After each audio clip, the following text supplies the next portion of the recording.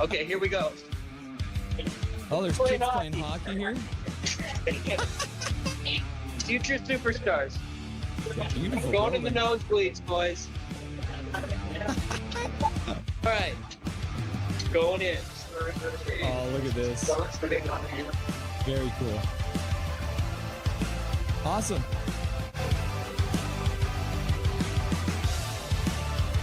Very excited to have the one and only Laser from Hockey Shop in Langley. Welcome to the show, Laser. How you doing today? Fabulous. No slap shots. The Rangers score. Boo.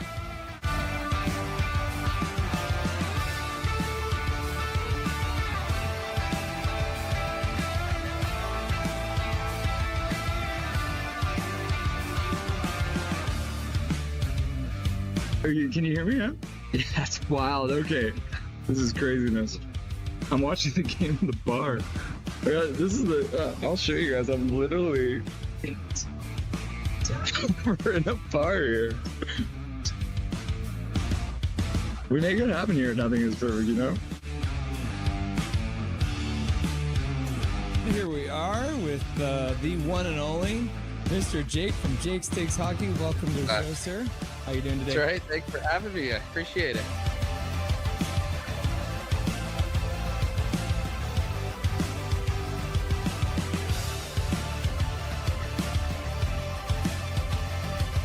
Russell is the best.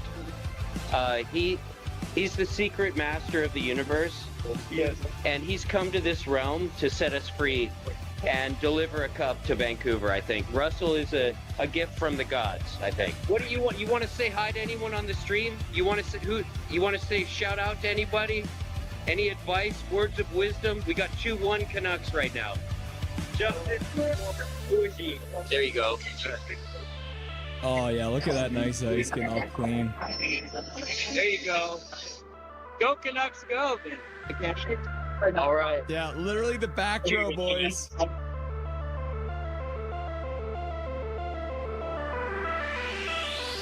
It's nice to have you. Thanks. Yeah, I'm happy to join you guys. Witten and Jordan from Canucks Uncensored. How you guys doing today? Awesome. We're good, Russell. Thanks so much for having us on.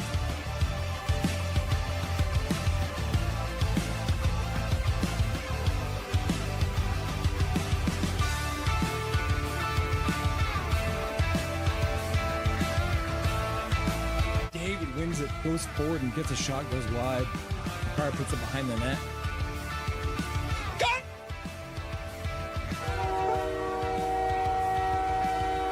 Time!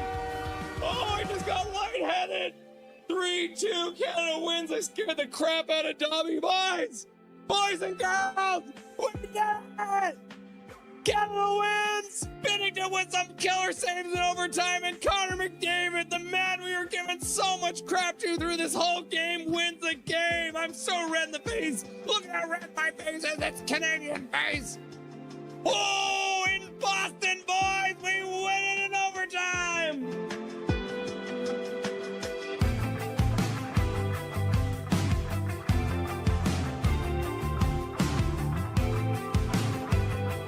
This is the man, the myth, the legend, the Blue Line Hockey. Welcome to the show, buddy. Thanks for having me. Pleasure to be here. How you doing today?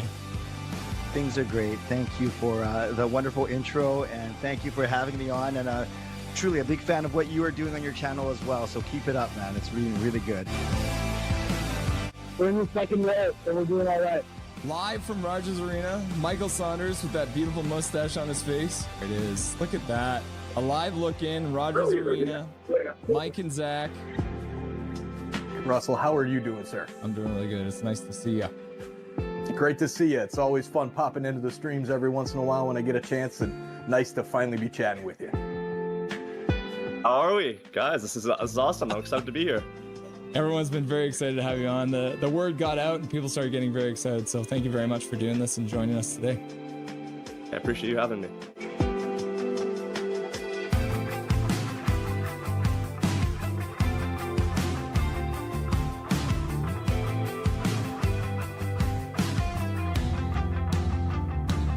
Thank you for having me. Thank you to everyone who requested to hear my beautiful voice too.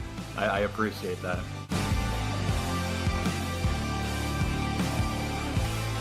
How you doing tonight? Doing good.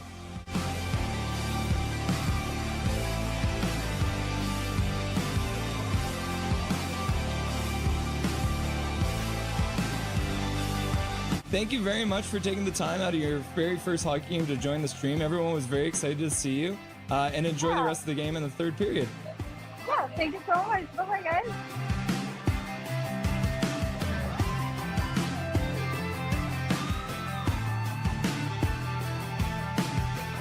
Trevor Beggs joining the show from Locked On Canucks. Thanks for joining me today, brother. My pleasure, Russell. How you doing today, buddy? I'm doing really good. I'm doing really good. Hey, buddy. What an intro. Thanks, man. Hey, no problem. It's nice to see you again. It's been a while. Dude, absolutely. Yeah, those late nights, early mornings. Yeah, weird they were times. rough. We are excited to welcome Dave Hall to the show. Welcome, my man. Hey, thanks for having me today. I'm excited to be on. We're excited to welcome to the show Larry Fisher. Thanks for having me, Russell. Looking forward to talking lots of hockey.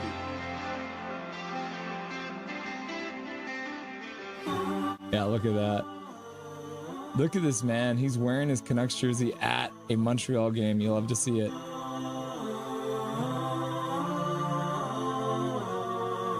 He became a local legend by calling the Abbotsford Canucks Calder Cup run. We were very happy to welcome Brandon Assel to the show. How's it going, brother? Russell, I'm doing well. Thanks a lot for having me on. I'd like to introduce to Nothing is Perfect, Mr. Zach Nolan. Thank you so much for having me. It's great to have you.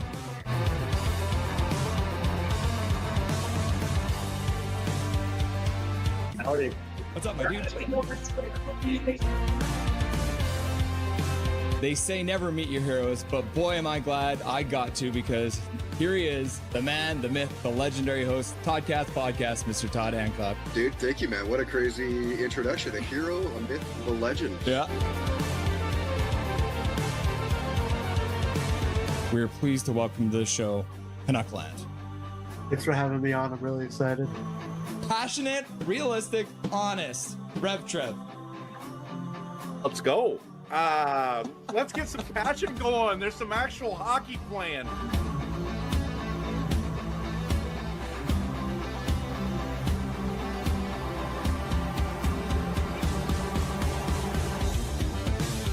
Smith plays it right across the zone. Bolano with a shot. Score! The Abbotsford Canucks from the blue line! Shot through crowd! And the Canucks have won it in overtime! Just like that, game one is over! And you don't have to wait much longer, because the Abbotsford Canucks have won game one with 14:09 left to go in the overtime period! Woo!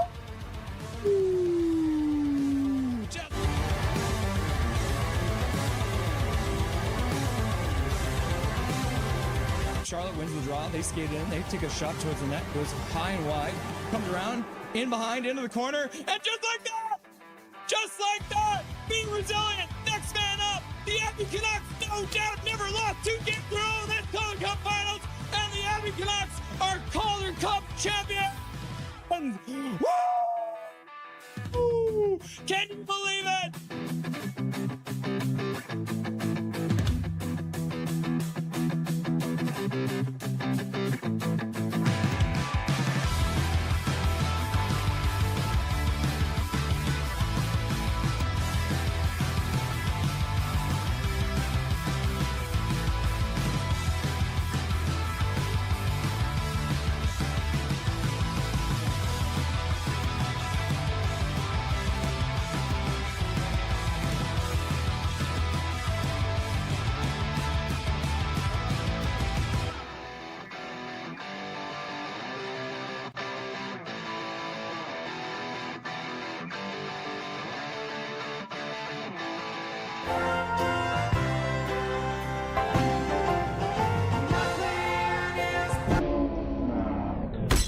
What's happening, everyone? It's Russell Holidays. Nothing is perfect. It's time for a playoff double header. Yes, it is time for 2 playoff hockey games that we will be watching together today here on Nothing is Perfect. We have the Montreal Canadiens playing against the Buffalo Sabres. They're going to go at game 1 to start off the doubleheader, and then we'll flip on over to the Anaheim Ducks versus the Vegas Golden Knights. That series is currently at 1-0 with the Vegas Golden Knights leading. Some controversy in that game in a couple different ways. So it's going to be interesting to see what happens. So we'll get to that. We're going to start off tonight. Game 1, it is, I should mention, game 2 for the Anaheim Ducks and the Vegas Golden Knights. So they're just getting their series going as well. Not too deep yet, but game 1, the very first game between Montreal and the Buffalo Sabres. They will be playing in Buffalo today, as the Buffalo Sabres did get the higher seed in the regular season, and that's how things go, isn't it? I've also realized that I didn't do the Buffalo Sabres goal horn. So we're going to have to fix that, aren't we? His name is Sabretooth, their mascot, which is how I usually do it, because we have them fly across the screen and I yell goal, and then that's what happens. So we'll get that all set up for you guys. But to start off, let's talk about what we're going to be doing today, because we do have a very busy show for you guys today, as usual. With a doubleheader, of course, it's going to be busy. So we are going to have Nick Pinkerton, Twisted Wrister Hockey. He's going to be stopping by, the Sharks fan. For obvious reasons, the San Jose Sharks winning 2nd overall at the NHL entry draft in yesterday's lottery. So we'll get to have a chat with Nick about how he feels about that. We've got Cortana, the puppy dog for Nick, who will probably make an appearance. There's going to be Dobby here at some point. He was at daycare today, so he's currently having a nap, so I'll bring him out later. But we'll have the Canadiens versus the Sabres game 1. That'll be a 4 o'clock start, so probably more like a 4:15 start. And then we'll all go right into the Ducks versus the Knights. They're starting at 6:30, so puck probably will drop around 6:45. So barring some kind of delay, there should be almost no gap between these games. Have a look at the lineup. Oh, my head's in front of the Vegas Golden Knights symbol there. Playoff doubleheader. We're going to start off by saying hello to all you beautiful people who are in chat waiting for this game to get started. We're going to have the first intermission. That's when Nick's going to show up. He's going to show up between the Canadiens and the Sabres. So intermission 1. During the second intermission, we are going to be showing you guys some of my vintage hockey memorabilia. We've got some George Vezina. We've got some Alexander Mogilny. I actually have quite a few of these two teams, which is good. We got Dominic Hasek. We got Patrick Waugh. So there's going to be a lot of vintage hockey cards for you guys to see. I've got a whole stack here. It includes my best hockey card that I own, period. Full stop. Then for the Ducks versus the Knights, first intermission, we are going to be having a reading. We're going to be stepping into the library for a reading from Certified Beauties. More of hockey's greatest untold stories. This is a book by James Duthie. We're going to be reading a story about George Peros, who you guys currently know as the president, or no, what is his title? He runs the hockey player safety hockey department that hands out suspensions and shit, but he's terrible at it. But he used to be a hockey player, and he used to play for the Anaheim Ducks. So we're going to get into his story. Again, I have not read it, so hopefully he doesn't shit his pants like Ray Whitney did. And then during the second intermission of the Ducks versus the Knights, we're going to get into our puzzles. It is time to do our daily puck doku. And if we have time, we're going to go through the daily hurdle as well, which is going to be lots of fun. So I will explain to you what those games are, but I will need your help because I don't think it's going to be very easy. Believe you me. So yes, lots of stuff going on the show today. We're very excited. It's going to be lots of fun. Lots of fun. Let's see. Let's start off by saying hello, shall we? All right. Who do we have in chat right now? According to the YouTube, we have Emmanuel's here, absolute fairy nerd. Connie is here. Connie McKenzie getting her free gift of membership last game, or I guess it was last night for the draft lottery. It wasn't a game, it was a lottery. Fangirl is here, Ryan H is here, and Swerve Irvin is here as well. So you love to see that. Who else do we got in here? There's Ryan H. Ryan H saying, hi, Fangirl. Very nice of you.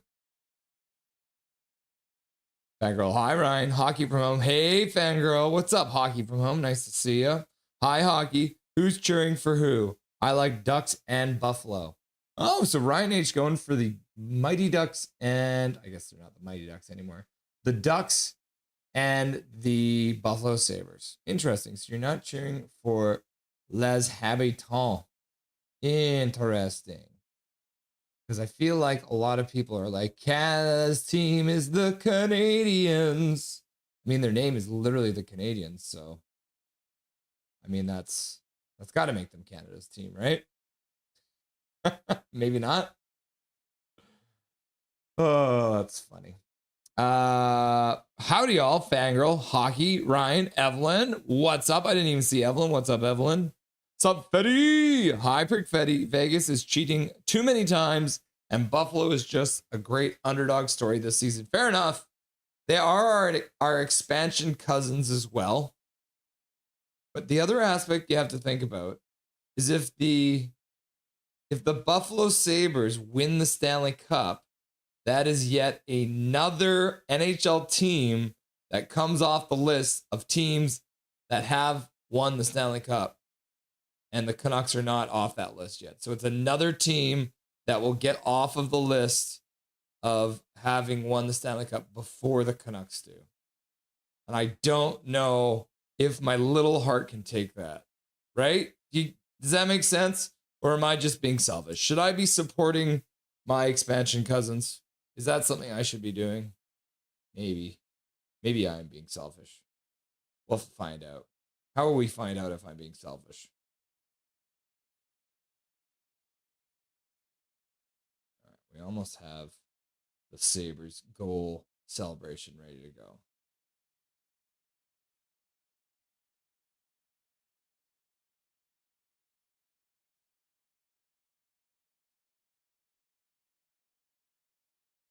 Cool. All right. Are you guys ready to see the raw version of this? Because this is always what happens before I do this. Before I when I don't load these up. All right, we can remove the, you know, we can actually just load it into this one, I think. That might work really good. You might not see it. Okay, let's see what happens here.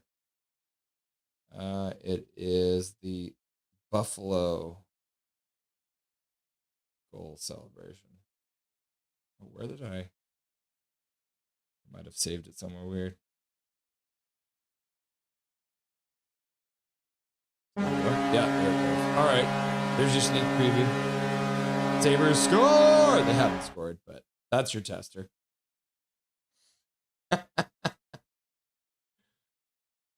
Okay, we got that worked out. Cool. Now, is it set up? No, it's not set up. Yo, what's shake, everyone? Says Big Mac. What's up, Big Mac? How you doing, my dude? Always good to have you in chat, bruv. Bruv. Let's see. This.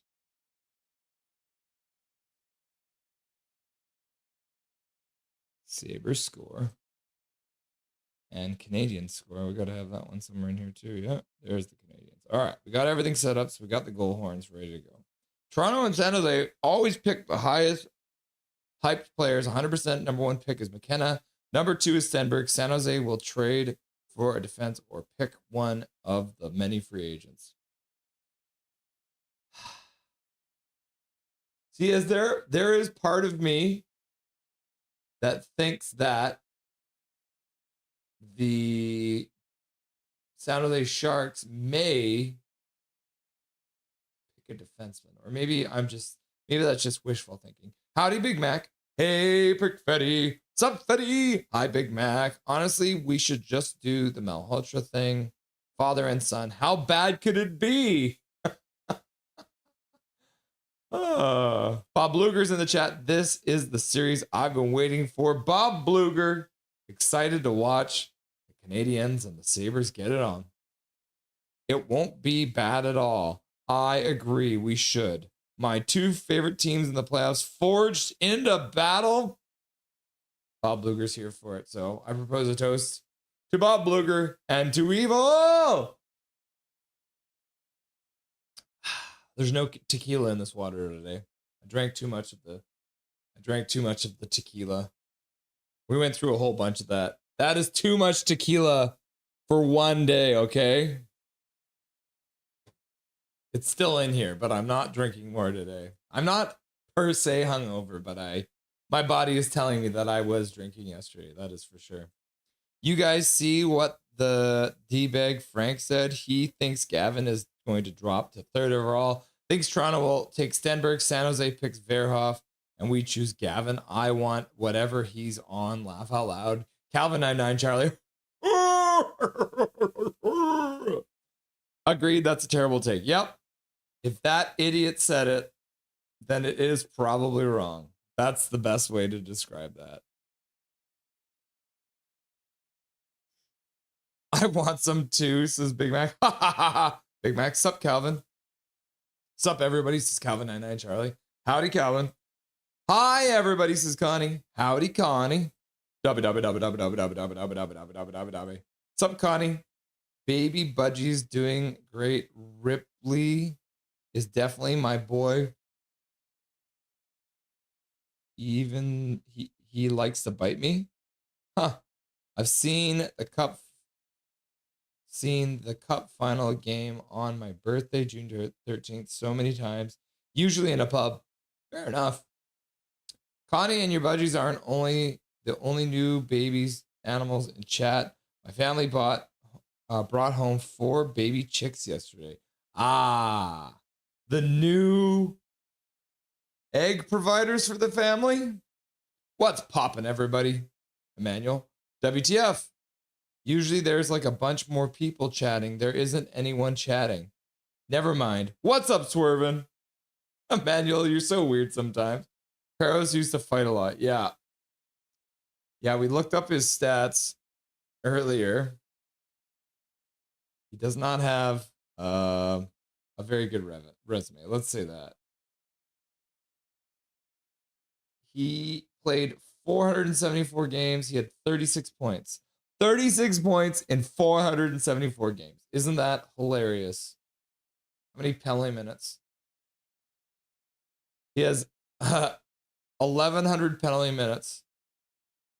1,100 penalty minutes in 474 games. What's the maths on that? 1,100 divided by 474. So he averaged 2.3 penalty minutes per game in his career. What kind of chicks? Laying hens, Connie. Sup, Emmanuel. Sup, Swervin. Hell yeah. They're the Mighty Ducks forever. Yep. The Mighty Ducks of Anaheim. Yep. We also have the Mikko Koivu jersey here for us. Number 11, their captain. So I might wave that around if they score. Montreal has tons of cups. Yep. I deleted my OML because there was too much going on and I was banned on like lots of social medias. Fair enough. Not enough. Laugh out loud. Howdy, Irvin. Quack, quack, quack, quack, quack, quack.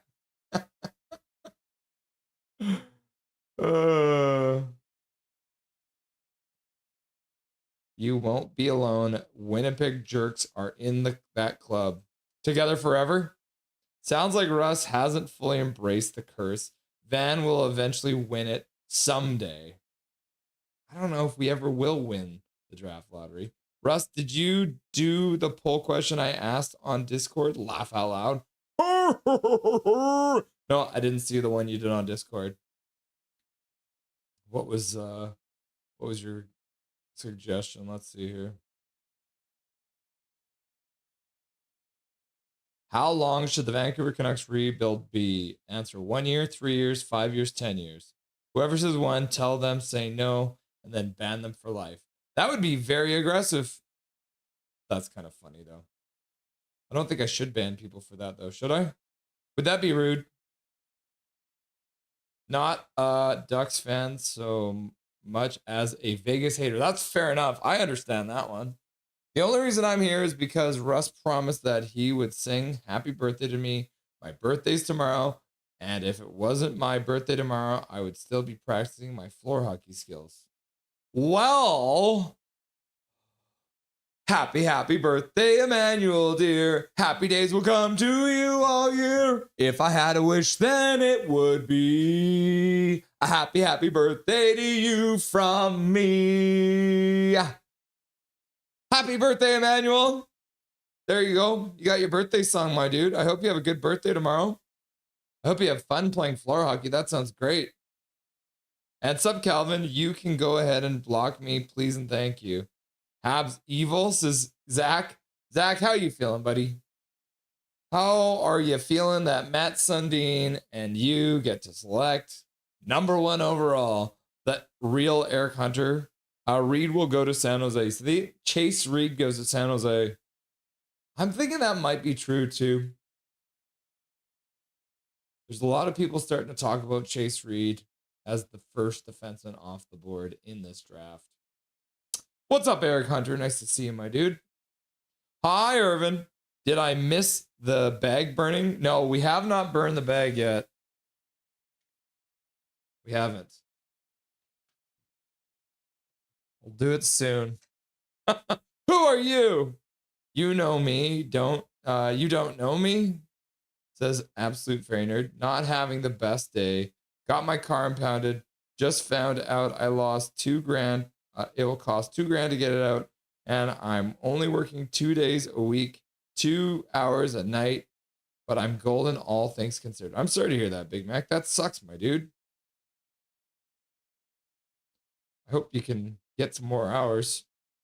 Maybe you can work out a deal, get that car out for cheaper. I don't know. Now I should change my name to Marshawn's a little bitch at Swervin Irvin. We can't have both Malhotra's conflict of interest. So Eric Hunter does not want to have both Malhotras as a coach and as a center. Interesting. Wait, again? Oh, you're that kid. See ya. I'm Emmanuel, aka the guy you blocked for I don't know why. I'm sorry if I pissed you off in any way to make you block me. Cheers, chat, says Bob Luger. Psst. Ryan H. Bank. Pin code is 0613. Wow. Just giving out that information on the internet, eh? That seems like a crazy thing to do. Hey. Kayla's in chat. Kayla still doesn't have a gifted membership. It's weird, right?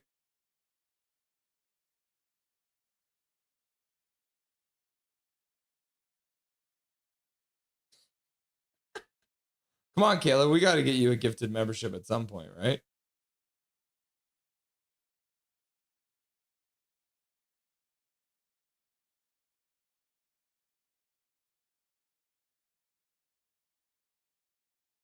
This is not the Golden Knights score. This is just me loading it in, okay?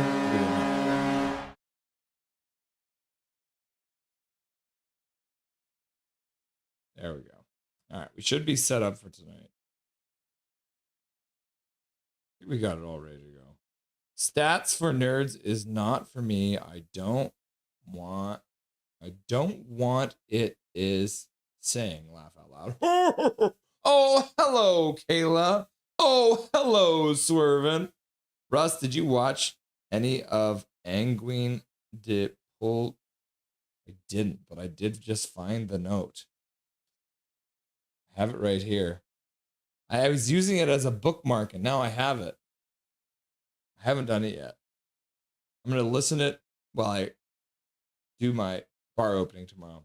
Nothing is perfect. Few just came down from whatever I took yesterday. Don't remember too much. How did the lottery go? McKenna, here we come. Swervin, I've got some bad news for you, my dude. I've got some bad news for you, dude. It is what it is. I hope you're not too attached to the whole idea. Oh my gosh.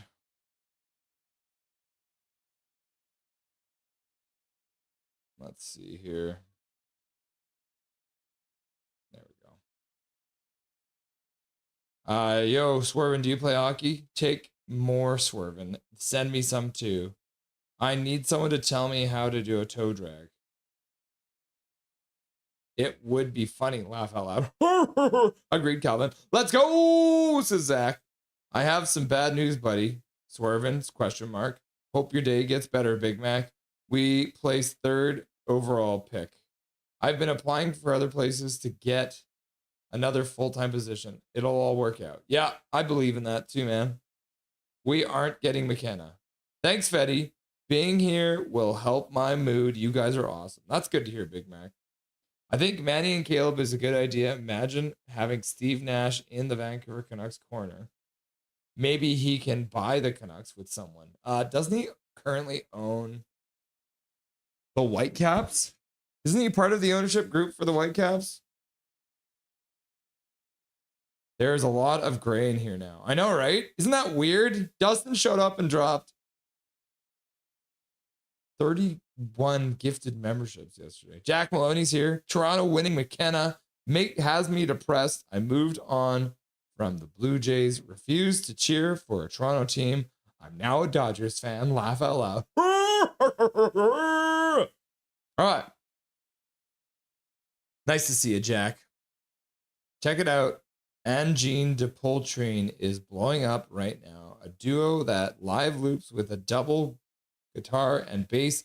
Both instruments are microtonal, so double the amount of frets. They make amazing sounds. I'm here for it, my dude. All right, let's quickly have a look at the stats for this series. Montreal versus Buffalo. This is game 1. They have the 3 games, May 8th and May 10th. Today is May the 6th. So far in the Stanley Cup playoffs, Lane Hudson, a defenseman, leads the Montreal Canadiens with 6 points. Uri Slavkovsky has 3 goals. I believe all 3 of those are on the power play. And Nick Suzuki, 5 assists. So as you can see, we got 3 different names here on the list, which you do love to see. Tage Thompson, that big man, number 72 with 7 points so far. 5 of those are assists. And Alex Tuck, the BC boy. Is he a BC boy, right? Alex Tuck? I think he's from BC, right? Nope, he's from Syracuse, New Jersey. I think he just married a BC girl or something like that. He's got 4 goals. When it comes to team stats, Montreal's power play has been very hot. 5th in the entire playoffs at 19.2%. The Buffalo Sabres penalty kill is the worst in the whole playoffs. They are dead last. They're 16th. They have only... Oh no, their power play. What am I talking about? Penalty kill. They've barely scored anything on the power play. That's pretty crazy. Penalty kill wise, the Sabres penalty kill is better than their power play. They are 6th best in the entire playoffs. The Montreal Canadiens are slightly below average, 11th in the league. Average would be 8 or 9. But they're at 82.8%. So quite a gap there. What will prevail? It's always interesting to see. For example, in the Minnesota versus Colorado series, Colorado's power play has been crap all year, but Minnesota's penalty kill is even worse. So suddenly, Colorado's power play is firing. It's weird, right? So we'll see what happens. Man, 55.6% on the face-off dot. That's 3rd best in the whole league for the Montreal Canadiens. The Buffalo Sabres are the worst team in the playoffs on the face-off. They're at 43.8%. This could be painful. Like, how high does this go? What do we think? In this game, Can the Montreal Canadiens win like 60% of the faceoffs? We'll have to wait and see. Scoring wise, Buffalo has scored quite a few goals. They are sixth best at 3.33. And then the Montreal Canadiens are 10th, so just below average at 2.29. And then defensively, though, these two teams are very close. Second and fourth, 2 goals against and 2.14 goals against when it comes to team stats so far in the playoffs. You got Martin St. Louis as the head coach for the Montreal Canadiens. You got Lindy Ruff. Looks like Brendan Gallagher has been scratched tonight. Luke Shen, Sam Carrick. So Tanner Pearson looks like he is out too. Let's see, points-wise. Yeah, Tage Thompson and Alex Tuck both have 7 points. Krebs, who didn't show up, also has 6 points, and now it's gone. So let's have a look at the starting lineups, which this is as of their skates yesterday. So this came in yesterday. So we got Caulfield, Suzuki, and Slavkovsky. Got Newhook, Evans, and Demidov. We got Texier, Deneau, and Anderson. We got Bolduc, Doc, and Gallagher, but it looks like Gallagher is out tonight. So it might be Kapanen in the lineup. We'll have to wait and see. And then we got Matheson with Carrier, Gooley with Hudson, and then Struble with Dobson for the Montreal Canadiens. And then for the Buffalo Sabres, we don't even have their defensive lines. Nobody posted them. So we got Krebs, Thompson, and Tuck as your top line. We got McLeod with Zucker and Quinn. We got Norris with Benson and Doan. And then we got Kozak with Malmsteen and Greenway as your forward lines for the Buffalo Sabres. I guess maybe. Does it tell us then? So it looks like Jack-Eye is into the lineup for the Canadiens. So Jack-Eye will be playing tonight. Matheson, Gooley, Carrier, Hudson, Dobson, Jack-Eye. Demidov. So Foligno gets in the lineup. That's who we missed. So Foligno gets in the lineup. Buffalo Sabres, Benson, Norris, Greenway, Zucker, Krebs, Quinn, Malmsteen, Kozak, McLeod, Thompson, Tuck, and Doan. And then on defense is going to be Bohm, Byram, Timmins, Samuelson, Owen Power, Rasmus Dahlin, and Stanley gets into, I think, his first game of this playoffs. Nope, he has been playing a little bit. So yeah, former Winnipeg Jet Stanley in the lineup as well. So they are changing things up a little bit. It'll probably be Alex Lyons starting because I believe he has started all the games so far. Yep. For the Buffalo Sabres, except for maybe one. And then for the Montreal Canadiens, it'll most likely be Mr. Dobez because he has played every single game for the Montreal Canadiens. So he has played all 7. That is your starting lineups. Pamela Yam, hi Russ. It's me, the Florida Panthers fan. What's up, Pamela Yam? Florida Panthers fan. How upset are you about the Toronto Maple Leafs winning the draft lottery? Are you pissed? Are you upset? Are you okay with it? How are you feeling? Greetings, friends, says Duncan. What's up, Duncan? Nice to see ya.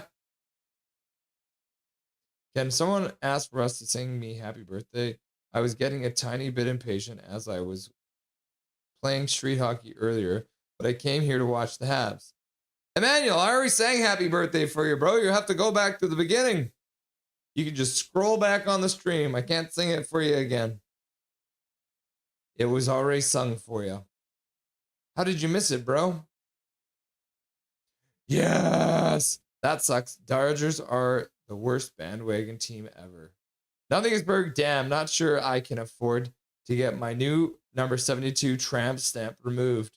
Uh-oh. That might be awkward. Oh, it's William Fitchner.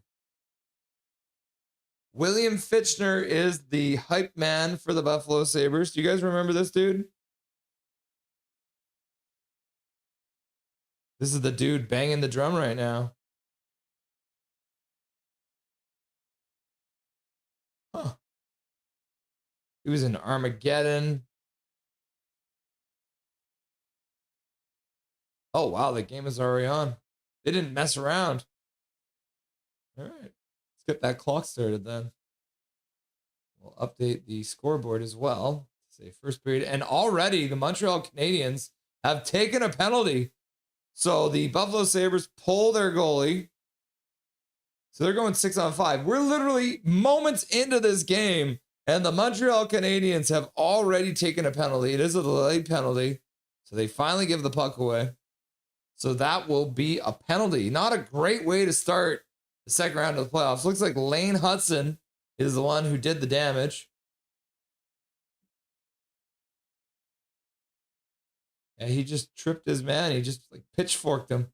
Got his stick right between his skates and then yanked him down.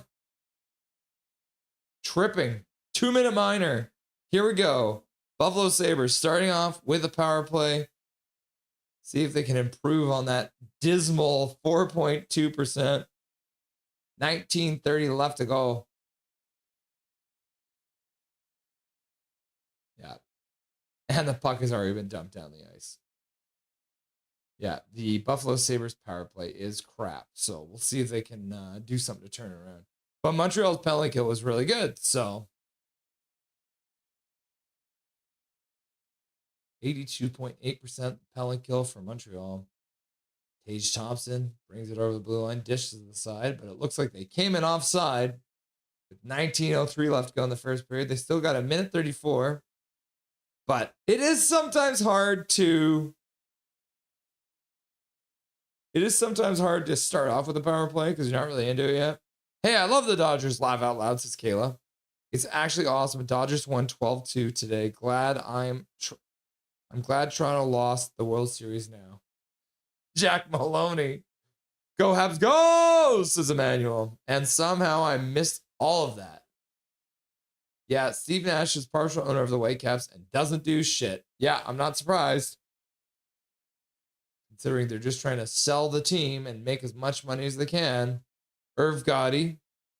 That's my point. Get Aqua douchebag out of here. What we're saying, Calvin, is I don't know if did the Buffalo Sabres just ice the puck on the power play? We keep track of this now. Montreal and Buffalo. Who will bake the bigger cake? An icing call on the power play? What the hell is wrong with you? 1:05 left to go on the power play.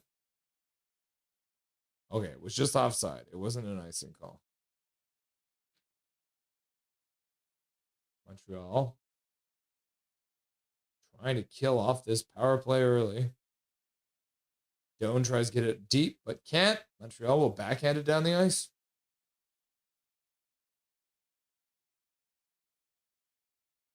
Ryan Reynolds in talks to buy an MLB team is Van Cuddy in Van City. Oh. Gooley gets the puck out.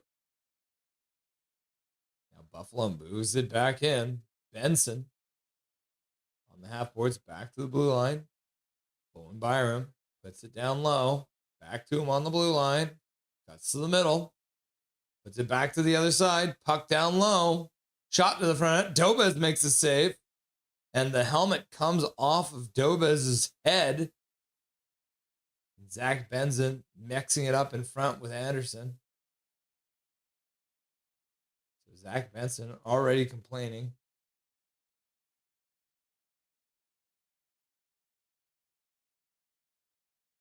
Van City? Yeah, I sent that. Cool, Fetty.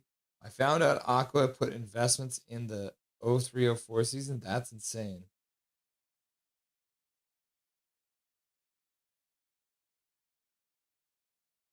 There's 7 seconds left to go on the power play. 17:37 left to go in the period. The team isn't a reality yet, but I like them more than one crappy Dodgers team buying the White Sox. They freaked me out. They didn't drop the puck. Montreal wins a draw, dumps it down the ice. That should do it as they kill off the first power play of this early. Buffalo versus Montreal series. Only one shot. I don't even know if they got a shot on the power play.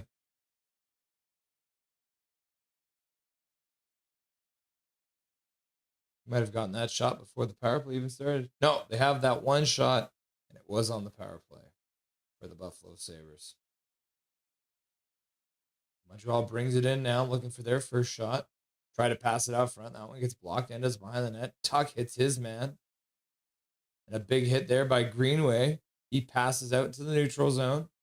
Oh, and then two Buffalo Sabres run into each other at the blue line. They dump the puck around. Montreal intercepts it. Montreal gets hit on the boards as Foligno takes a big bump. Buffalo brings it in, knocks their man down. The crowd's getting crazy up in here.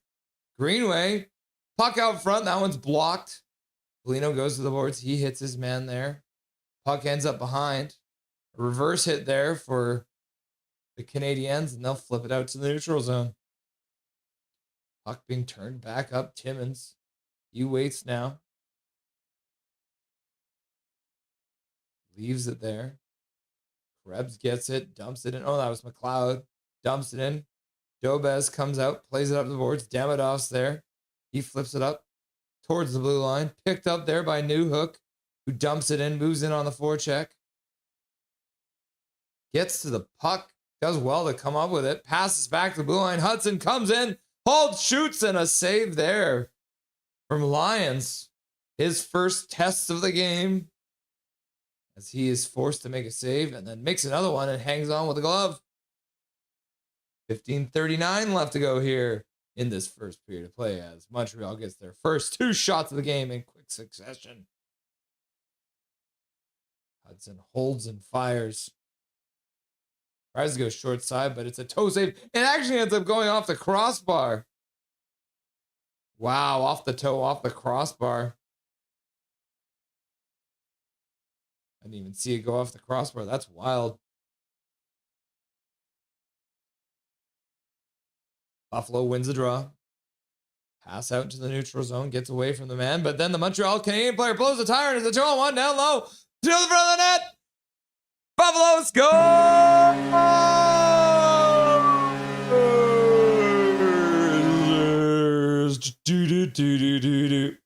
Look at that. Poor son of a gun. It was Doan. Lane Hudson blows a tire, setting up a 2-on-1 going back the other way after a good faceoff win. The puck comes out to the neutral zone. Lane Hudson just blows a tire. And man, it ends up being a 3-on-1 down low. Zach Benson with a gift. Skates in, waits, looks to the net, fakes to the front, and Doan. Easiest goal he's ever scored in his entire career, in his young career. So look at that. Buffalo comes out and starts thing off early. 1-0. On the second shot of the game. Montreal knocks it back. Now they'll bring it in. Shot to the front of the net. That one's saved. Line directs it to the corner on a puck off of Cole Caulfield's stick. 15 minutes left to go in this first period, in this game one. Pass across, and another one! Oh, what a save!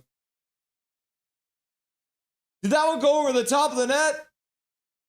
Tuck was all alone on the backside. Got a pass, and I think he shot it clear over the net. Montreal knocks it down in the Buffalo Sabres slot. Back to the blue line. Shot there. That one goes high. Off the end boards. Comes back to the blue line. Gooley keeps it in there. Passes it behind the net for Anderson. Anderson back to the blue line. Skating to the middle. Shot to the front of the net. That one gets deflected out of play with 14:27 left to go. How did Alex Tuck miss this? So Tage Thompson activates.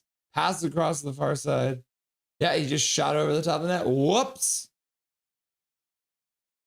Yeah, he puts it like 6 inches to a foot high over the top of the net. Another great chance on the backdoor play from the Buffalo Sabres, but Tuck could not complete the job. It sucks watching that video on the Vancouver Canucks and his fandom. We only made the finals 2 or 3 times. Insanity! Oh! Buffalo gives up a good chance to the Canadiens. Gooley now fires it towards the net. That one goes wide, ends up on the far side boards. Byron tries to get out. That one's kept in, though, at the blue line by Jack-Eye. Now it comes up the other side. Gooley puts it in the middle. Texier shoots it. That one ends up going wide. So it might have gotten deflected high in the slot. Buffalo will dump the puck all the way down the ice. Not enough for icing. Stopping behind his own net. Gooley waits for his teammates to change. They'll start out now. Through center. Bank pass. Foligno gets in on the forecheck. Can't get the puck. Buffalo plays the mill, but Foligno stays in the play. Tries to get it back. Now he puts it into the slot. Doc spins and fires. That one ends up going well wide into the corner. Buffalo will put it to the middle. That one's intercepted as well. And a pass back to the blue line. A good stick lift there by Quinn. And the puck will end up all the way down in the Montreal zone, where the Canadiens will pick up the puck.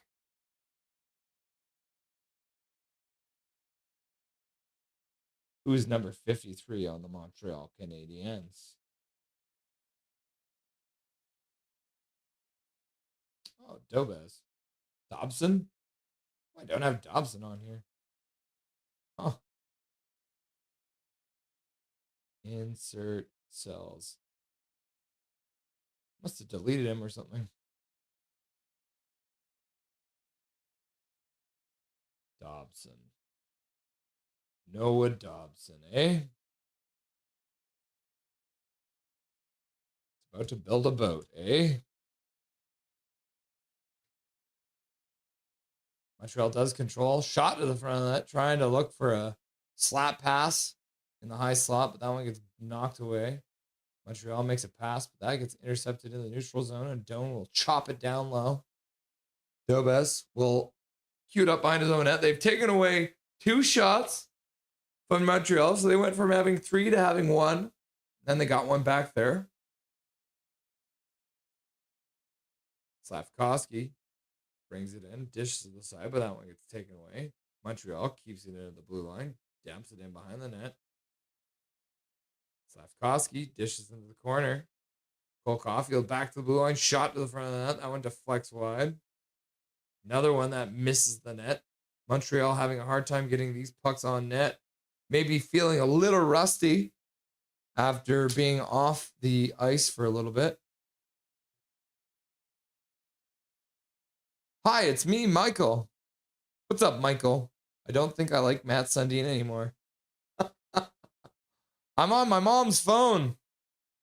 I'll tell your mom thank you for letting you use her phone to watch the stream, my dude. Him and his smug smile laugh out loud. Riley Fraser, I don't know who I want to win this series. I like both teams and fan bases. Fair enough, so you win either way.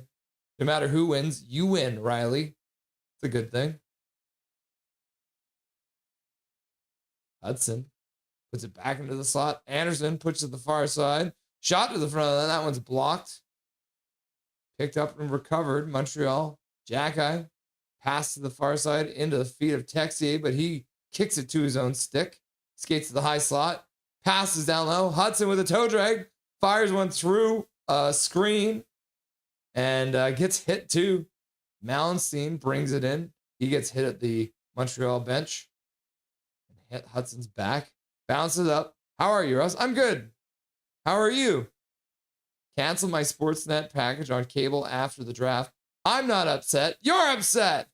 6'9" humongous. Oh, Foligno tries to put it out front, but that one gets knocked back. Doc, Foligno, up the boards. Buffalo intercepts it. Now they pass out to the neutral zone. 3 of them over the blue line. Drop pass right there. Shot to the front of the net. Dobes kicks the puck away into the corner. Montreal picks it up. Plays it back to the blue line. Kept in there by Buffalo, though. The Sabres work it down low, but give the puck away. Puck comes up the boards. Doc plays it out of the zone to the red line at center. That one's picked up by McLeod, and he'll dump it in. Montreal intercepts that attempt at a pass, flips it all the way back down to the Sabres zone, and they'll intercept it, and they'll flip it all the way to the Canadiens zone. Now the Canadiens move it in. New hook brings it in around behind the net. Gets hit by Bowen Byram. Puck gets around though. Back to the slot. Gooley has it bounce over his stick. He plays it down low. Ends up behind the net. Out front. What a chance there on a great pass out front. Jake Evans setting up Demidov. But Alex Lyon with a save. Hangs on to it.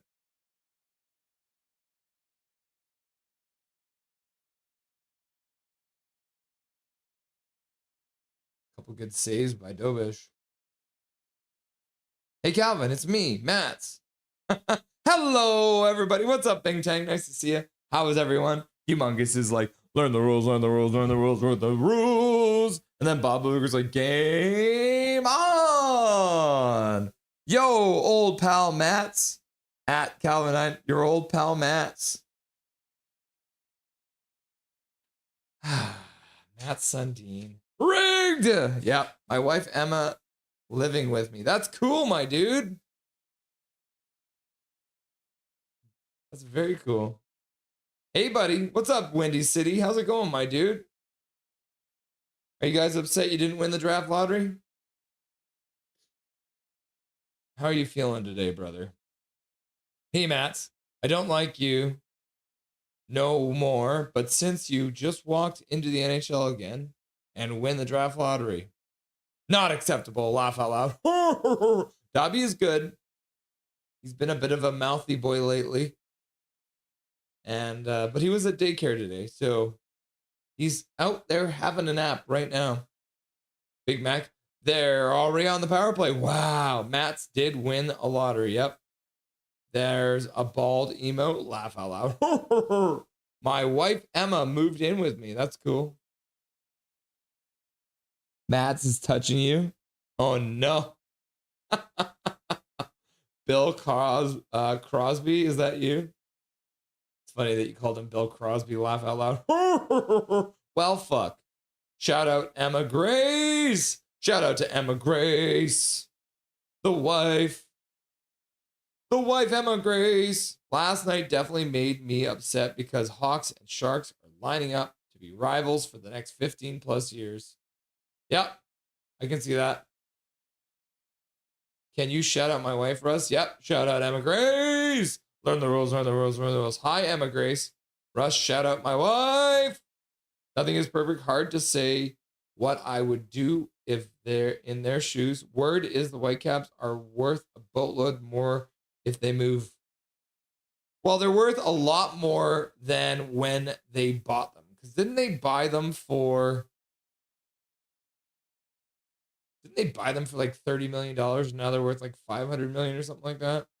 Sup, Emma? This is Big Mac. I'm hoping the Sharks go with a defenseman in the draft, and that would lead to the chance of Stenberg or Malhotra to fall to the Blackhawks. Yeah, if the San Jose Sharks draft a defenseman, I have a strong feeling the Canucks would take Stenberg.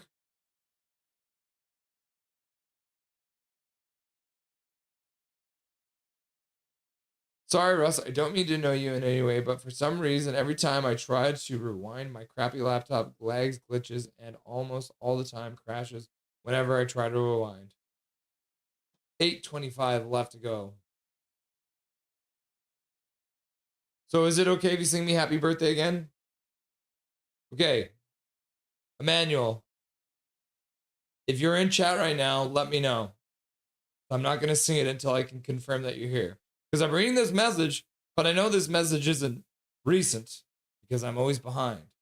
So let me know right now if you're in chat, okay? The reason Sharks have a weakness is right-handed D-men is because they have a history of always picking the best player. They will 100% pick Stenberg. It's their thing. Why? Cool, says Duncan. How's Dobby? He's good. Boo! Swear jar, swear jar, swear jar, swear jar, swear jar. Montreal is on pace to double their shot totals from Game 7. Yep. They have 6 now. Okay, Emmanuel. Happy birthday, Emmanuel, dear. Happy days will come to you all year. If I had a wish, then it would be a happy birthday to you from me. Happy birthday, Emmanuel. There you go, my dude. I got you, brother. That shit was crazy. Yes, and by the way, the Sabres are on to the power play once again. Minute 24 left to go on the power play.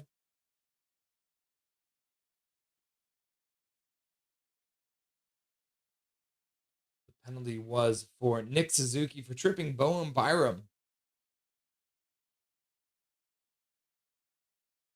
Buffalo just scored, yep. Ben X10 TV, go Leafs go. Gavin McKenna is in ours. Ben X10. Are you of the mind that you guys will select Gavin McKenna? No questions asked, eh? You don't think Sundin's going to be like, let's draft a Swede because he's Swedish? Welcome to the stream, Ben. Calvin99 Charlie, waterboarding? Boo! Go Sabres! Sorry, game 7. It makes me flinch like an abused cat, says Duncan. Huh.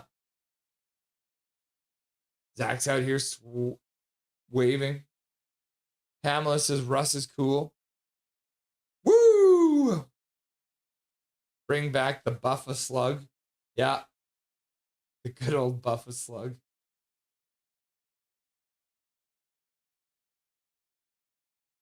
Oh, and they scored. Sabres score! 2-0 now. Only 4 shots in the game. And on the power play. The power play that has been literally inept through the first round of the playoffs. Scores a goal.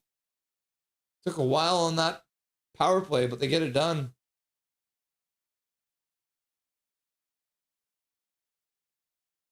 Yeah, it's just a breakdown. Kind of a broken play, but Benson with another pass across the crease to the other side. This time it's McLeod who is all alone. Another goal where Dobes had no chance, like 0 chance of stopping that one. That was crazy. And it is now 2-0 for these Buffalo Sabres in this first period of play. Benson and Doan getting the assists.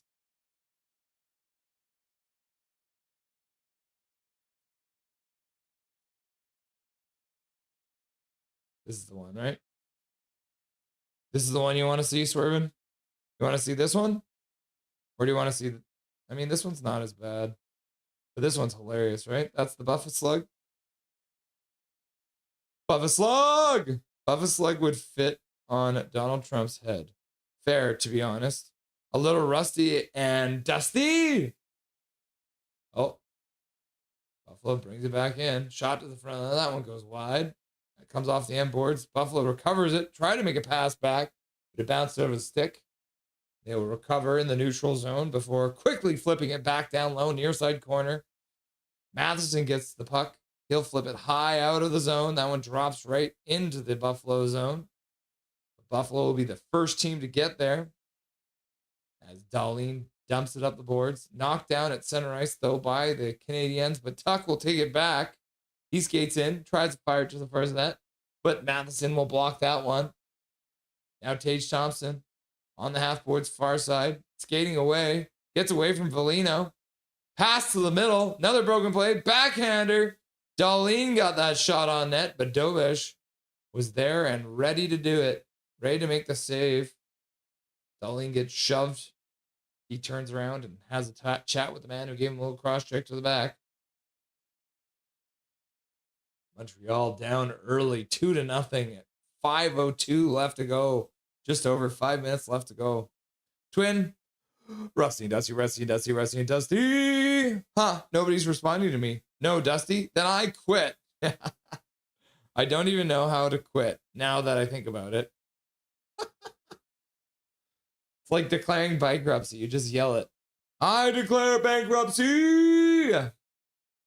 Haha, yeah, I think Dusty said tonight he was going to a concert for his kid. Yeah. He is. Yeah. It's Ollie's spring concert. So Dustin will be spending some quality time watching his kid sing his little heart out, which would be super cute, right?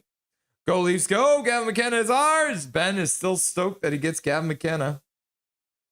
And Emmanuel's like, Ben, stop rubbing it in our face, man.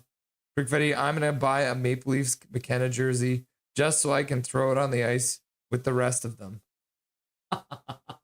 When they inevitably throw it on the ice. Nothing is perfect. Thoughts on the Sundin Chaika combo, aka Chundin? Yeah, I'm here for it. Chundin! I don't know. What? Some people really hate Chaika. Like, is he really as bad as they say? That one reporter was super upset that they made him the GM. Thought he was going to try and fight him at the press conference. Both young, talented goalies, I expect opposite of the Avs mini opener. Yeah. Yeah, the 9-6. That was a crazy one, eh? Avs win 9-6.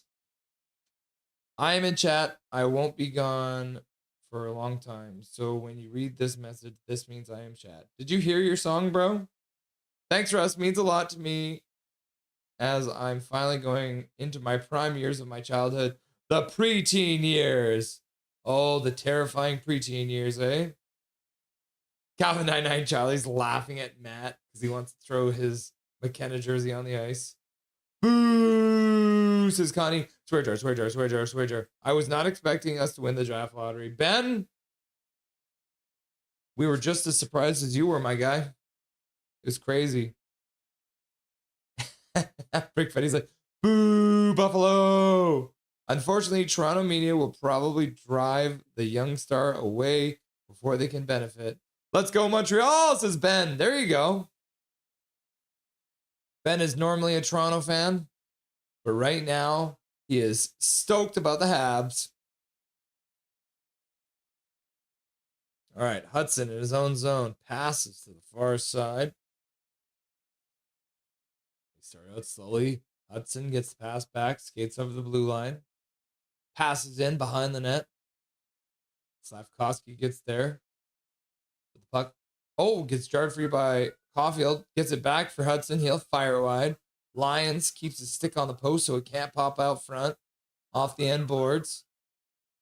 It's like Josh Norris just blew a tire for Buffalo, but Montreal can't take advantage because they've already completed a change. Suzuki passes the puck down low. Caulfield skates onto it. Up the far side boards.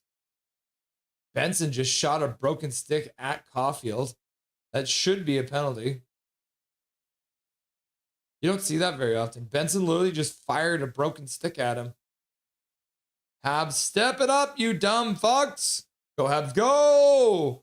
You're even lucky you made it to second round. I mean, they beat the Lightning. Anyone see Burns kick Kapanen in the nuts? Announcers said sword fight in the corner. Laugh out loud. Sword fight.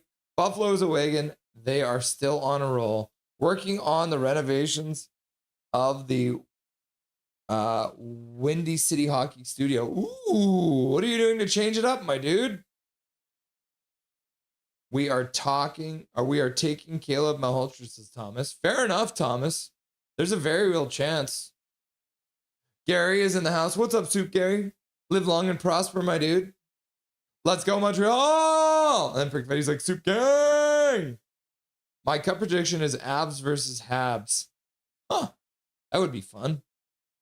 Wish you guys got the second overall pick, but I guess third overall is all right. Yeah, Ben, you're right. That's the benefit of finishing dead last. The lowest we could fall was third in the draft. Go Habs, go! Prosper Soup. Laugh out loud. Buffalo Soup. I bet you Buffalo Soup's a real thing, right?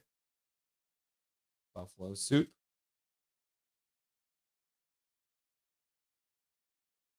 Oh, yeah, look at this. A nice minestrone. Look at all these Buffalo Soups. But maybe this is buffalo chicken. Yeah, look at buffalo chicken, buffalo chicken, buffalo chicken. But this is buffalo, like actual buffalo?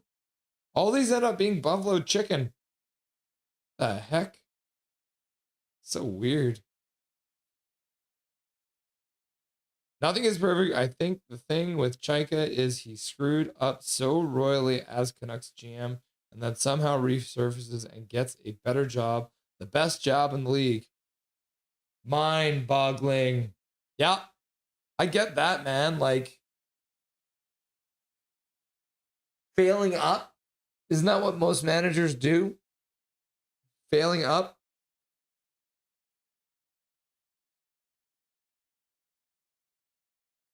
Why do so many of these young players wear their helmets so they have their visor right up there? It's crazy. Hello, Russell and everyone. Hope you guys are doing well. What's up, Mohammed? Nice to see you, my dude. Always good to have you in chat, brother. Welcome to the stream. The Buffalo Sabres are beating the Montreal Canadiens 2-0 right now. That looks more like a curry dish. That's how the old boys club works, says Gary. Yep. Howdy, Mohammed, says Brickfetti. Cadet, why must my brother be so loud all the time? It's what brothers do. Is your brother called Emmanuel? No. Buffalo burgers are good, says Ryan H. Oh, shot was wide of the net. Buffalo digs the puck out, works to the middle. Byram moves to the middle, passes back into the slot. Krebs. Thompson. Montreal gets it now. 2-on-1. New hook. Goes to the net. Shot off the post. And then Darlene and Lyon are working over the man in front. Looks like there's going to be a delayed penalty there. So Dovesh will come out of the net. Montreal will get a 6-on-5 for a while, and then they just throw the puck away. Hudson picks it up, passes to the near side. Now down low, Slavkovsky, and the puck gets touched by the Buffalo Sabres. And then for Dobberton, a $5 dono coming in from Mohammed. Thank you very much, Mohammed, for your gift of $5 to Dobberton. Should go and grab him, shouldn't I? I think he's having a nap, though. Hype! Mohammed, hype! The studio will no longer have the cup banners in the background, and I put a fresh coat of paint on the wall. We'll have Chicago-themed murals in the background. That's cool.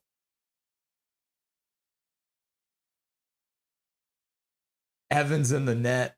Darlene got a 2-minute penalty for interference. The Montreal Canadiens get a chance here on the power play to get back within 1 goal before the end of this period. Are you going to do the mural yourself, or is somebody else going to paint it for you? Thomas, using his monthly membership message to say, please like and subscribe to the greatest Canucks community on the net. We get Rusty and Dusty. Thank you very much, Thomas. That's nice, my dude. Very nice of you, Thomas. Thank you for using your monthly membership message and to use it to say such a nice thing. Oh, Buffalo picks up the puck, dumps it down the ice. 1:30 left to go on the power play. Thank you, Mohammed. Thank you, Thomas. We appreciate you. Thank you, everyone. Really awesome community. Thomas, hype! Okay, Montreal with a shot to the front of the net. That one deflects off the end boards. Caulfield gets knocked down. Gets it back in, but Buffalo will intercept it. Montreal moves back in now over the blue line. Suzuki back to the blue line. Slavkovsky loses it. Back to Suzuki. He takes a shot. That one gets blocked. Less than a minute to go on the power play. Caulfield back to the blue line. Hudson fakes. Gives it for Caulfield. Caulfield down low. Pass down low across the top. And Montreal's goal!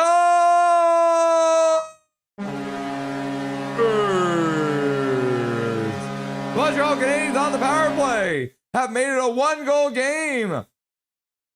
Can't take penalties in this playoffs. Teams like the Montreal Canadiens will make you pay. Bing Tang Warrior using his monthly membership message. He's been a member for 7 months now. Habs defense looking like a Custer's battle plan, confident, chaotic, and immediately on fire. The last stand of the Canadiens defense.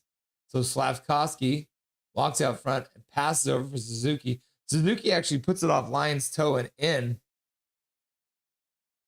Greenway directing traffic. And then he spittles on himself. So the Montreal Canadiens have scored. Oh, and then Buffalo ices the puck. Learn the rules. 34 seconds left to go here in this first period of play. Bing Chang hype! It will be a wallpaper mural. Oh, okay, cool. So you can do it yourself. Big Petty, go. Montreal scored! Damn it. Canadiens, go. Habs. Thomas, go.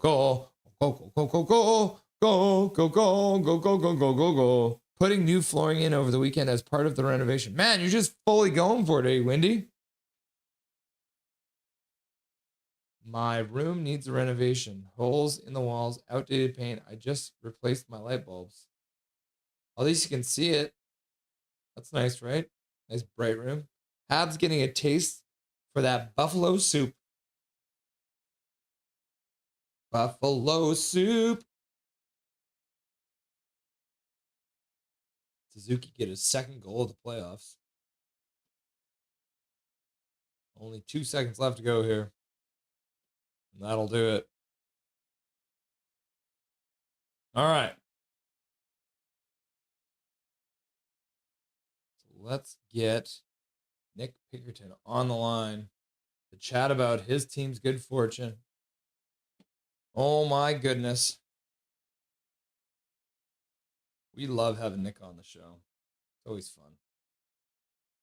One of the best. All right, let's get him on here.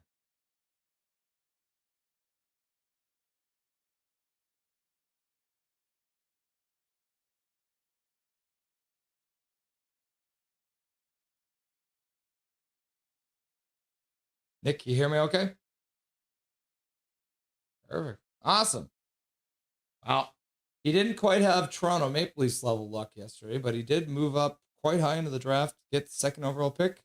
One of our favorite guys here to bring onto the show. So without further ado, here's Nick Pinkerton of the Twisted Wrister Hockey YouTube channel. What's up, my dude?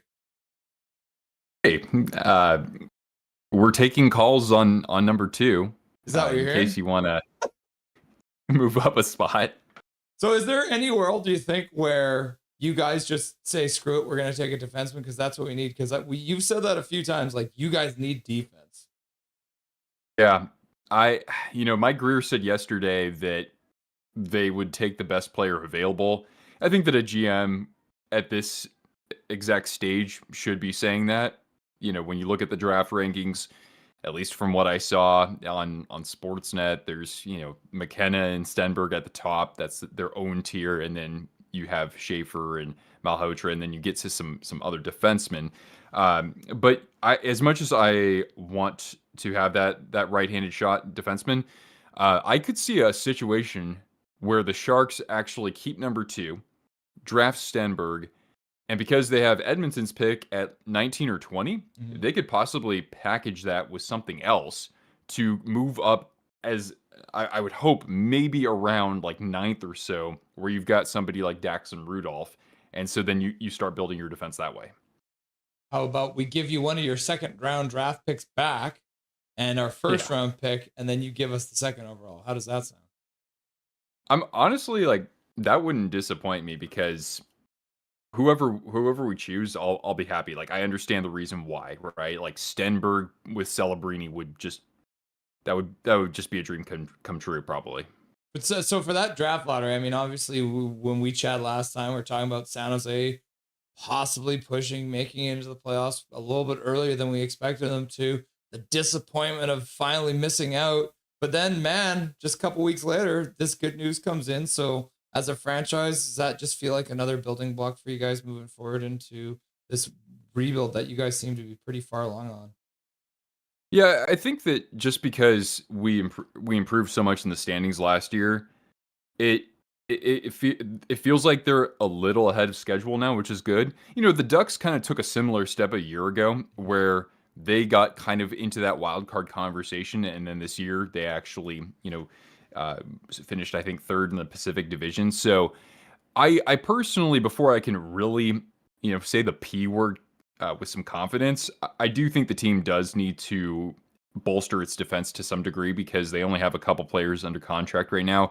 And the other thing is that, and I think I talked to you about this last time, was that Yaroslav Askarov, he has to look like a legitimate goaltender, even if he's not the 55 starter goaltender that he could be, right? If he's at least performing to the level that like Alex Nedeljkovic performed at last year, and Ned was a very good fill-in goaltender, and he should have actually gotten more starts. But then I think the Sharks could be a pretty good team for a pretty weak division.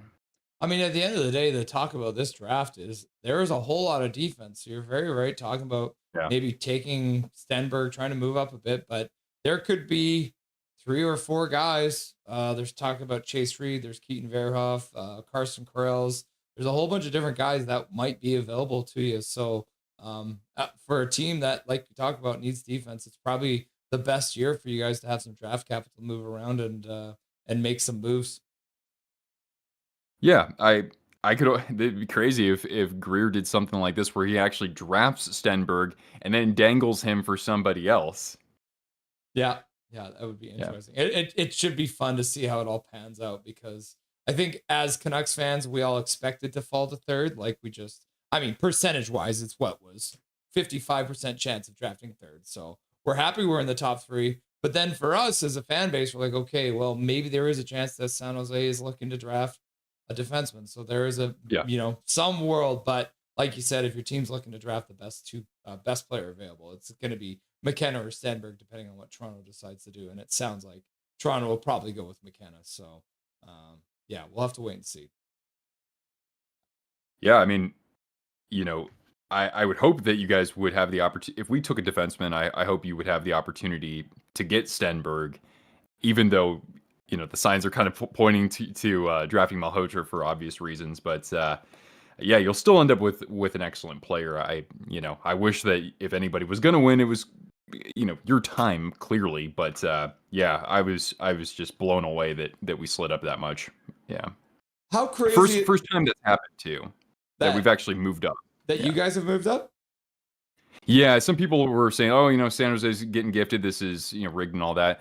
It's like, no, when they got Will Smith, that was 4th overall. Macklin, we were clearly the worst team. We were the worst team last year, and the Islanders won the draft lottery. Mm-hmm. But yeah, it's like, okay, we've had 4 consecutive top 5 picks, top 4 picks now. So it's like, they better be coming out of this rebuild pretty soon, I guess. Well, I think the saltiest thing you heard from Canucks fans is obviously Toronto winning the draft lottery. They've now they've either made the playoffs or drafted 1st overall for the last 10 years, which is crazy. They've either made the playoffs or drafted 1st overall. How mind blown were you when you saw that 12 come up and the Toronto Maple Leafs getting that 1st pick? Well, I jumped in a little bit late, but my friend had texted me, "Boo Maple Leafs," and I was like, what's he talking about? He's like, they didn't. Can they even win the draft lottery? And then I find out, and yeah, that's exactly where my mind went. Right? It's like, geez, you got these struggling Canucks. You've got even a team like the Panthers who didn't make the playoffs, and it's like that's who we choose, right? Right.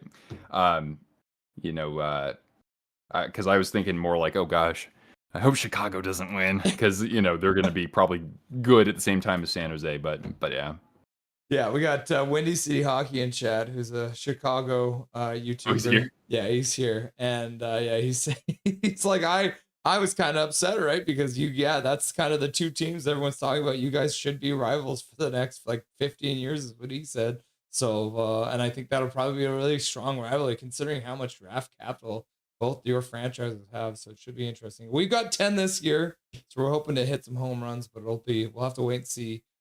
With all the chaos that's happening around our GM search, we'll have to wait and see what they end up doing, right? Apparently Patrick Alvin is still deciding whether or not he wants to stay with our team, and it's anarchy up here, so who knows.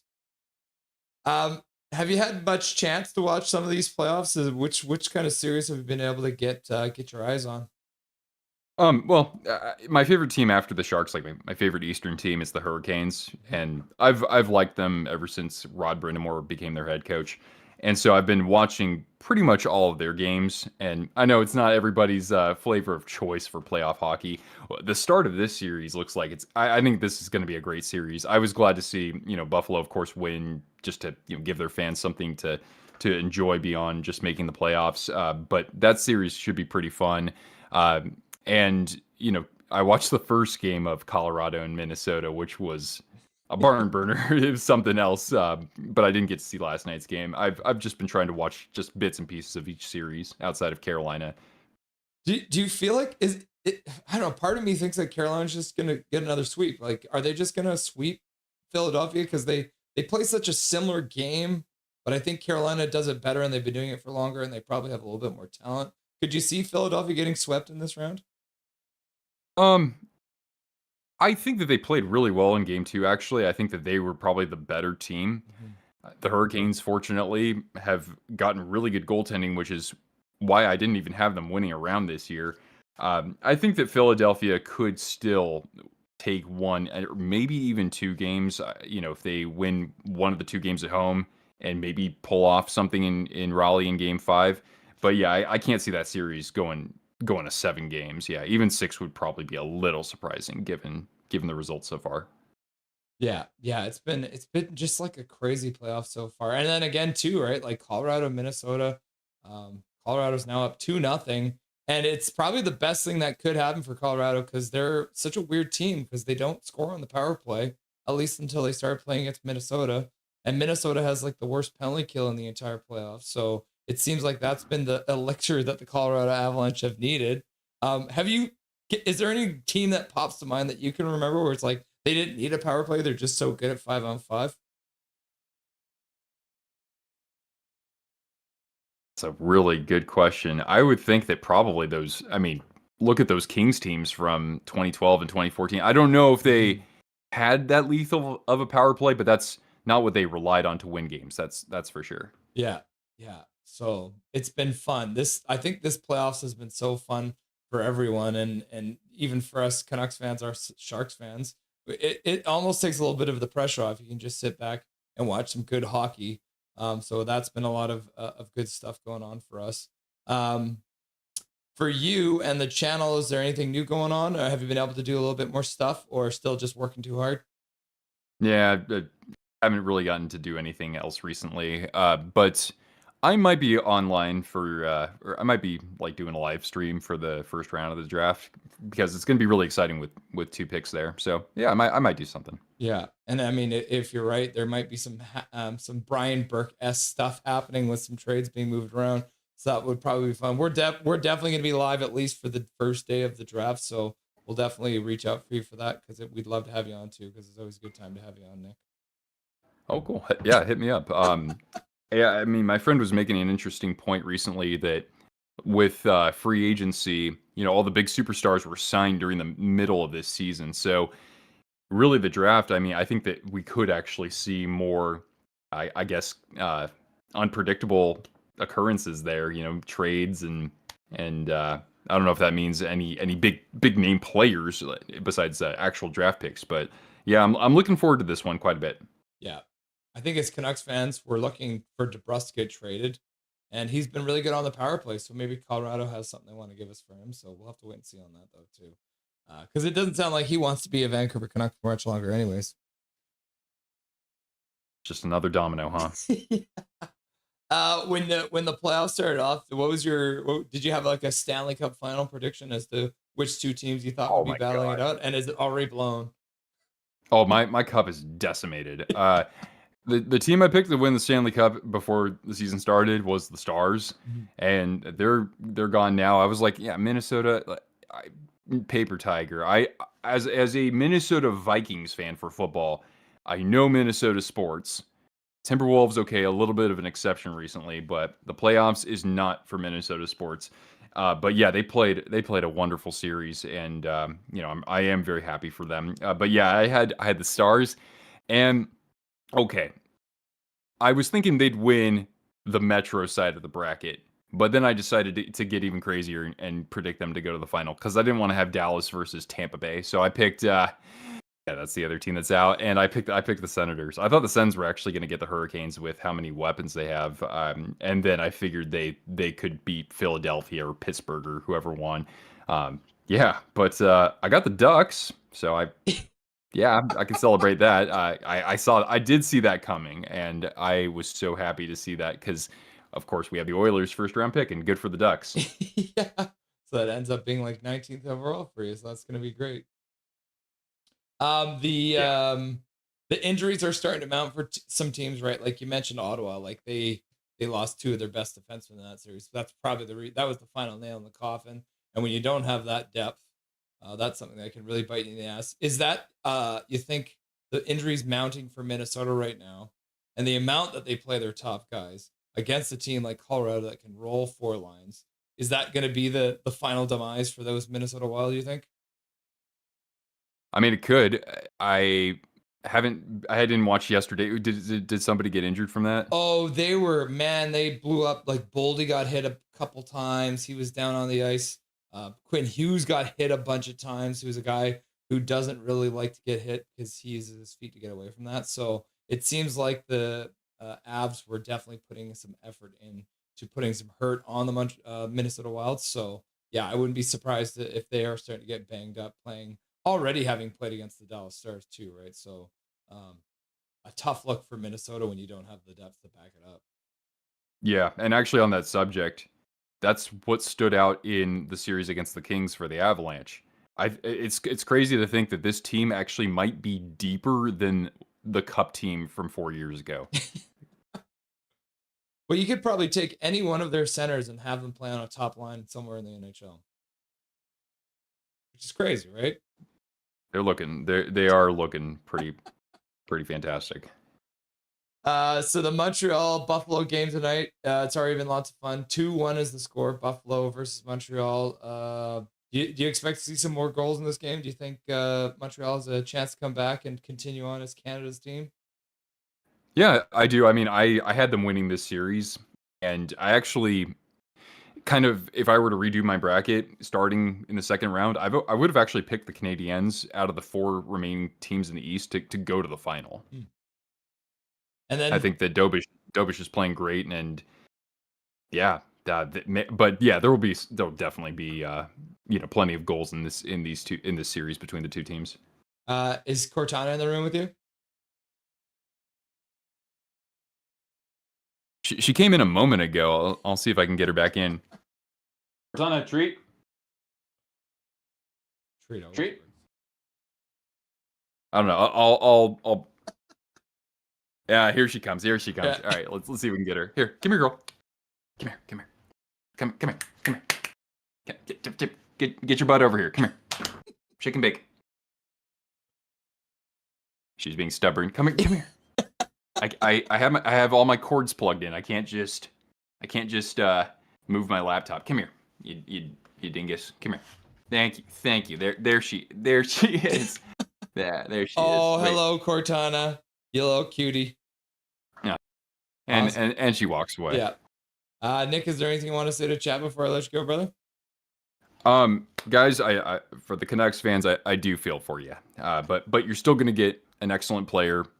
This is just the start of you guys, building a new franchise core. So, we were there as well, and yeah, I always enjoy interacting with you quite a bit, and I hope you guys can still enjoy the playoffs, like you were saying, Russ. It's nice when you don't have your team in it, in the sense that you can just enjoy the hockey, right? It's pretty fun that way. Yeah.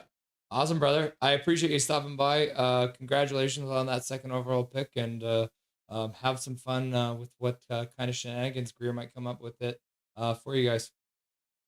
All right, man. Keep in touch. I'll talk to you again soon. Yeah. Cheers, brother. Nick Pinkerton stopping by. I've got a link to his channel in the chat coming up here for you. So make sure you go over and give Nick a subscription on Twist His Wrister Hockey. As he mentioned, he will be coming live for the draft. So that'll be the next time he does that. Let me bring it up here for you.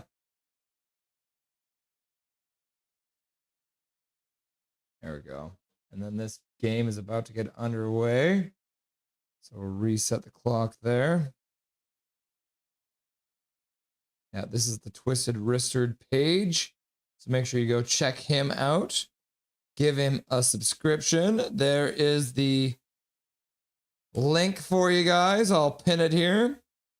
So you can go check him out. And the game is about to get back underway. The Montreal Canadiens win the opening faceoff. And the second period of play is underway.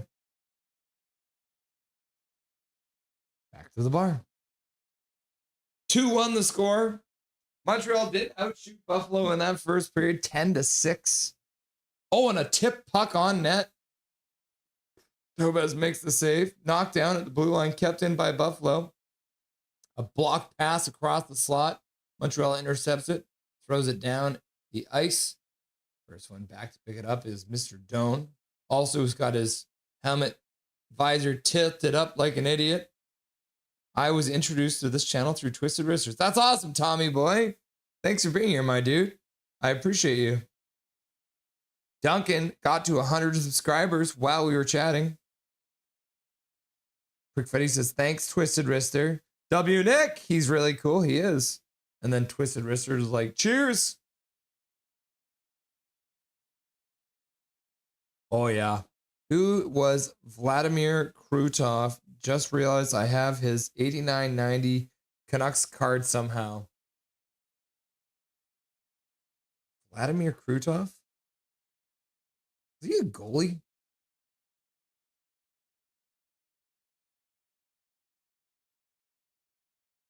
Oh!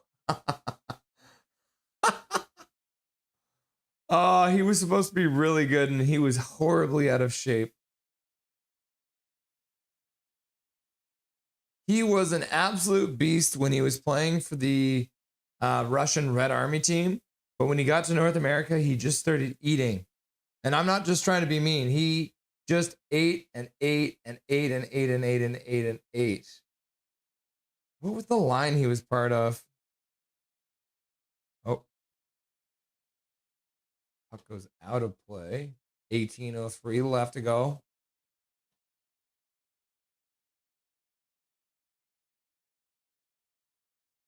Igor Larionov. So he was a line mate for Igor Larionov and Sergei Markarov.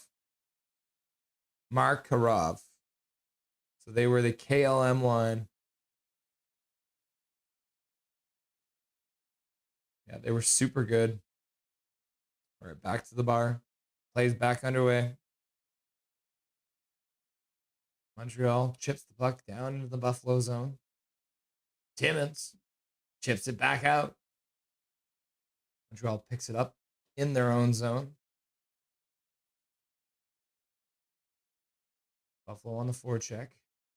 Montreal, though, flips it all the way down the ice. Learn the rules! An icing call. Can you believe that? That's ridiculous.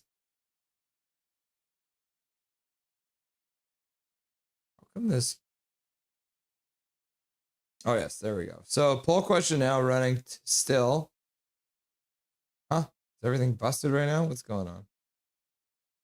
Hello? Bonjour? My computer frozen? What the heck is going on?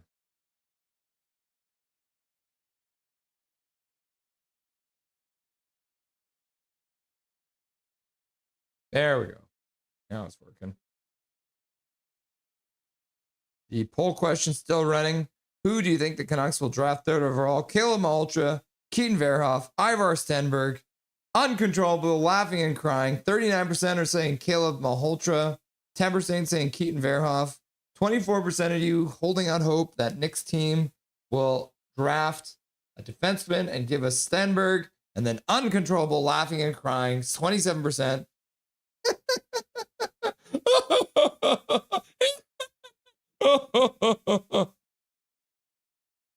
Yep. You'll love to see it. There's the link for Twisted Wrister Hockey. Enjoy the playoffs, fam. I'll see you around.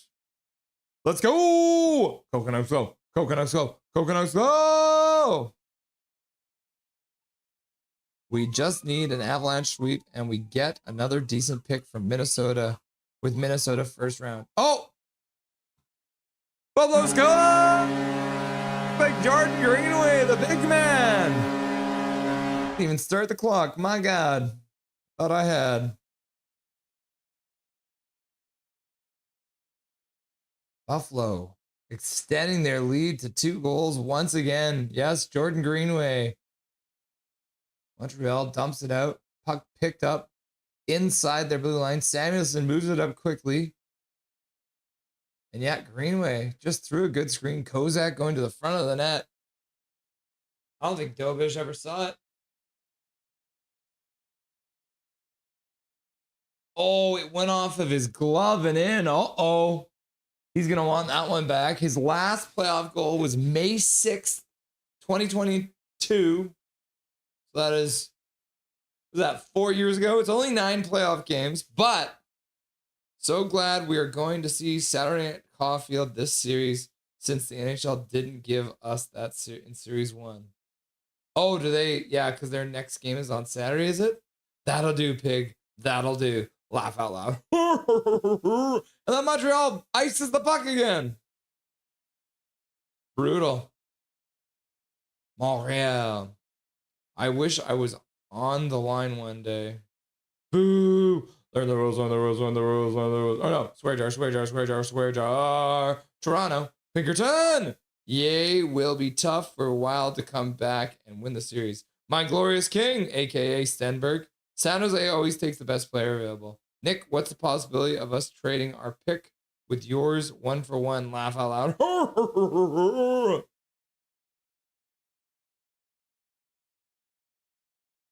Another icing call, but this one's against the Sabres.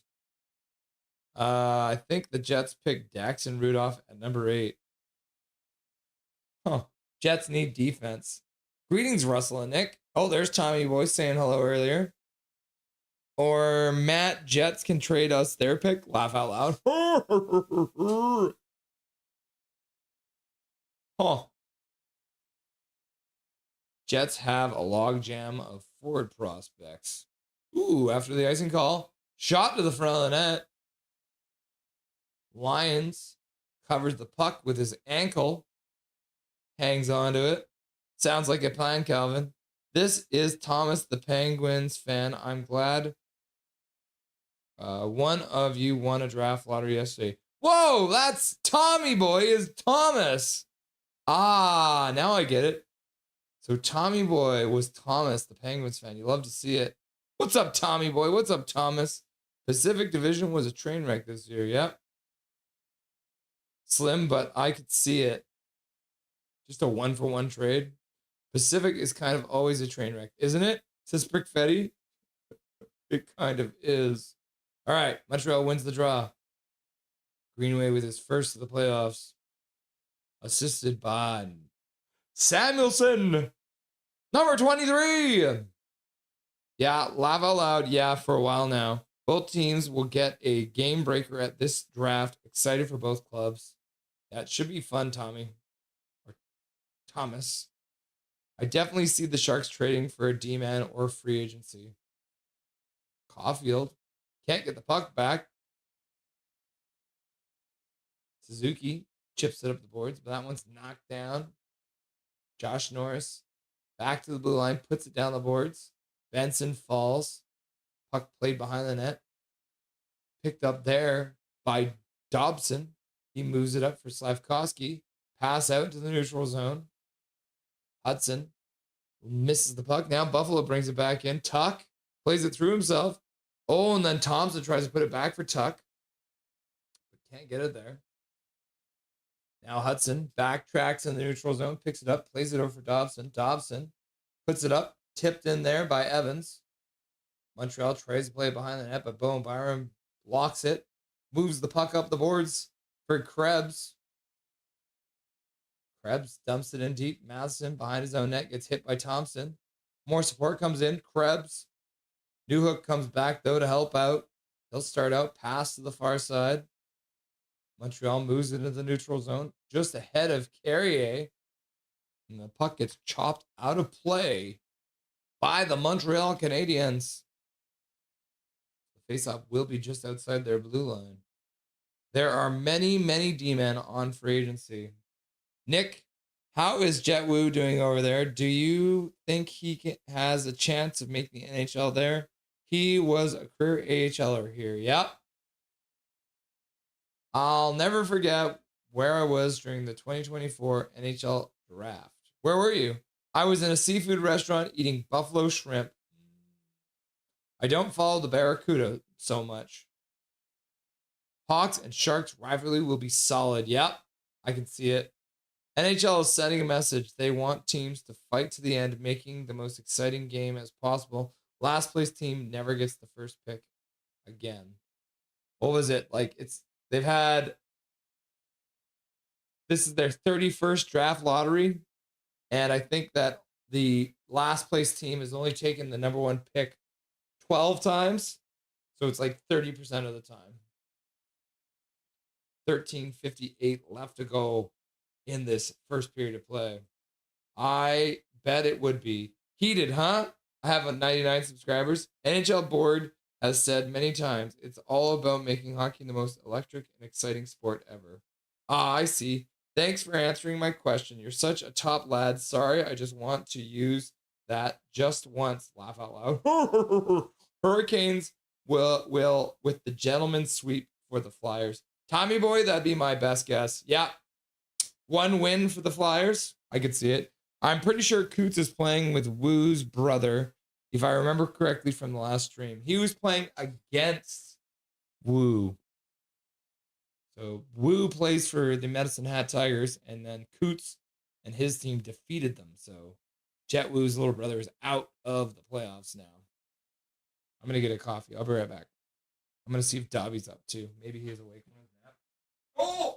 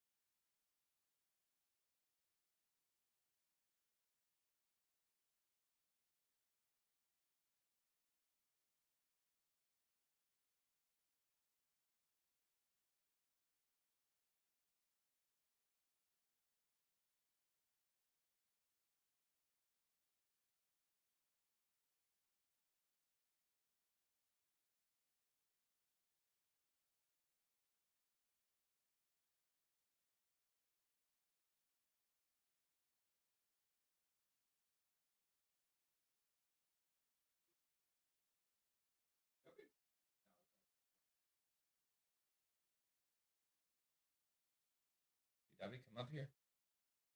Up. Yep, Yep, there you go. Okay, stay right there.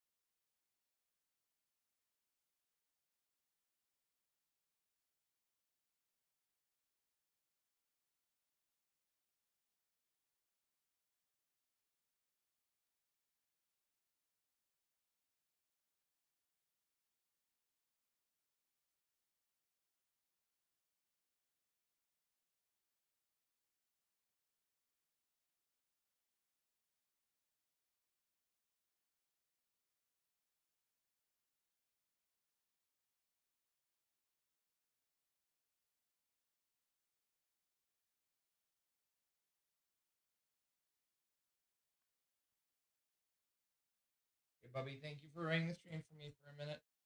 You're a good boy.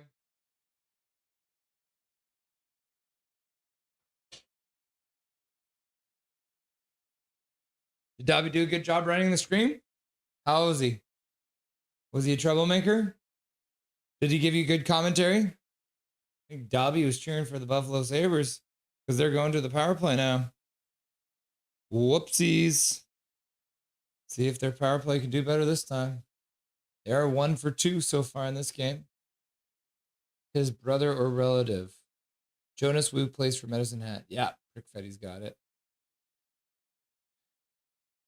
Prickfetty's like, dobby, dobby, dobby, dobby, dob. Prickfetty, dob, dob, dob, dob, dob. Love the Dobberton. Connie, dobby, dobby. Oh, a breakaway.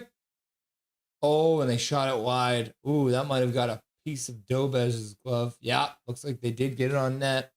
At least for now. We'll see what the spotter says. Dobby, dobby, da da da da da da da. Dobby, dobby, da da da da da da da da da. Dobby, says Duncan. And then Humongous. 6th, Humongous 9. Dobby, dobby, dobby, dobby, dobby. Dobby, Dobby, Dobby, Dobby, Dobby, Dobby, Dobby, Dobby, Dobby, Dobby, Dobby. Montreal gets the puck out.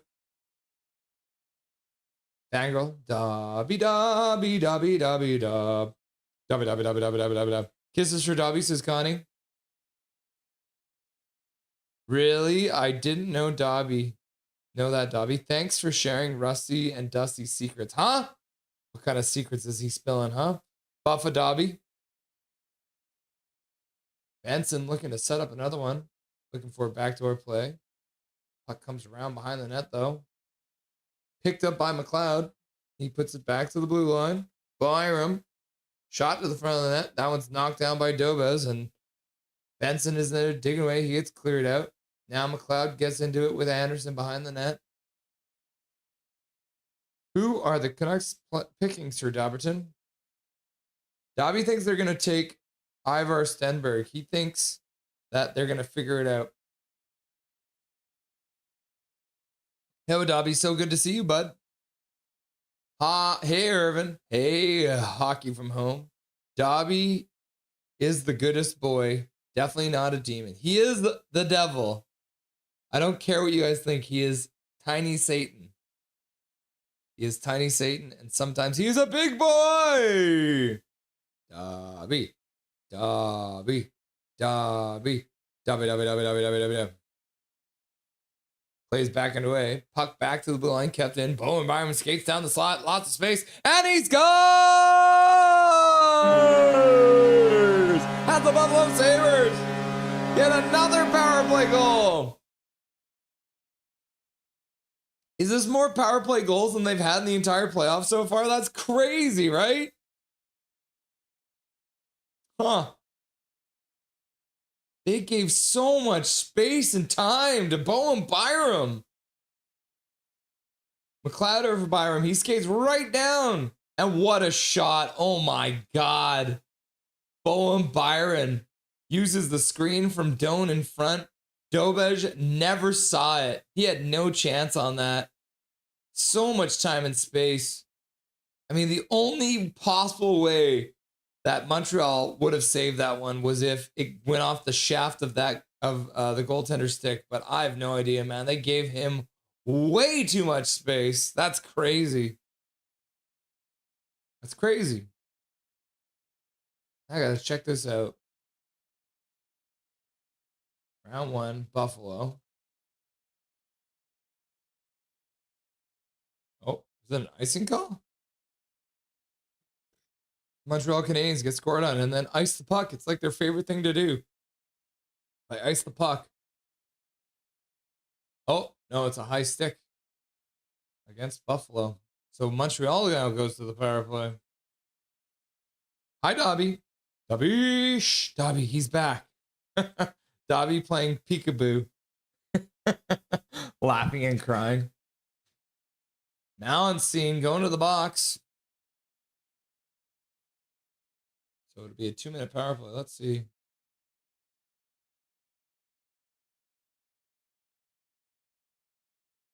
I mean, he stick went off the shoulder. The Montreal Canadiens have 1 power play, 1 shot, 1 goal. That's crazy, right?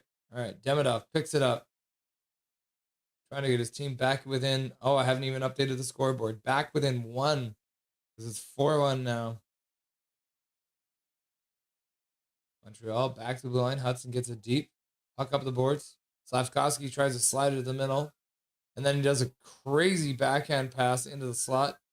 Buffalo will move it into the Montreal zone. Bowen Byron with his 4th of the playoffs.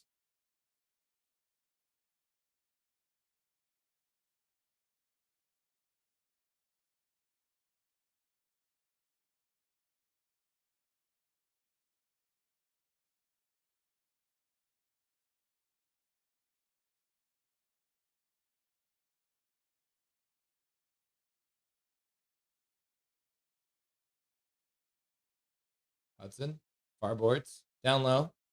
Suzuki up front. Puck knocked away. Picked up by Hudson.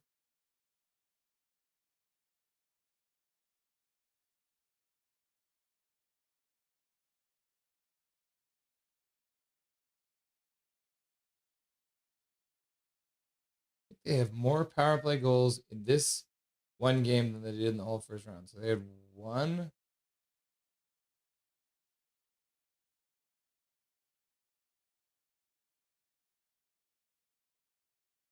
Yeah, this is more goals. They have more power play goals in this game than they did the entire series against the Boston Bruins. They had 1 power play goal against the Bruins. Demidov with a shot to the front of the net. That one ends up going off of a stick and into the netting. Out of play. Whistle goes. 6 seconds left to go on the power play. 8:54 left to go in the second period of play. This is Dobby's live streaming now. Yeah, he's always trying to take over, eh? Dobby is greater than Dobes. Yep. Boo, says Connie. Can we trade PD to Toronto for their first? I don't think they'll take that. I don't think they will. Dobby is always right, so we're getting Stenberg. Yep. He is always right, isn't he? Boo, says Brickfetti. Damn, these Sabres are kind of good, says Humongous. Puck all the way down the ice. Power play is over now. Montreal is 1 for 2.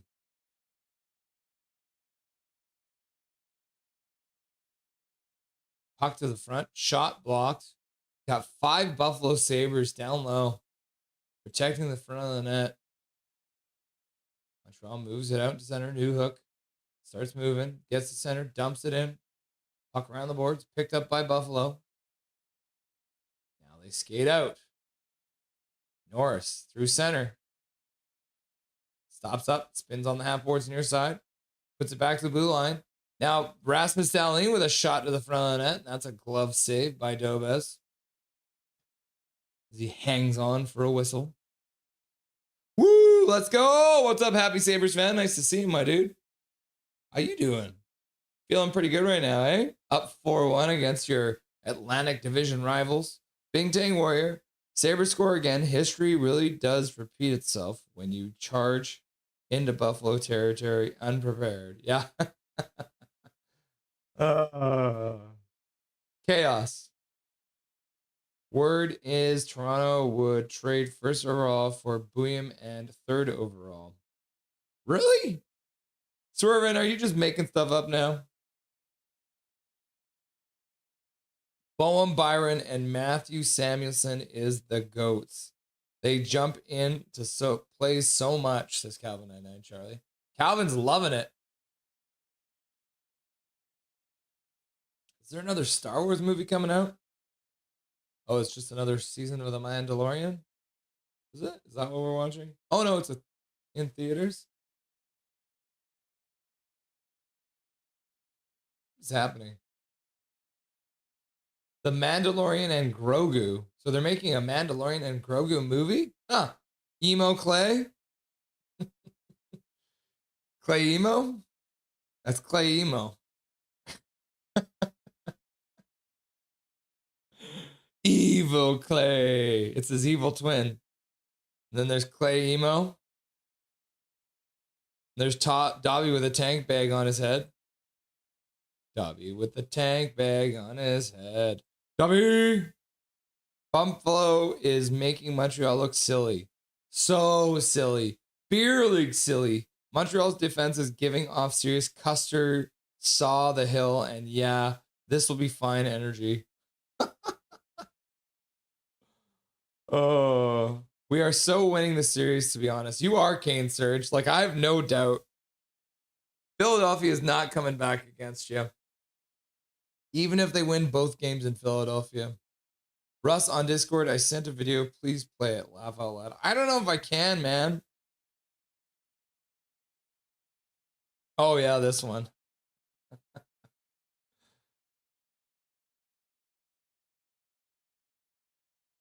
Visit site.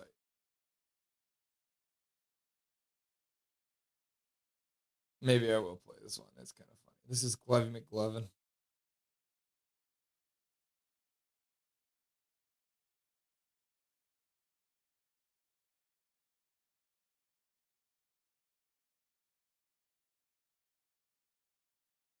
Buffalo works it out to the neutral zone. We're on the backside of this period. Buffalo well in control of this game. Might have to mute this video because it's Scarface theme song. Yeah, you're probably right. I will mute it, but I will play it. PD for first never looked so good, says Humongous. Hudson, pass down the slot, out of the range. Unfortunately, Texier could not control that puck. And the Buffalo Sabres ice the puck. Learn the rules. All right, next commercial break, I will play this video. Dobby's tongue is hanging out too. Laugh out loud. Yeah, isn't it so funny? You can't even tell there's a Dobby on the screen, except for the fact that his tongue is hanging out of the bag. Nothing is perfect. You know what? Now that Toronto won first overall, I don't even want it anymore. Just keep it, you big jerk. Yeah, fair enough. And then part of me just hopes that McKenna turns out to be a bust. Maybe he's the newest version of... Oh, shot to the front of the net by Demidov. That one deflects into the corner, off the boards, back to the blue line. Hudson loses it, though. Buffalo works it out to the neutral zone.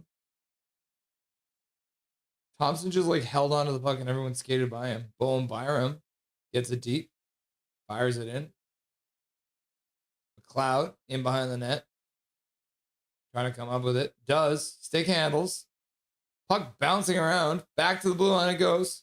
Cross to Power. Power puts it in the middle. Shot to the front of the net. That one deflects in the corner. Power skates in. Back up the top of the face-off circle. Puts it to the other side. Shot to the front end. Dobes makes the save. Puck deflects off the end boards. Picked up again by the Buffalo Sabres. Unrelenting pressure here in the offensive zone. This is after an icing call. This makes no sense. McLeod. Picked up. Puck to the other side. Puck into the slot. Shot there by Jack Quinn. That one deflects behind the net. Picked up by Jason Zucker. He puts it in a high slot. Drag move. Puck back to the other side. Still a fire drill in the defensive zone here for Montreal. Buffalo manages to mishandle the puck out of the zone. They'll keep control. Montreal will try and get a change on. But then Demidov gives the puck back away and he'll skate off. Puck dumped in to the Canadian zone. Hudson gets hit into the boards, falls down. Puck out front, shot to the front net. Dobes makes a save. Rebound is loose. Another good save with a lap pad as Dobes lunges to the left to make that save to keep it a 3-goal game. Hudson has now been out there for over 2 minutes. My goodness gracious. That's crazy. Kirby from Cats and Rats podcast sent me that rumor. Dobes plays it all the way up into center.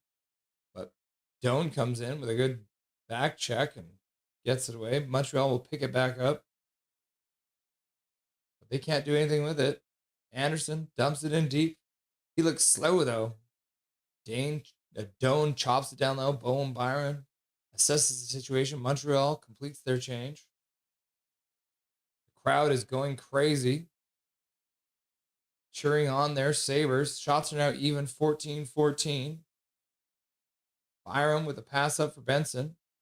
Two BC boys going at it. Deadly Flames. I can't lie. I wanted to forget everything last night. I was pissed too. Fair enough. And a pass to the front of the net. The boys gather for a chat. Bellino. He's got Norris. Norris reacting to a punch to the noggin. Bellino and Norris in the corner. Today is worse than yesterday, says Perfetti. No, Deadly. If we don't forget, you don't forget. I'm chilling always, says Emperor King. Yesterday hurt, says Big Mac. Yeah. Look at it. Look at it. Yes, Swervin. McKenna equals Canadian Yakubov. That's what I'm hoping for. All right, here we go. Here's the video that Calvin sent to me from Glovey McGlovin. Hopefully it works. Just Quinn Hughes getting blown up and then laying on the ground being sad.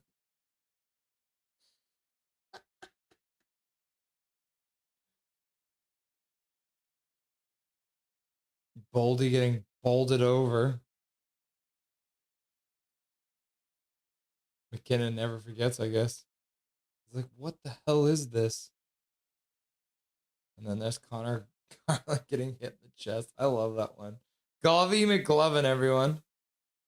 If you haven't gone and checked him out, go check out Glovey McGlovin. He's a legend.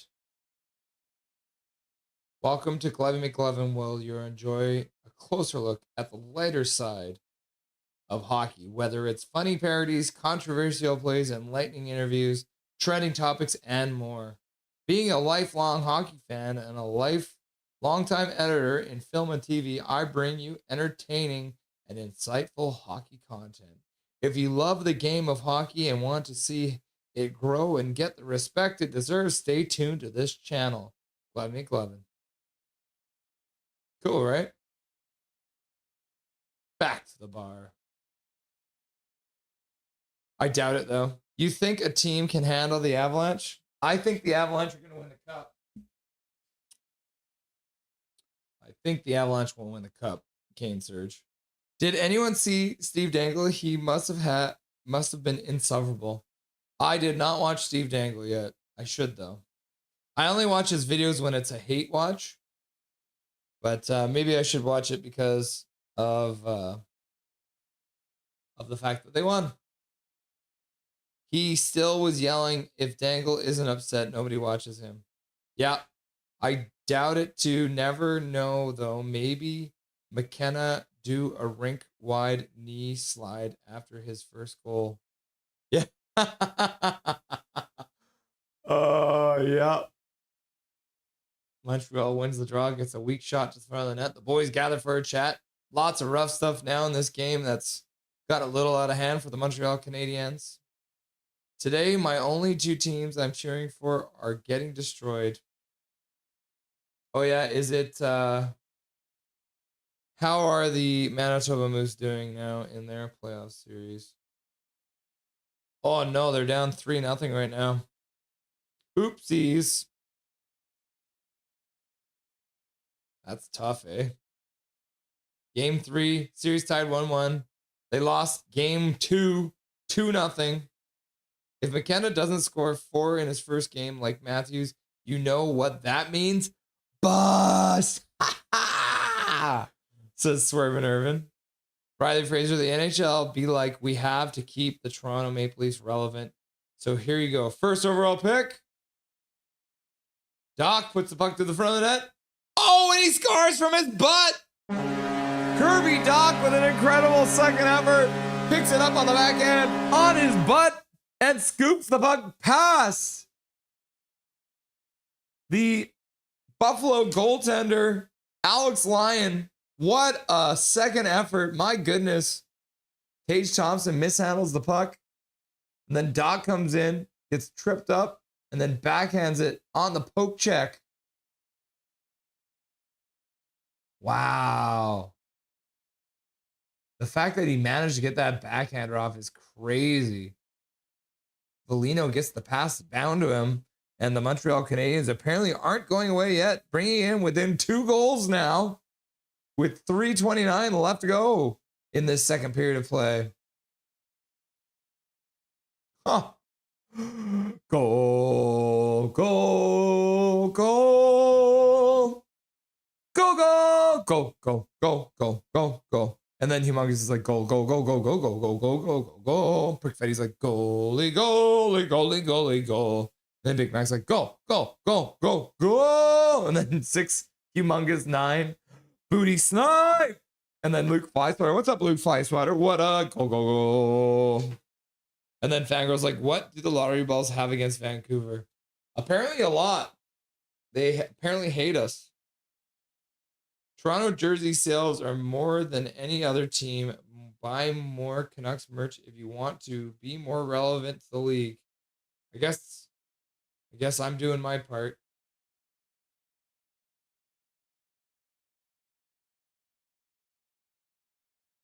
Stankoven is my favorite Canes player. Isn't he such a little firecracker? What does he have? 6 goals or something now? Is he leading the playoffs in goals? Yeah, he's tied. He's tied with Boldy and Hagel with 6 goals. Hagel's not even in the playoffs anymore. He's only played 6 games and he's got 6 goals. That's crazy. Back to the bar. Oh, Montreal trying to get into the puck on just inside the Buffalo blue line, but Byram got back to intercept it. He'll dump it in from just outside the Montreal blue line.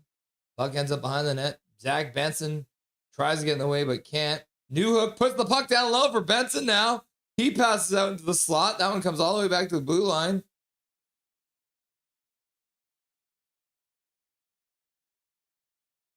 Montreal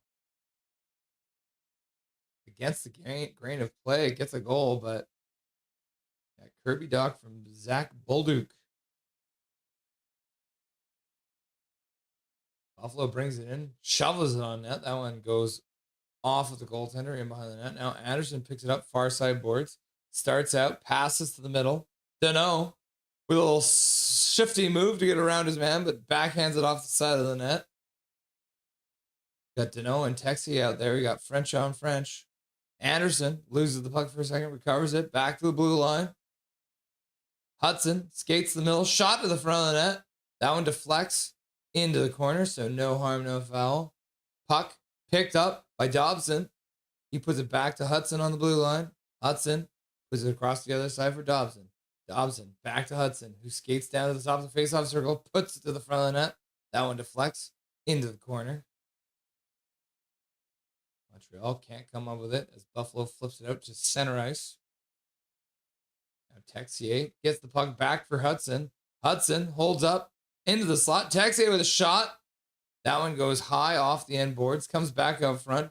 Hudson throws it across. Texier picks it up, puts it across for Dobson. Dobson leaves for Hudson. Only 9 seconds left. Can they get one more chance? Another shot. That one deflects. That one goes off the end boards and will go all the way down the ice, and that'll do it. What's good? Nothing is perfect. How's it going, my guy? Nice to see you, Dark Charged. Cal McKenzie, hey! Nothing is perfect. People underestimate Canes. I think we can put up a better fight than Minnesota. You might not be wrong on that. I can't disagree on that statement.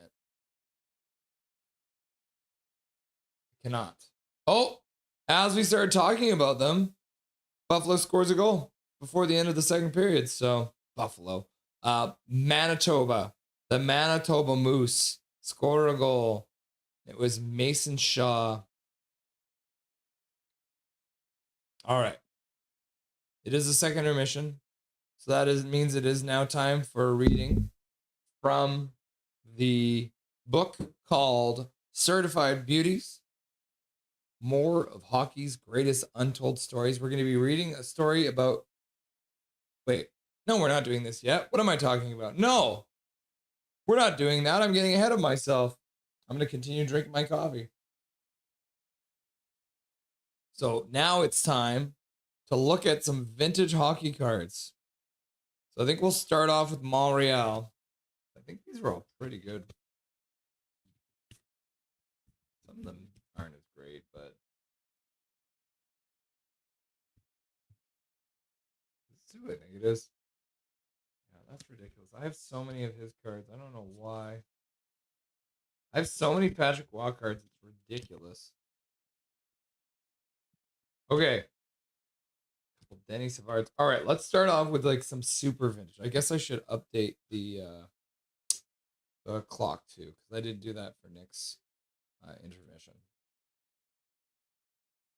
Okay. Vintage hockey cards, because all my hockey cards are vintage. Let's turn down the volume on the TV. All right, Montreal to start. Look at this. Go to start off. Look at this card.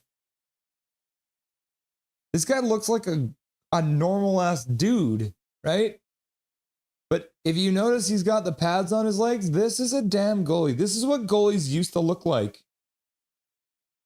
This is George Vezina. He's the one who they named the trophy after for the best goaltender. And look at his equipment. Isn't that crazy? Where's the Vezina trophy?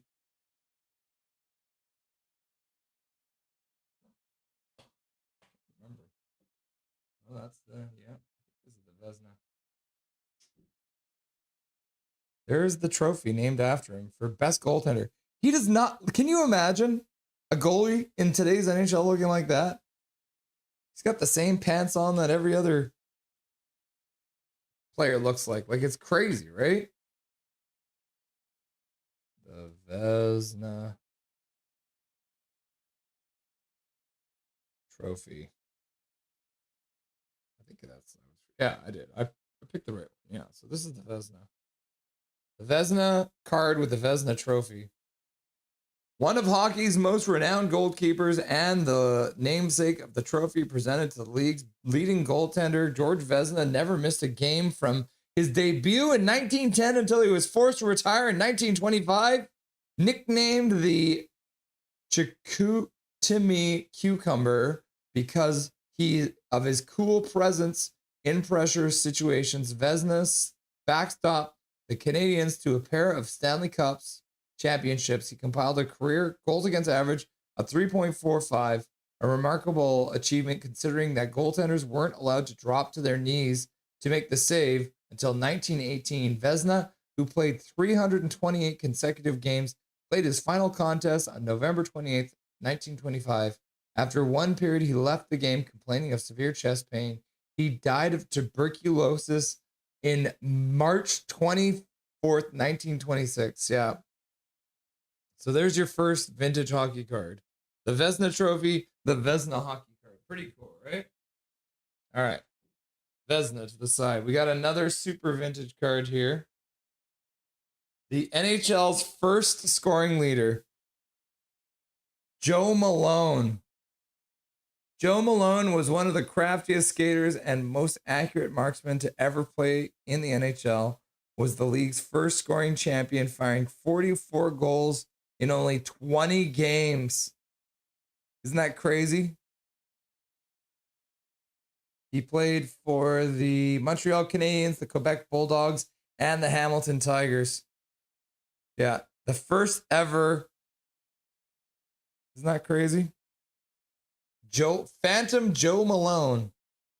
It's another vintage card. Cool, right? No trophy named after him, though. And then here's another one. This is actually 3 different players on the same card. 2 of them got a C on their chest. The Punchline, the narc art artist, formed in 1943 when Montreal pilot Dick Irvin placed the sophomore Maurice Richard on a line with veterans Elmer Latch and Toe Blake. The Punchline was the Canadiens' chief offensive weapon for 5 seasons. The fiery Richard was the first player to score 50 goals, and he's the one that my finger's right over top. And then he does have the trophy named after him. I don't think they actually, I think McDonald's had the Maurice Richard trophy. Let's see. It's for the best goal scorer. Yeah. First guy Maurice. Let's see.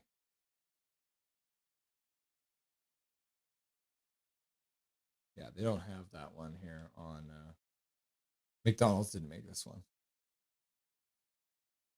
Pretty cool, right? Yeah, so vintage, super vintage.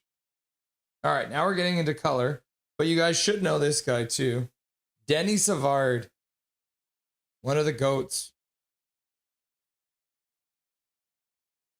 1990, 1991, Denny Savard card. And I've also got him in his red as well. So we got the Denny Savard in the red and the white. The white card is from the 89-90 season, and the red card is from the 90-91 season. For this one, they've got multiple years. They got 4 years. He played for Chicago as well, so Windy City Hockey would know him. He had 1,000 points in 736 games. Pretty crazy, right? Yeah, 2 Denny Savard cards, both of them in Montreal garb. John Leclerc. Didn't know he played for Montreal, eh?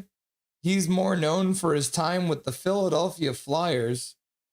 He was part of a line with Eric Lindros, and they destroyed people. So this is John Leclerc, 1990-91. 6'1", 185 pounds. I always thought he was bigger than that, but apparently not. Acquired second round choice, 33rd overall, 1987 draft.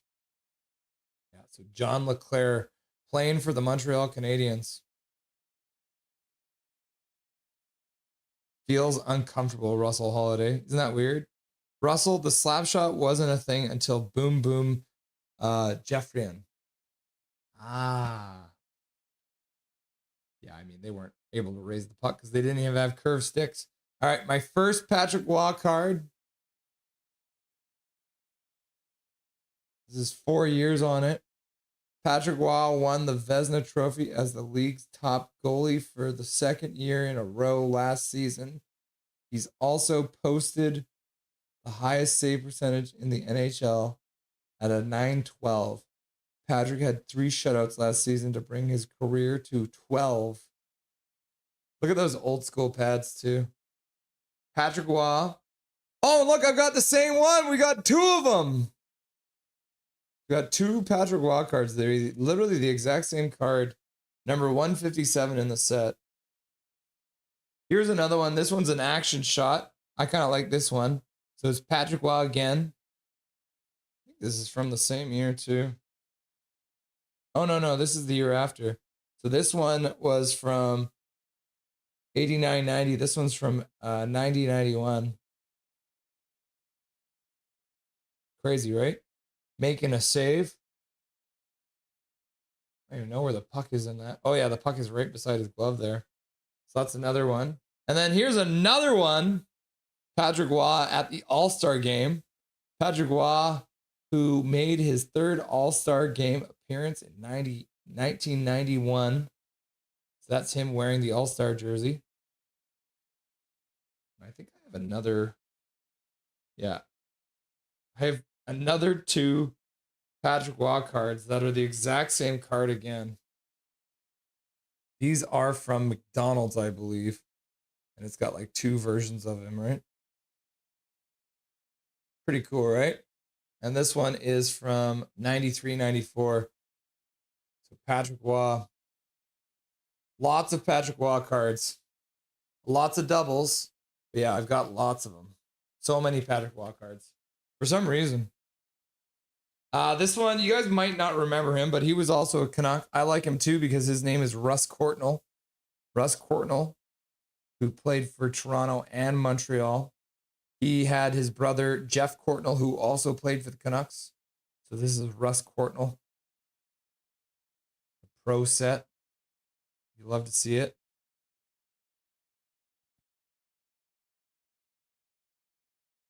I don't even care about that one. Another former Canuck, Matthew Schneider. Matthew Schneider playing for the Montreal Canadiens.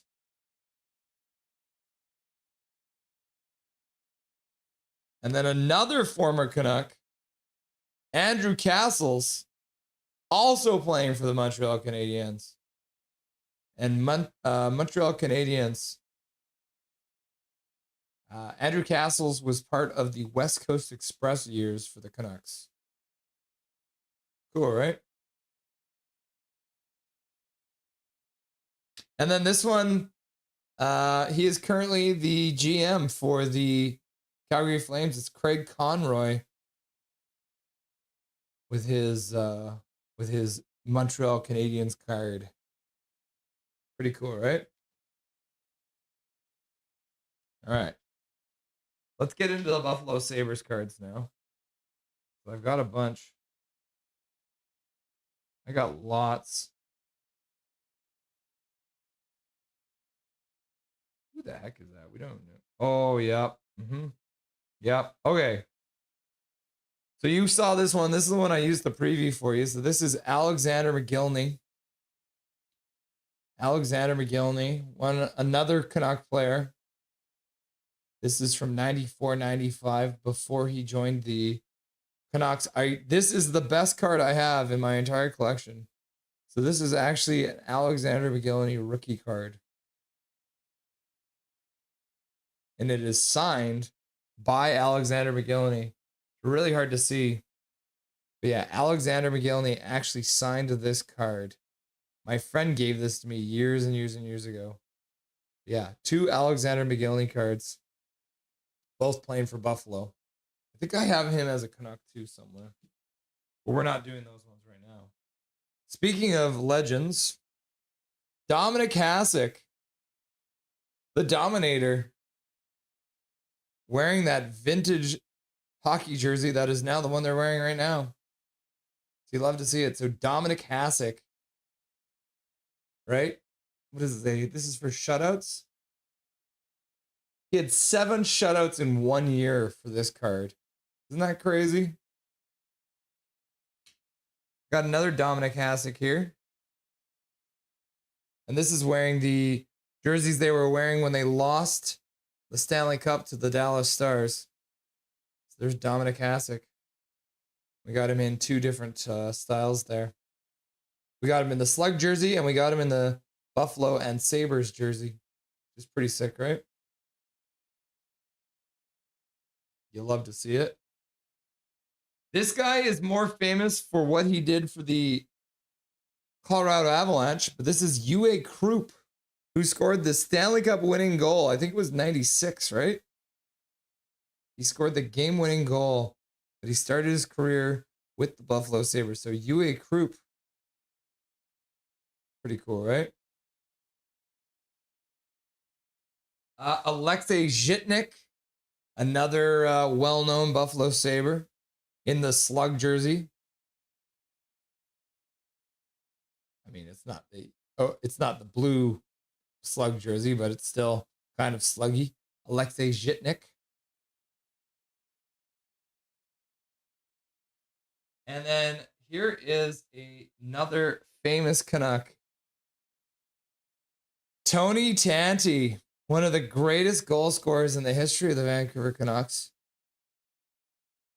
He played for the Penguins and the Sabres after leaving the Canucks. He is still one of the highest scoring players in the Canucks history.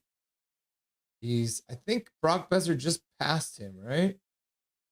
Let's just quickly look this up. Canucks all-time goal scorers, goal leaders.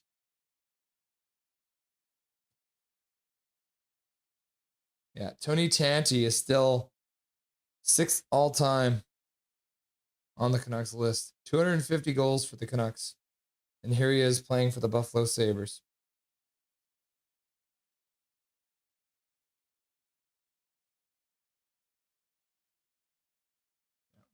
I don't know why Jason Daw. I don't know why I have the Jason Daw card out. Nobody even knows who that is. But the other 2 that I have here, I've got a double again. It's kind of nice. They've got the white and the blue. So this is Pierre Turgeon. who played for the Buffalo Sabres. This is a card from 90-91, and this is from 89-90. Pierre used his blazing speed and powerful shot to score the second highest point totals in Sabres history in the 89-90 season. 106 points he got with this one. That's pretty sick, right? He's got a Toronto Maple Leaf chasing him from behind there. We got him in the blue jersey and we got him in the white jersey, which is kind of cool, right? So Pierre Turgeon. He played for St. Louis too, didn't he, at some point? Maybe I'm wrong on that. And then the last one, another very famous member of the Buffalo Sabres, Pat LaFontaine. He played for this team for many, many years.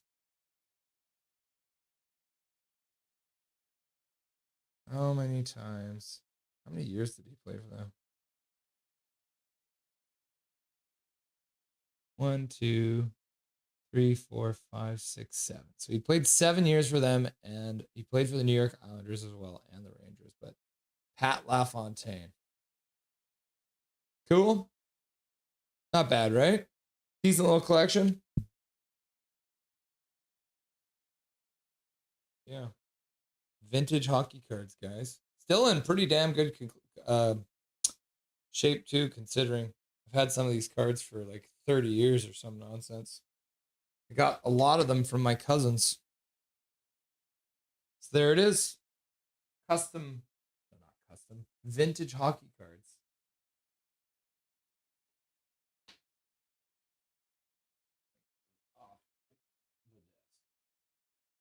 Cool.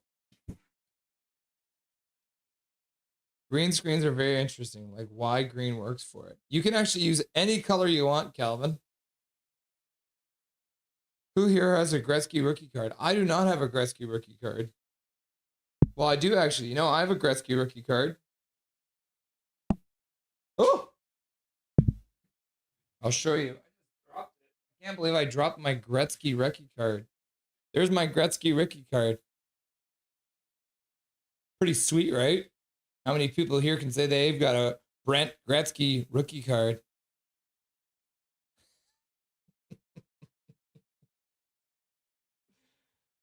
Doing the same trick I did before. It's not even funny. All right. Play is underway as I sit here and make jokes. Is now the third period.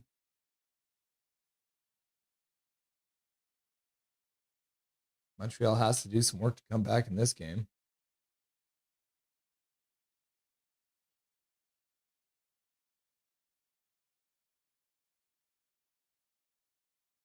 $19:51 left to go. Play back underway. Montreal controls, shot to the front of the net. Lyons makes the save. Rebound cleared, pass out, partial break. Benson holds up, passes into the slot. That one gets kicked down low. Suzuki picks it up. He'll move back behind his own net. Back pass. They'll start a change. Montreal comes out slowly. Gets to center, dumps the puck in. Oh, no, they didn't get to center, so that's going to be icing. Whoops! Sorry, Hudson. Bad move to ice the puck. Maybe you need to learn the rules. Okay. Well, we're half an hour away from the second game of the night getting started, theoretically.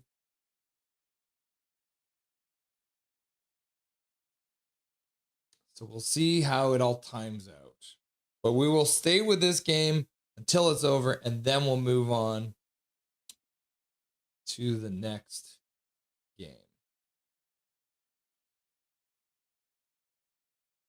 I really enjoyed Lekkonen's hit on Hughes.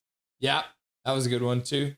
I think people underestimate Hurricanes and could play well against the Avalanche. You're not wrong, man. They play an effective team game. Montreal pass back to the blue line, shot to the front of the net. Lyons makes a save, and then he gets in the way, blocking out a Montreal Canadian player.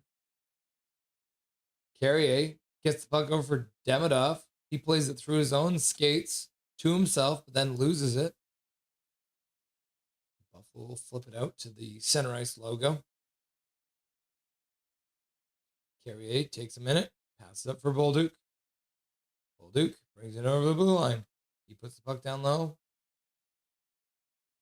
Montreal tries to get in to recover it, but they can't. Oh, now they do. Chopping around behind the net. Foligno's there. Tries to play it back to the blue line, but gives the puck away. And then Quinn moves it in. Puck behind the net. Now a pass right through the crease. Montreal couldn't pick it up. Pass out front. Oh my God. How did they not score on that? That's crazy. Is that Tage Thompson firing another one wide? Oh, now a partial break. As Kirby Dach tried to get in and do some damage, but couldn't get to it as Alex Lyons came out, poked the puck away from him. It'll be a good series, Kane Surge. Habs!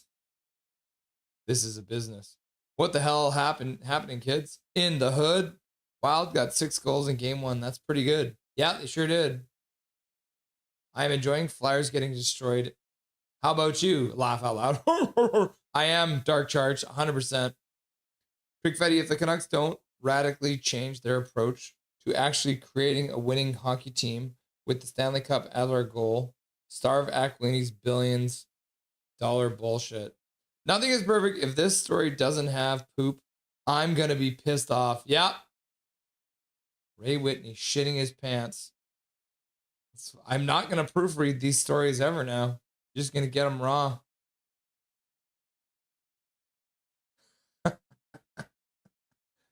Does Buffalo have a registered bitch? Yeah. They do. His name's Benson. They have like 7 guys who wear their visors up here, which I will never understand. You say tomato, I say tomato. Irv Gotti, I'll answer for him. It's Darlene, laugh out loud. Buffalo's iced the puck. Learn the rules.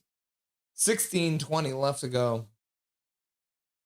I remember putting Gretzky's rookie card in my bike spokes and playing scrambles with M. Who knew? Says Callum. Whoops.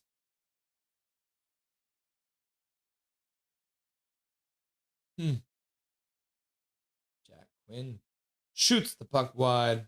I can't see Russ through the card. He has to be a vampire. I can see Russ through the card. Do you think Bruce Almighty is coming true if Buffalo wins the cup? Laugh out loud. Yeah, you're probably right. Jim Carrey is God. Callum, get home here with my sushi, please. Looks like a field hockey goalie. I know, right? Wearing those tiny ass pads. Oh, shot to the front of the net by Slavkovsky. Easy save for Alex Lyon. Puck pops into the slot. Bowen Byron clears it out. Tage Thompson moves out over the blue line, drops it. Tuck now gets it on a drop. Goes to the front of the net, comes around, tries to put it up front. That was knocked away by Suzuki, who did a good job to get back and prevent a play to the front of his net. Now Hudson starts skating, gets to the blue line. He'll turn back, allowing his team and himself to change. Fans also have to step up, though. I have every fan chain, every bobblehead, flags, pucks, pins, and 7 jerseys. Wow. Nothing is perfect. Probably made $15 a week. Seasons tickets, even watching losing games. Ooh, and then a weird glove save by Alex Lyons. That was an awkward save. But there's no pictures on the score sheet, so we'll just call it a save. 14:53 left to go in this third period of play. And Montreal fans still complain about his AAV. Yeah. Yeah, probably made $15 a week. George Vezina. Your old ass cards are haunted. Sick him, Lloyd. Ah, nah. Lloyd can't hurt me anymore. Ah! Lloyd, leave me alone. Leave me alone, Lloyd. All right, he's gone now. Oh, so creepy. Too evil, too evil, too evil. Nothing is perfect. Ahem. What, Irvin? Prick Fetty. Too evil, too evil, too evil, too evil. Leclerc got bigger. Learn the rules. Learn the rules. Learn the rules. Did he get bigger?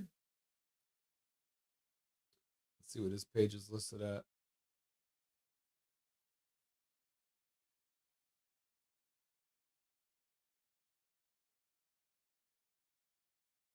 Oh yeah, holy crap. He did get bigger. He's 6'3" on here. He was 6'1" on the card, and he's 6'3" on the NHL website, so he grew 2 more inches. John was a big boy. Apparently not. Russ, you're nuts. Laugh out loud.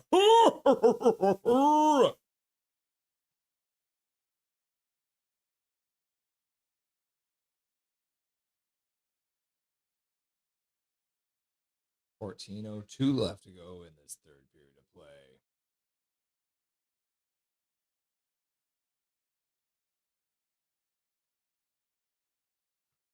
Plays back underway. Buffalo controls. Tuck with a shot to the front of the net. Dobez makes the save. I didn't start the clock. I pushed the wrong button. Oh my gosh. Krebs with a big old dumb look on his face. Krebs really looked like this.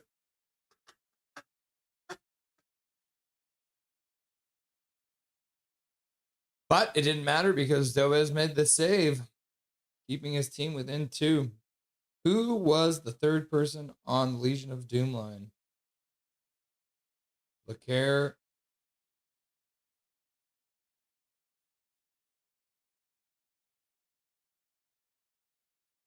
Mikael Renberg.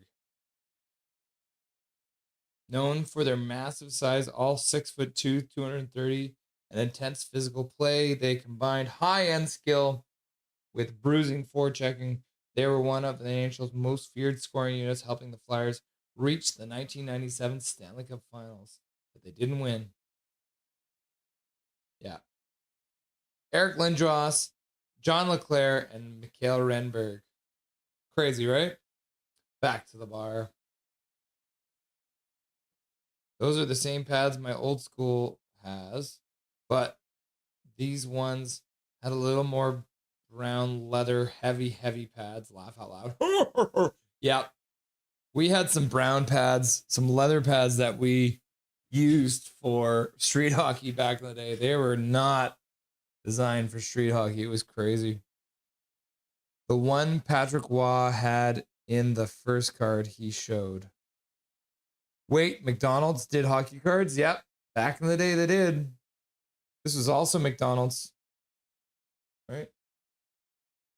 McDonald's did mini jerseys.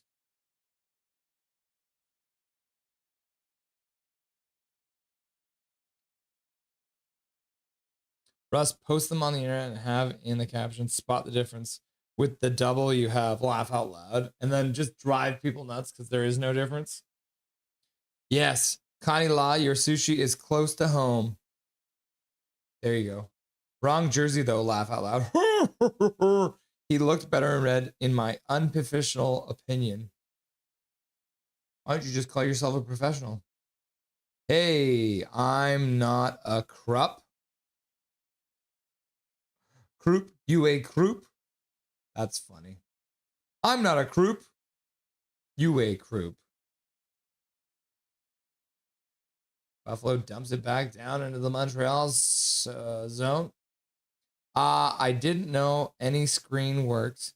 Just know that green screens work. Laugh out loud. Yeah, they you can use any color you want as a green screen. For example, the Canucks, when they're using green screens, they are using a gray screen because there's green in the Canucks jersey. So, ooh, a shot right through the top of the crease. That goes off the end boards. Buffalo will pick it up in their own zone and dump it in.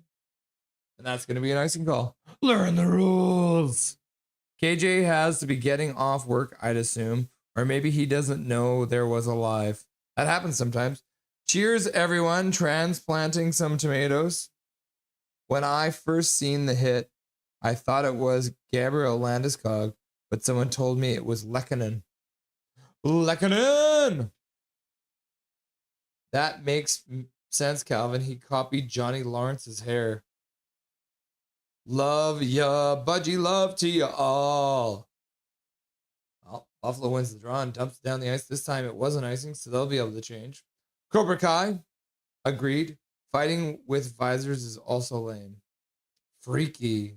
Now it's Tim Hortons that has the hockey cards. Yep. McDonald's had they were doing like the mini sticks, right? Like not this size. That is one of my hockey sticks. As I knock shit all over the place.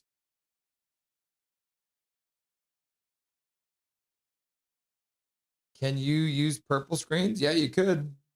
Literally any color. But then everything that's purple would disappear. That's the problem.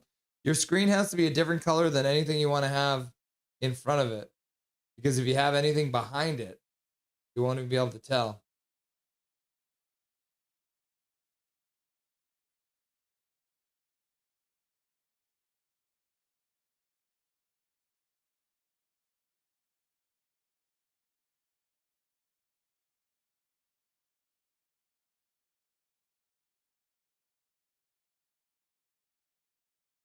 Huh. Darren Pang having a chat with the crowd or something. The American color guy. Former goaltender as well. Buffalo trying to dig the puck out in the Montreal zone. They get it deep, but Montreal comes up with it. Passes up the boards. Out, down the ice it goes. Okay, last sip of coffee.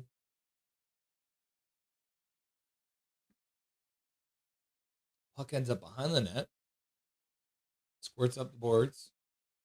Poke down the boards by Jack-Eye. But Buffalo will get it out again. Buffalo is just shutting things down. This is kind of what they did against Boston. Got up by goals and then sat back on it. Matheson behind his net. He'll wait for his teammates to change. Doan watching closely. Matheson pass up the boards into the neutral zone. Oh my God, I'm yawning. I'm sorry. That's what the coffee was needed for. Oh, Alex Lyon makes an easy save. Who's 75 for the Montreal Canadiens?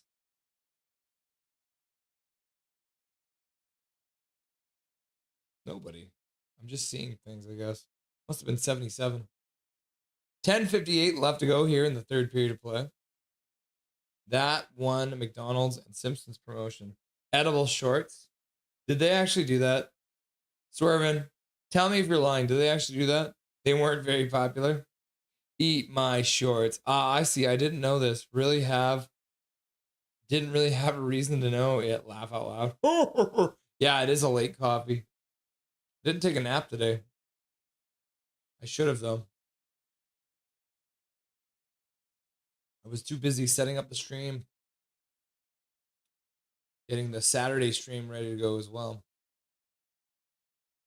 Puck back into the Montreal zone.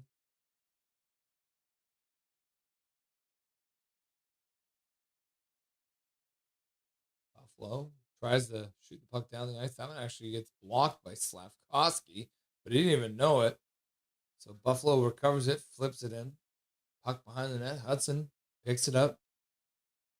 Nah, I made it up. Well, you should try and sell that idea to them. Edible shorts. Or maybe you get like a hash brown made that's shaped as shorts or something. Or maybe a burger that's shaped like shorts. Can make some money off of it, Swervin. Oh! Ooh, wraparound attempt. But good work by Montreal to prevent the wraparound from working. Now Anderson gets in. Can't get the stick lift to work, though. As the puck gets taken away by Buffalo. They'll backhand it out into the neutral zone. Gooley picks it up there. Passes up to the blue line. Anderson puts it in deep. Taxier moves in on the forecheck. He hits his man, but can't come over the puck. Buffalo works it over the boards. Anderson gets to it first, battling all the way there. Now in the faceoff circle, they pass across it and can't get the shot off. And then Zucker will put the puck deep from center. Russell, you work hard, bro. Sometimes. Depends on the day. Depends on the day. Probably gonna have to eat at some point during this stream too. The double streams always result in me eating. Buffalo puts the puck across the top of the crease. Matheson's there to clear it away. He backhands it out to center. Puck to the middle now. Hudson skates onto it. Brings the puck down the far side boards. It's pinned there, and Buffalo works it back to the blue line. That one's kept in, but a fan pass right to the blue line, and Buffalo will be able to get it out, get the center, dump it in, and they'll start a change.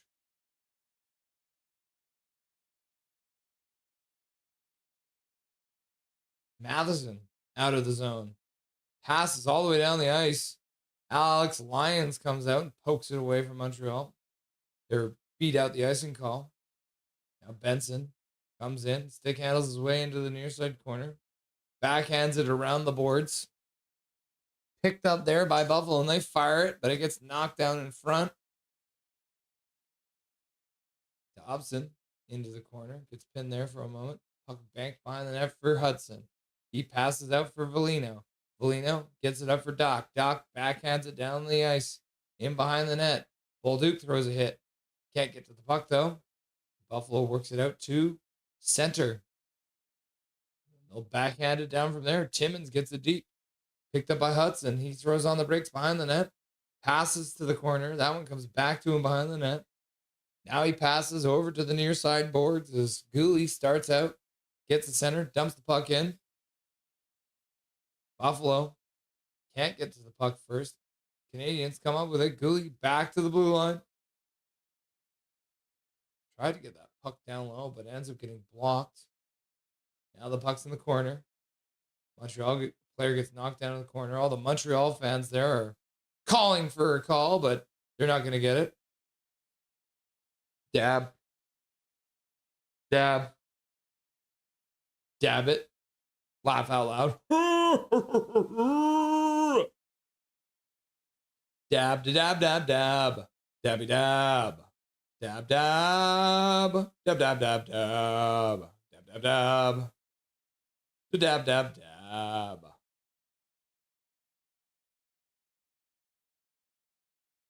$6:30 left to go in this period now. Montreal just can't get anything going.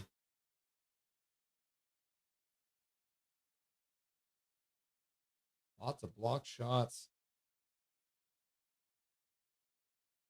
Jackeye puts it towards the front of the net. I think that one got blocked too, and that one goes out of play. Yeah, look at these. Block shot. Shot blocked. Blocked shot. Blocked shot. All their attempts are getting blocked. Josh Stone's shot got blocked. Yeah, when was the Montreal's last shot on net? Missed shot, face off, shot on goal. Their last shot on goal was at 14:55. So it's almost, was that 8 minutes? It's been 8 minutes since Montreal got a shot. I guess it's essentially at 15, and we're at 6:14. Yeah, it's almost 9 minutes without a shot. Crazy, right? Nothing is perfect. In one day, your draft lottery reaction shirt became the most viewed short. Motherfuckers love pain. Is it my most viewed short now? It might be. Because I have one Fortnite video that was very popular. Let's see. Is it my most viewed now? Very close to being. Let's see. Most popular. I must have gotten rid of the Fortnite one then. Yeah, it is my most popular video. Ah.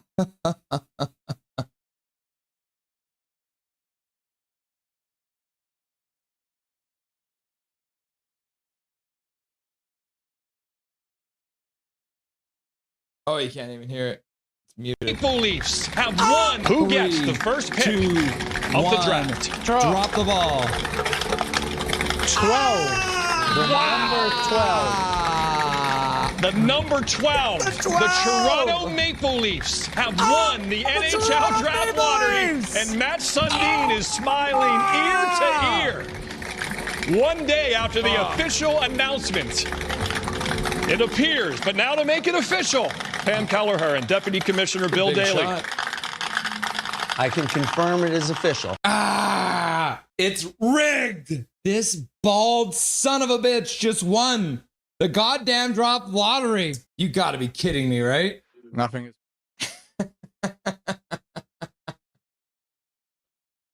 Yep. Yeah, I think I hid the. There's one Fortnite video that was at like 4,000 views. It was a video when I went AFK.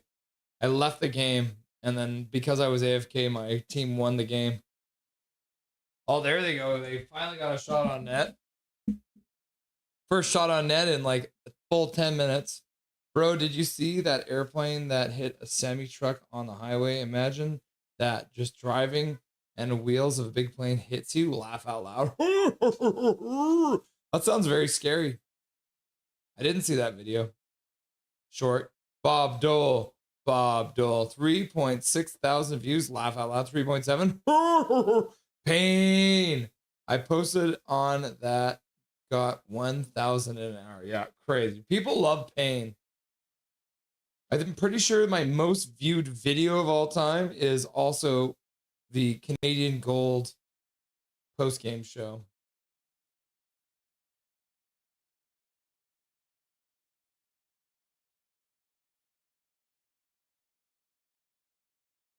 Yeah.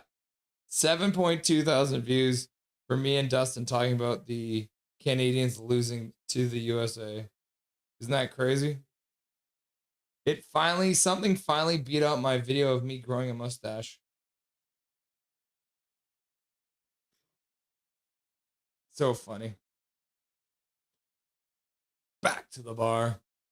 Oops, Caps. 1.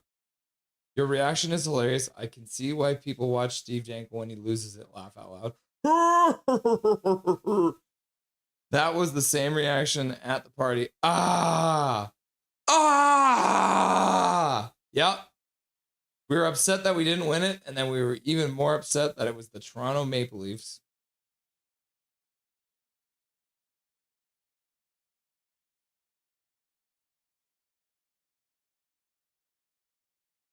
Yeah, 538.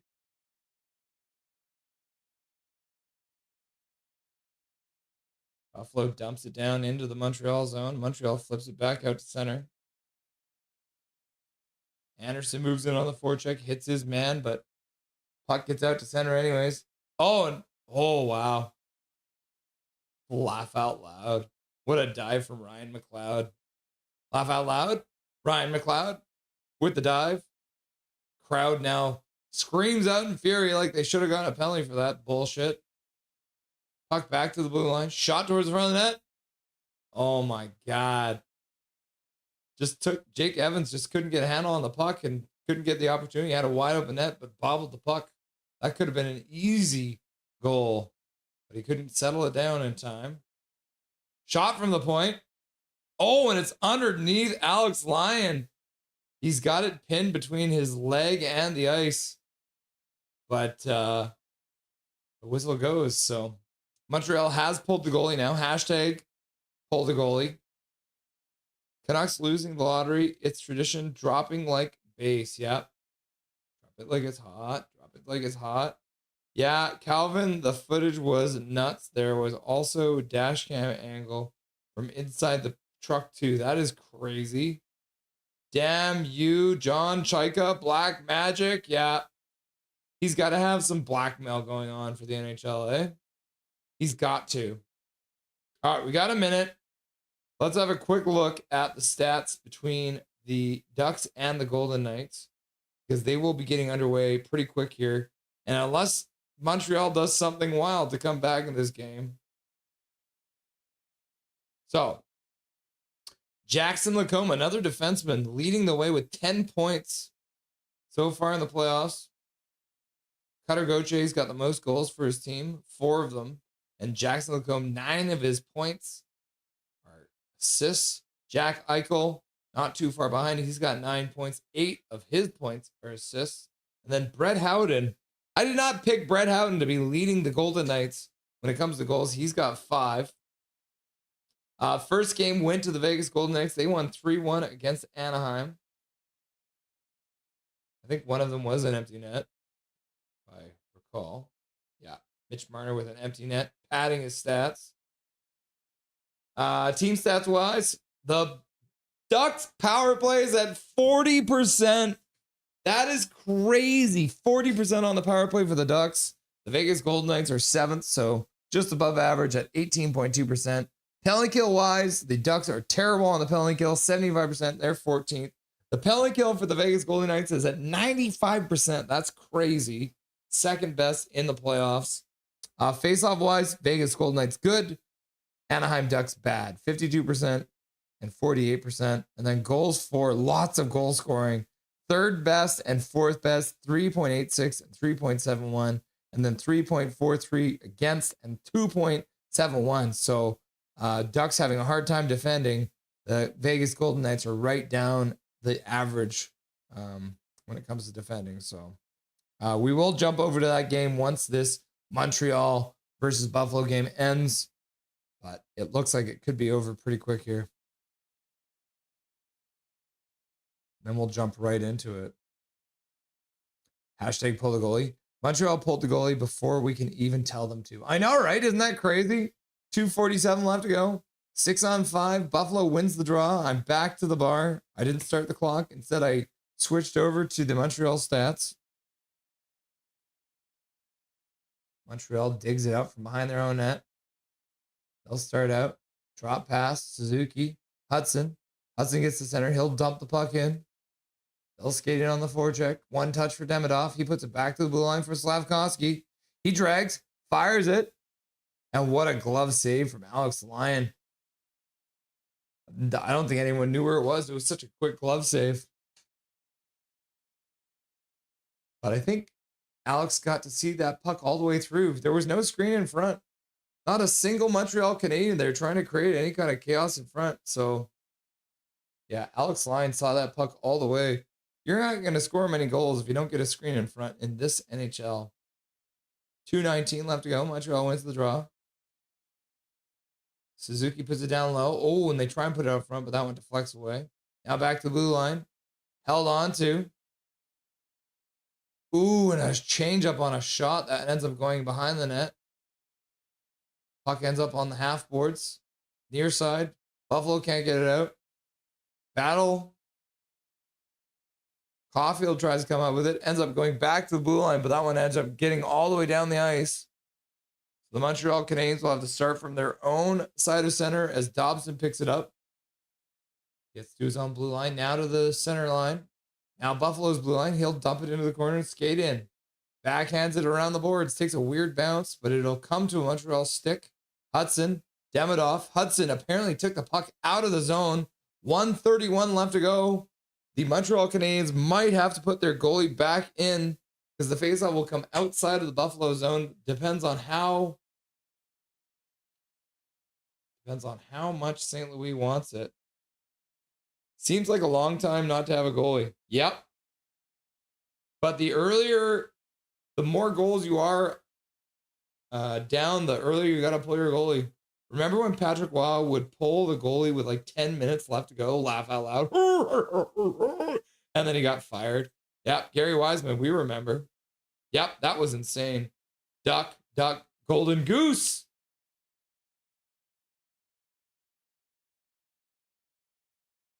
Let's see. I'm going to keep my eye on NHL.com. I don't think the Golden Knights and the Ducks have gotten started yet. Yeah, no. They probably won't actually drop the puck until at least 6:45 or something like that. So we're still probably about 10 minutes away. The Montreal Canadiens have called a timeout. They're here. Registered Mitch. Yep. Offsides. My goodness. Yep. That's a tough one, eh, Tommy? Let's go, Sabres! This is Tillo. What's up, Tillo? Nice to see you, my dude. Welcome to the stream.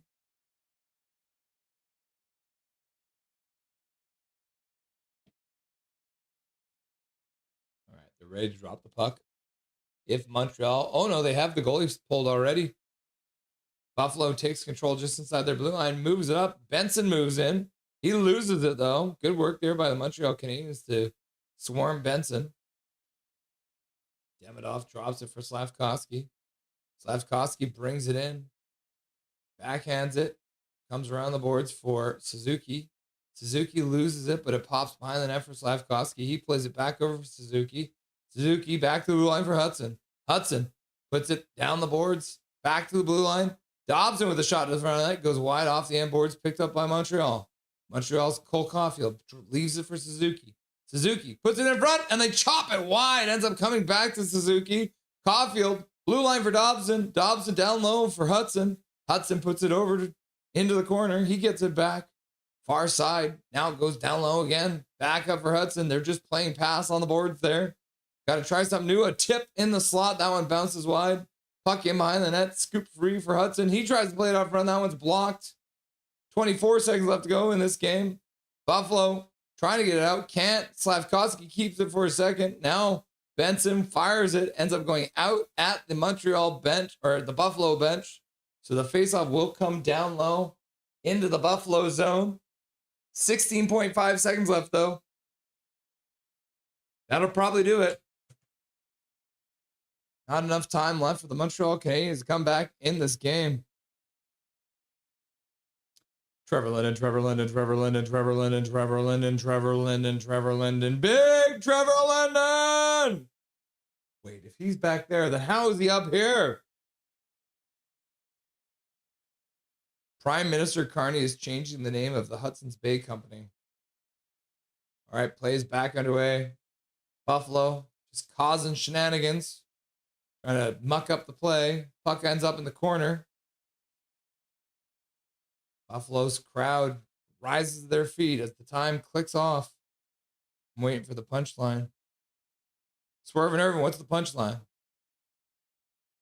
Or is that actually something that's happening? That's weird, right? All right. Buffalo wins game one. Montreal outshoots them 28-16. But Buffalo stands tall. Final. We can update this. Sabres lead 1-0. There we go. Just like that. Free Willy! Need another brown boy to cheer for. Would love to see Malhotra, but I'll be fine with Reed. Reed or Brown? Malhotra. Hi, Tillo. I am green again. Connor Brown. Yes, I saw last stream. Ha! Connor Brown is chill too. Charlie Brown. Imagine how loud the building is in person. Let's go, Buffalo! Says Tommy Boy. Woohoo! Says Tillo. Zach Whitecloud. Tillo's like, game over, game over, game over. Zach Weisscloud. That was a good game, says Big Mac. Jordan Greenway. I want the Habs to win, but I don't think they have a chance in the HE double hockey sticks. You are probably right. Okay. Montreal loses. Sabres now lead the series 1-0. Another team that is leading the series 1-0 is the Vegas Golden Knights. So we're going to be watching game 2 here in just a second between the Vegas Golden Knights and the Anaheim Ducks. Let's go ahead. I'll do something here for you. I'm going to quickly go and grab some water. So I'll leave you guys with something to watch here.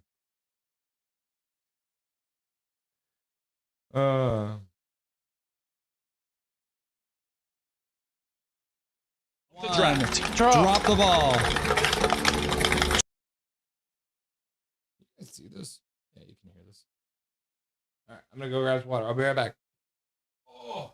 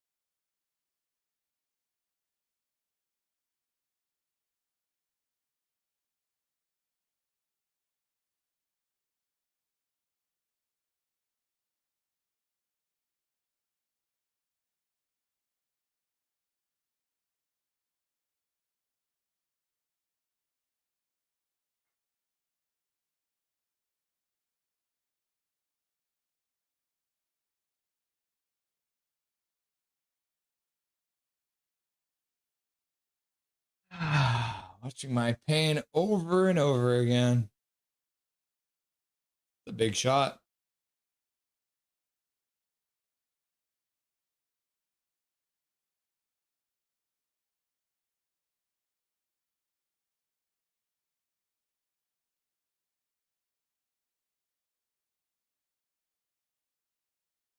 Yeah.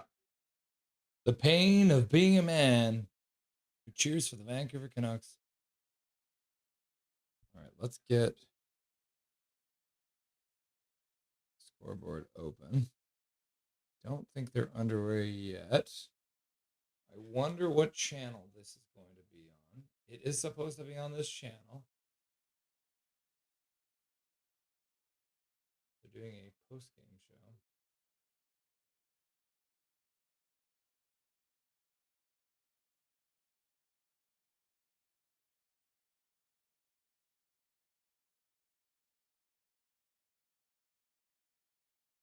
Not at 6:50.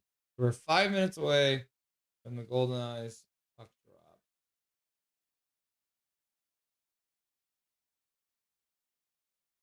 We can just go back to this one then. They'll just throw from. They'll just throw to it. I mean the series, not the game. I want the Habs to win, but I don't think they have a chance in HE doubles hockey sticks. In the series, not the game. Yeah, fair enough. Jordan Vertve. The French way. I have some pizza now.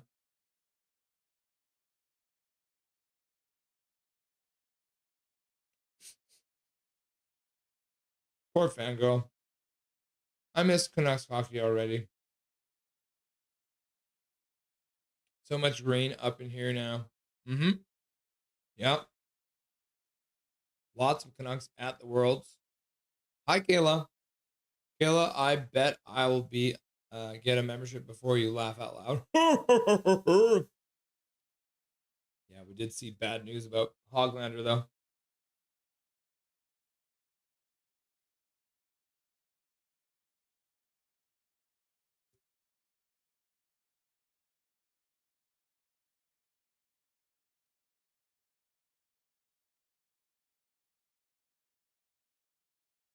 Injuries force Canucks Hoglander miss upcoming World Championship.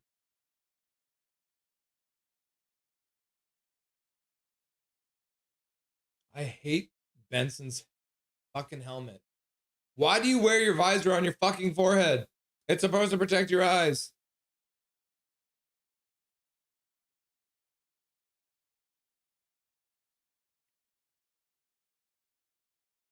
Sad panda. I wonder how bad it is.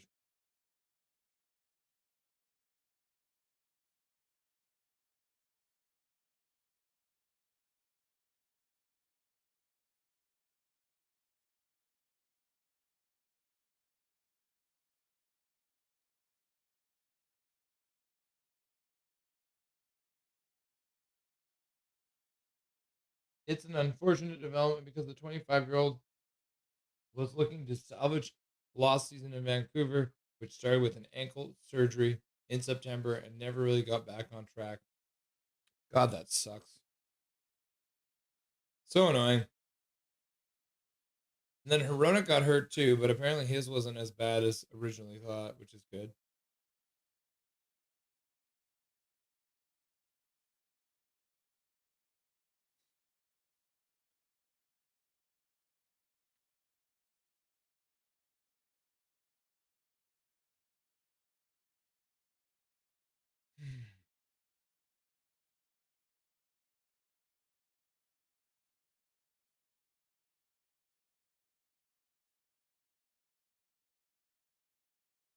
All right. We should be getting underway pretty quick here. Between the Anaheim Ducks and the Vegas Golden Knights. First period of play.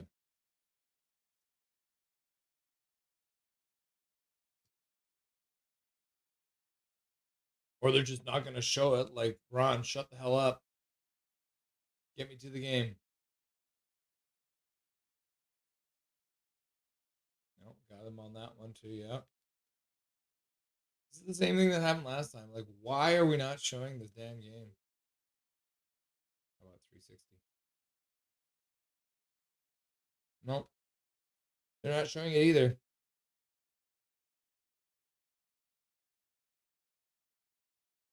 Nope. I never understand why they do this. Like, why are you still showing a post-game show?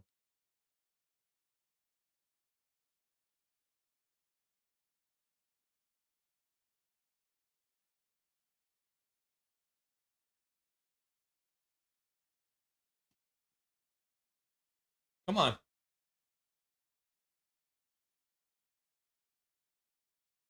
Can't think of any more hockey names with colors. Balls 1, 5, and 13 were filled with water. I believe that. Freaking that smart, snarky smile. Yeah, Muhammad knows. I'm not taking that bet. Laugh aloud. I believe it. Laugh aloud. Good night. All morning work comes fast. Have a good night, Connie. We love you.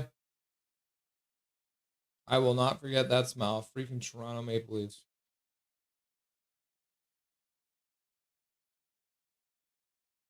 So crazy, right? Oof, the volume is not on. Hey, Tillo. Silent Hill. I don't have any hockey team. Life is too short to hate something as trivial as a hockey team.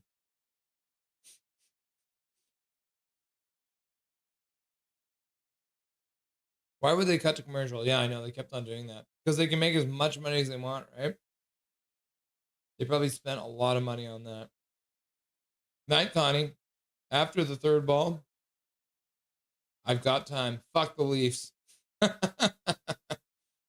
Most people would be watching the stream at that point. All right. Game 2 is underway in Vegas. Anaheim with an early chance. Can't actually get the shot off, though. And Vegas will get it all the way down the ice.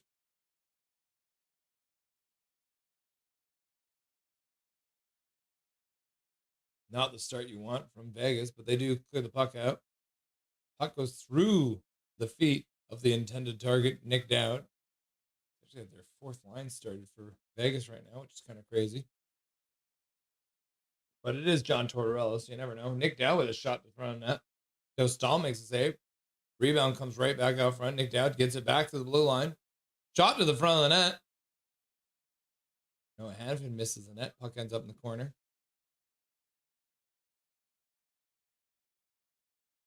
Barbashev couldn't get it either. Ducks dump it in. Cutter Gauthier. Rasmus Anderson. Puck up the boards. Back to the blue line. And Trouba with a shot to the front of the net. So one shot apiece now between these two Pacific Division rivals. Look at that smug smile. Bald beatard. Laugh out loud. Yeah, bald. The lottery is picking 8 balls without many commercials. It would wouldn't make money and would be a YouTube short video. Yep. Shot to the front of the net. Vegas picks up the rebound. They'll get it into the blue line of the Vegas zone or the Anaheim zone, but Anaheim intercepts it, gets it to center, and dumps it in. Now they'll change. Vegas moves out to center. Mitch Marner with some speed. Stops up, half boards. Tries to put it down low. That one gets intercepted. Now Anaheim turns it back. 3-on-2 coming back the other way. Pass ends up going off of their own player's skate. Bounces back out to center ice. Russ wants 4K. Laugh out loud. Calvin, what do you Northerners think of the BC clock change? Are winters going to be sucky? Oh, Joel Quenville didn't like that icing call. Learn the rules! Nothing is perfect. Play the Headspace reaction vid. Let me pull it up.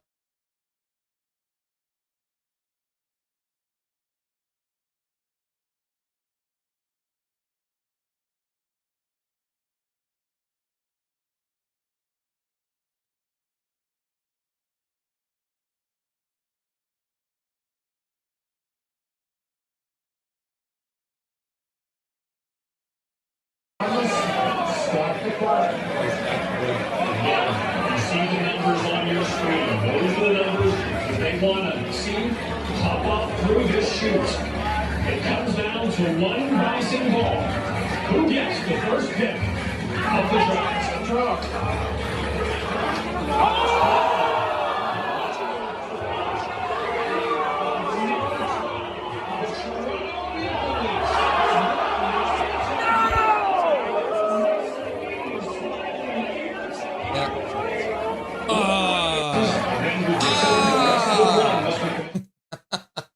As everyone really realizes that the Toronto Maple Leafs who won it.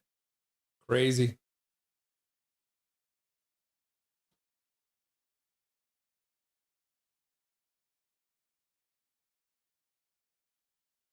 Eichel brings it in.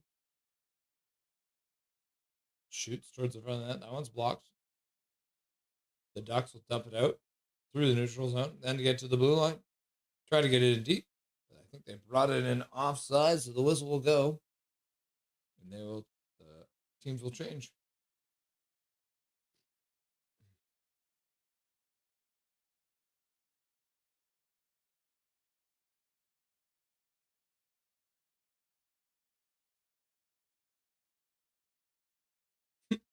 As predictable as a first round exit. Anaheim wins a draw. Dumps it in. Off across to the far side. Vegas gets there first. Puck gets knocked down by a high stick. And that'll draw a whistle. Because Anaheim high sticked it down and then touched the puck afterwards. We are just happy we don't have to change our clocks. That was the biggest thing. Laugh out loud.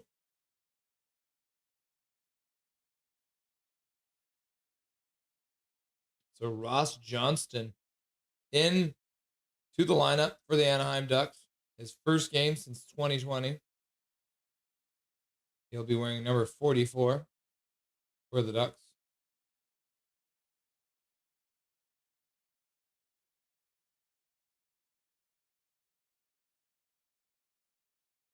Carlson takes a shot right through the crease.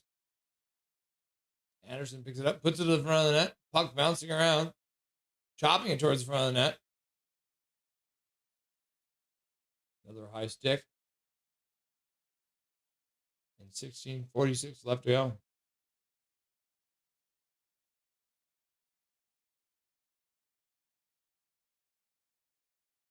Oh, it's a high sticking penalty.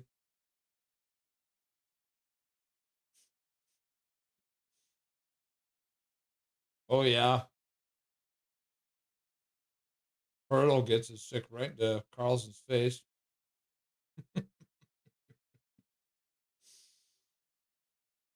Making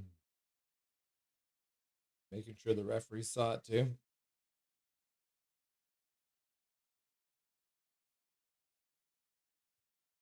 All right.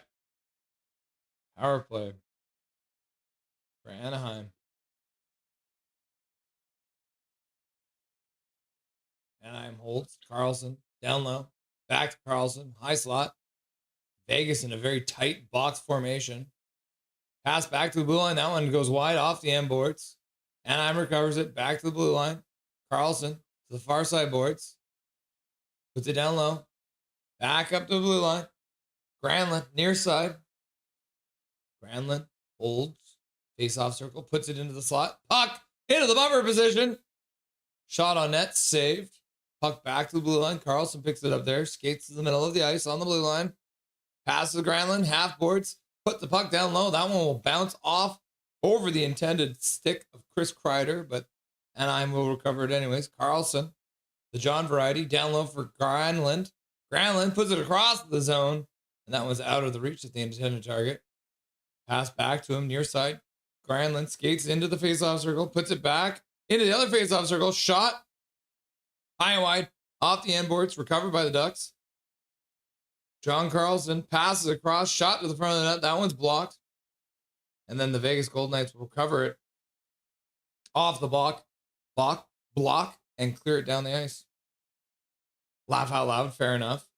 That is some cardboardy looking pizza. How long has that been sitting around? Laugh out loud. It is cold. That is why it looked like that. Oh! No, they didn't score. I thought they did. 25 seconds left to go on the power play for the Anaheim Ducks. It was just cold pizza. I actually love my leftover pizza cold. It was just from last night.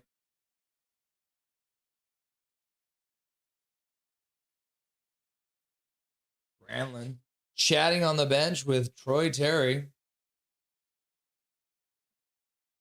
The goal leader for the Vegas Golden Knights, Howden, trying to win the draw. His opponent gets tossed, so Cutter Gauthier comes in. Howden will win it.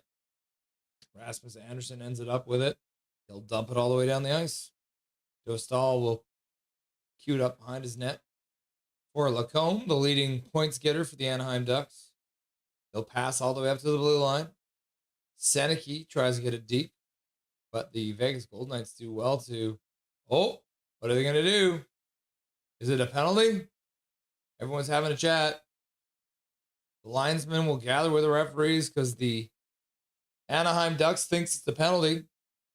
We'll have to wait and see. Let's see a replay. Yeah, looks like Mitch Marner will go to the box, so it'll be a brief... I'm not even sure you guys the damn power play.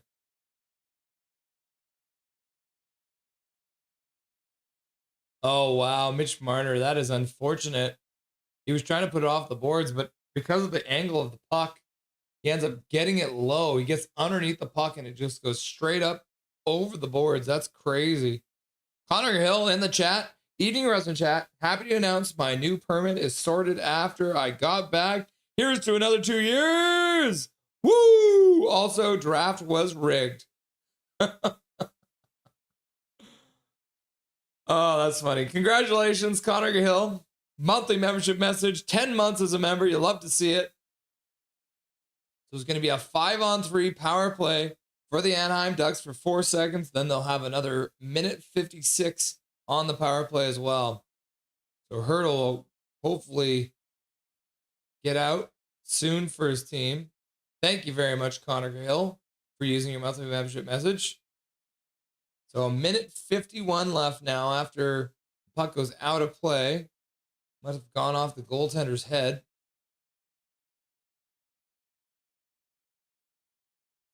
So Leo Carlson with a shot. Yep. The Vegas goaltender makes the save with his head and deflects it out of play. First time he's used his head in his entire life. Tillo with a gifted membership. Thank you very much. And look, it went out to Calvin 99 Charlie. Congratulations to Connor Hill, and thank you very much, Tillo, for your donation to Dobby's College Education Fund. We appreciate you. And congratulations, Calvin 99 Charlie, on getting the free gift of membership. Puck goes out of play again. A minute 37 left now on this next power play. 14:27 left to go in the first period. It might be a... Oh, looks like one of the Anaheim Ducks players, looks like it might be a high stick. Because, man, Mikael Granlund is bleeding everywhere. Oh, yeah, that is a 4-minute penalty. Eichel's going to go off for high sticking. It'll be another 5-on-3. It's going to be a 5-on-3 for a full minute 37. And then they'll get another, it'll be a double minor. So it's going to be a full 5-on-3 for a minute 37. And then they'll have 2 minutes and 23 seconds more of 5-on-4.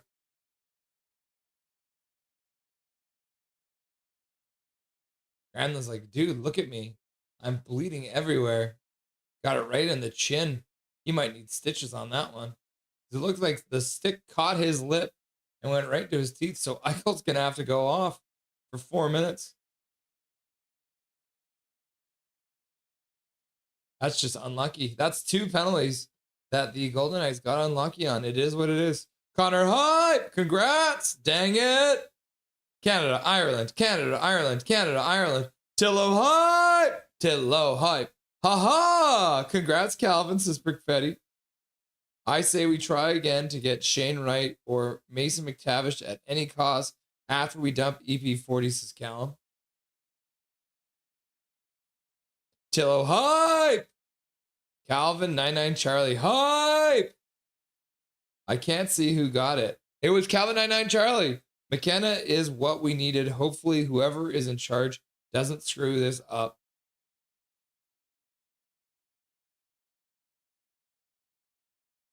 Granlund getting medical attention on the bench. They have to get him a new jersey too, because he can't wear a bloody jersey. Finally, someone I recognize gets a membership. Laugh out loud. No, says Zach. So 5-on-3, minute 37, double minor for high sticking. Oh, they do not drop the puck. They're faking us all out. Granlund with a big old gash on his chin. Oh, the whole screen has frozen. Nope, it's back.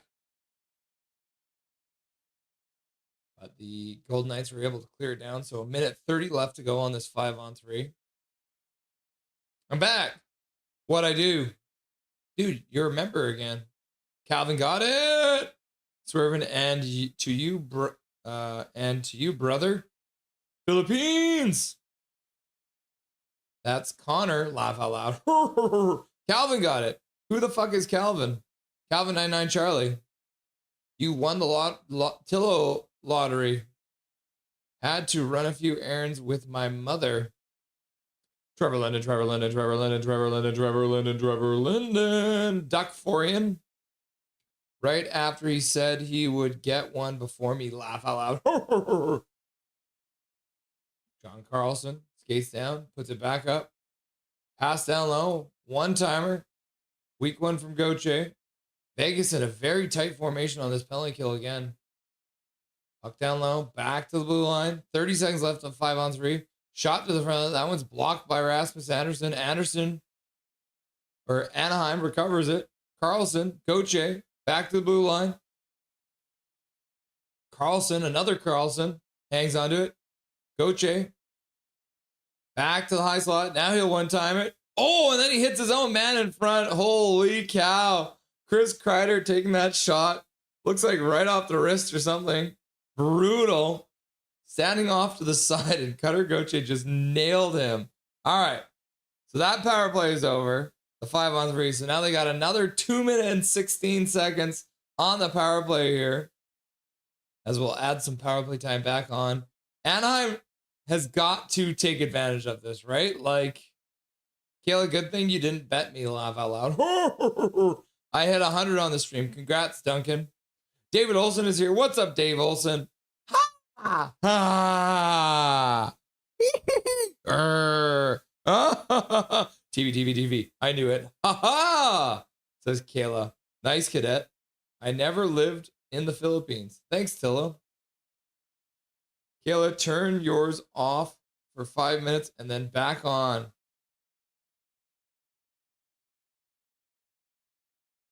Oh, and then Vegas.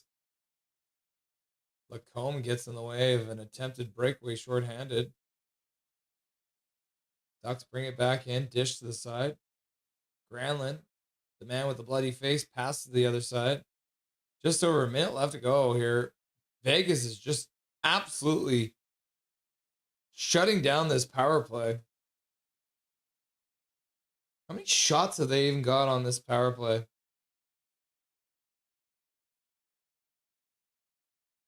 Granlund controls face-off circle. Tries to put it back to blue line. That one's blocked. Vegas will chop it up the blue line. That one's intercepted, though. And then a big hit there. Now Vegas moves out. William Karlsson dishes to the middle, but that one's taken away. Seneke leaves it behind his net. No one's there to pick it up. Luckily, there was no Duck there. Killorn now puts it back. John Carlson comes out from behind his own net. Almost gives the puck away. Mitch Marner's out of the box. But Anaheim brings it back in. 15 seconds left to go on the power play.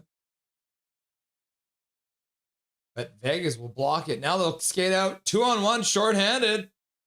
Pass across the high slot, and the man cannot do anything with it. As I think the puck got a little bit into his feet. He tried to kick up, ends up losing his stride and falling. Theodore falling over his own stick. Theodore. And then Tillo with another gifted membership coming out. And that one comes out to the Wackamist getting the free gifted membership courtesy of Tillo. So thank you very much, Tillo, for another gifted membership. And congratulations to Wackamist, who gets the free gifted membership courtesy of Tillo. Thank you for donating to Dobby's College Education Fund, Tillo. I appreciate you, my dude. You absolute legend. How come there's still 2 minutes left to go on this power play clock? Did it not start? It must have not started. Now there's only 4 seconds left on it.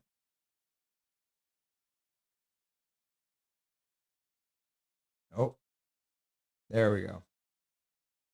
And now there's no time left on it.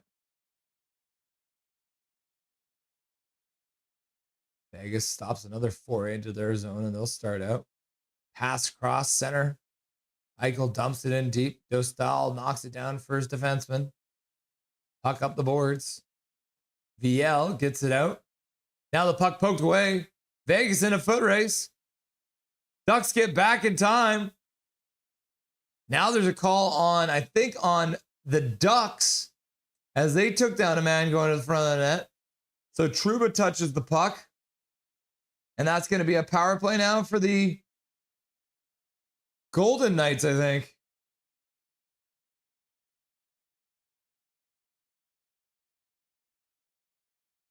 Oh, that's crazy. So it's Washi running into the Golden Knights goaltender and taking a goaltender interference call. That's crazy. Thank you again, Tillo. Tillo hype round 2. And then Zach's like, Tillo, you can't see Calvin? Cadet, yeah. Would be best advised to live here unless you have family member who was born here. Permanent residency is not a place to live. Nope. What is permanent residency? YouTube is acting weird. It was acting weird earlier too when I was getting this stream started. It was very bizarre. I'm glad I actually got to go live because I didn't know if it was going to happen. I tried Kayla, Duncan, Gary, James. Troubleshooting. PR is your pre-citizenship. Thank you, Tillo, says Kayla. Tillo, no problem. Cadet Dalton, it's like the equivalent of a green card. Yep. I did wait a few minutes and turned it back on. Laugh out loud. Try closing your YouTube app and then restarting it again too. The other thing you could do is restart your phone, which could help, which is weird, but it might help. Yeah, I haven't been able to see Tillo for quite some time. That's so weird. Well, I'm renouncing my American citizenship. I'm not renouncing. Tillo's generosity is awesome, says Callum. He's got his sunglasses on. Cadet, it's what you get when you apply. Once you meet certain criteria, you'll receive a card you can use, and it lasts for 5 times years. All right, Tillo's trying again. Tillo donating to Dobby's college education fund. And it goes out to Redbeard World. Redbeard's World getting the free gifted membership courtesy of Tillo. So thank you very much, Tillo, for another gifted membership and donating to Dobby's college education fund. I'm sorry, Kayla, it didn't go to you, but Redbeard's World getting the free gift of membership courtesy of this legend, Tillo. You'll love to see it. Sorry, I'll change the clock here. So it is now a Vegas Golden Knights power play. Go Redbeard! Thank you, Callum. Tillo hype round 3. Someone tried to steal copper from one of the facilities we have here. It shut off the Wi-Fi for everyone in our district. Oh, that sucks, my dude. So you're watching all of this on cellular data? So I need to move to Canada to gain PR. Very upset, says Zach. Tillo's on fire! Dang it. Tillo hype, says Bing Tang Warrior. Nothing is perfect. If you can't see people, you just switch chat filter to all messages. Yeah. I'll show you.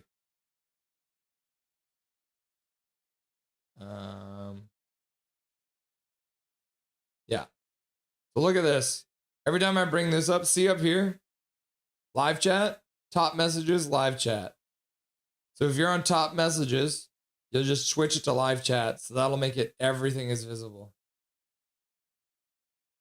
Does that make sense? Heart. Okay, memberships are back on now. For the longest time, I thought Callum blocked me. I'm on all messages, can't see a few people. Interesting. Man, Vegas, I haven't even been able to call this power play because I haven't done shit. Now Anaheim with a chance. Shot goes wide. Vegas loses their stick defensively. Hurdle brings the puck in. Dumps it in deep. Vegas with only 2 shots in this game so far. I don't think they've gotten one on this power play yet either.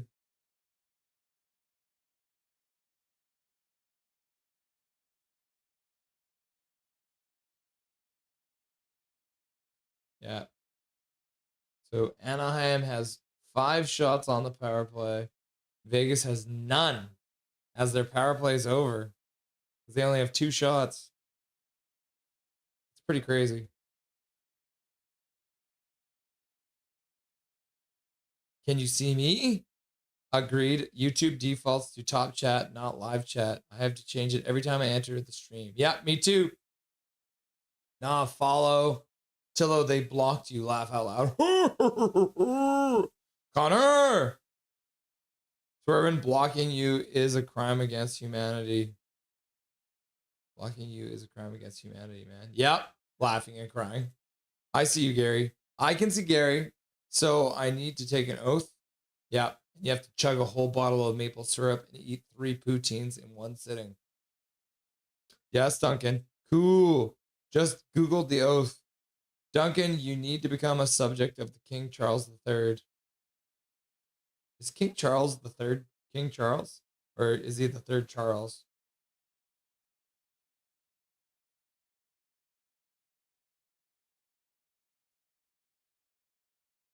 Oh, the linesman took a puck in the booty. Boys come over to check on him, see how his butt's doing. Bing Tang Warrior. I see dead people. Why would anyone block me? Says Tillo. Cadet, if you can get citizenship here, then yes. You are required to take an oath, swear allegiance to King Charles, even though his relevance here is about the same as many cups as McDavid has won. Did you kick a dog? Says Swervin. Do I need to appear to the king? No. Tillo didn't kick a dog. And do I need to appear to the king? No. You will not get an audience with the king.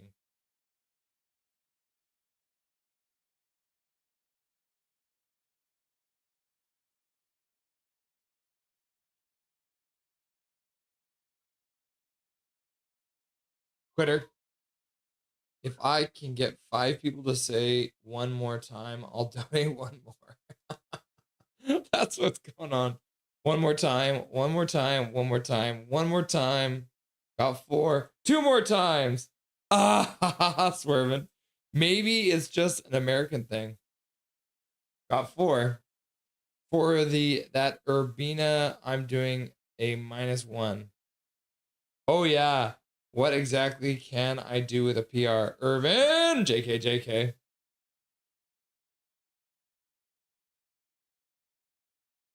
Tillo, oh really? I was replying to Irvin Connor. Isn't Canada part of the Confederacy? So the test is just Canadian history and slit like that? Ah, got you.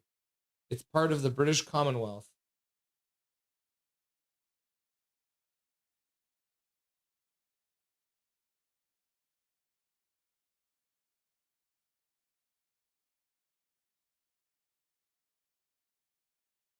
All right, plays back underway.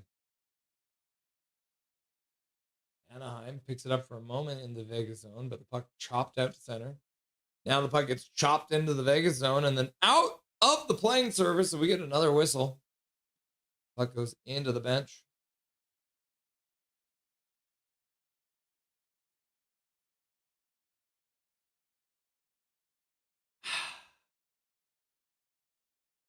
Vegas still only 2 shots. That's why Canada is the Commonwealth Games. Who scored the golden goal, Cadet? Commonwealth, correct. Canada is part of the Dominion of England, definitely not the Confederate States. Yeah. Dominion of England? Depends. Cadet, also yes. You have to take the test on Canadian history. Yeah. around the boards. Carlson on the point. Puts it down low. Gramlin skates the puck out to center. He thinks he's playing 3-on-3 overtime. Now he flips the puck in. Vegas picks it up behind their own net. Anderson. Pass to the side. Puck goes in offside. So the whistle goes. 5:58 left to go here in this first period of play. Which games are you talking about? Can't call it an empire anymore. If you want Canadian citizenship, you have to recite the entire House Hipple commercial from memory. Cadet, you failed. I'm a big history guy, so that should be easy. The House Hippo PSA. I say la la la la la la la la la la la la la la la. Derek Wang in the chat. What's up, Derek Wang? Nice to see you, my dude. Welcome to the stream. How you been, brother? How's the wrestling training going? England has power. The King of Canada is a separate title from the King of England. England has no power. Tillo! You didn't specify which games you were talking about. People say, Dad, I eat a lot of chocolate bars. Or that I don't wash my face. I shouldn't need to, Cadet. As a token of my achievement. Winky face. Connor, who scored the golden goal? Canada cannot pass new laws without the royal assent from the Governor General.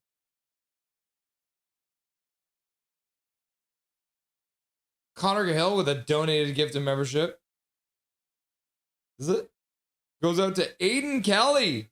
Connor Cahill, thank you very much for your donation to Dobby's College Education Fund. Aiden Kelly, 5853, getting the free gift of membership. Isn't that your fellow? Is that your fellow Irish guy? I feel like this is a little flag of Ireland, isn't it? So congratulations, Aiden Kelly. And thank you very much, Connor Cahill. You absolute beauty. You're going to be here for another 2 years. We love to see it. And yeah, look at that.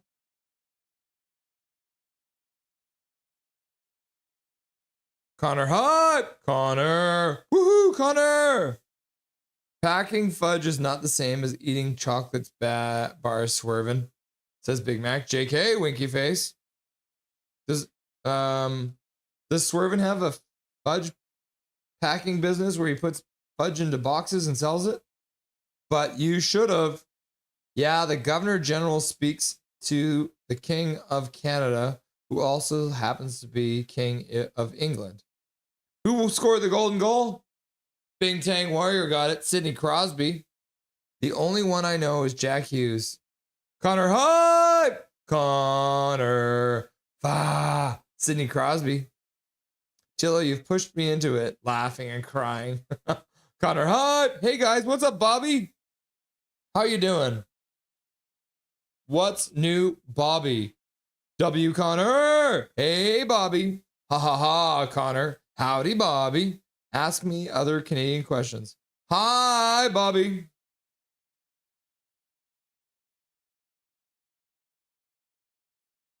What's the capital of Inuit? No, none of it. I'm an idiot. What's the capital of none of it? Who ran the Marathon of Hope? Says Tillo. The Canadian trivia continues. Not sports questions. One-legged man. And what year? Terry Fox, says Brickfetti.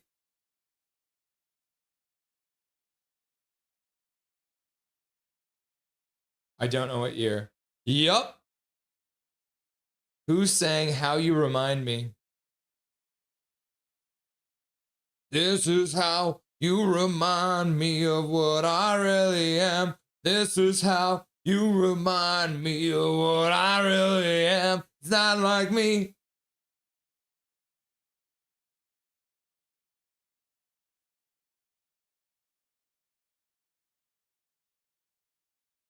Nickel front.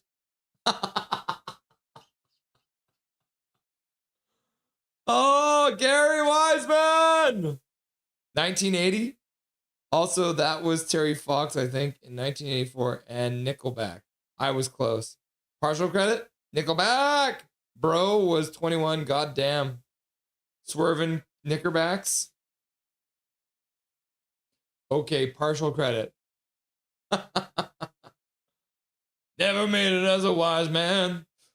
Couldn't cut it as a poor man stealing. Tired of living like a blind man. I'm sick of sight without a sense of feeling. And this is how you remind me of what I really am. This is how you remind me of what I really am. 'Cause I like me, say sorry. I was waiting on a different story. This time I'm mistaken for handing you a heart worth breaking. And I've been wrong and I've been down. Been to the bottom of every bottle. These 5 words in my head scream, are we having fun yet?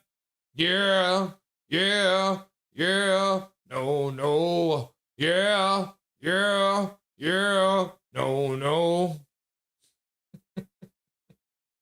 It's not like you didn't know that. I said I love you and I swear I still do. It must have been so bad. 'Cause listen with you must have damn near killed you. 3:55 left to go. Vegas with a couple of shots here recently. Hey Connor and hey Brickfitty and hey Tillo and hey Irvin and hey Big Mac. Cadet's like, which team ended a 53-year drought in 1993? Who is Nick Suzuki's uncle, grandpa? Montreal? David Suzuki. How many seats do the 3 territories get in Parliament? I don't know. Environmental legend. Correct. No seats.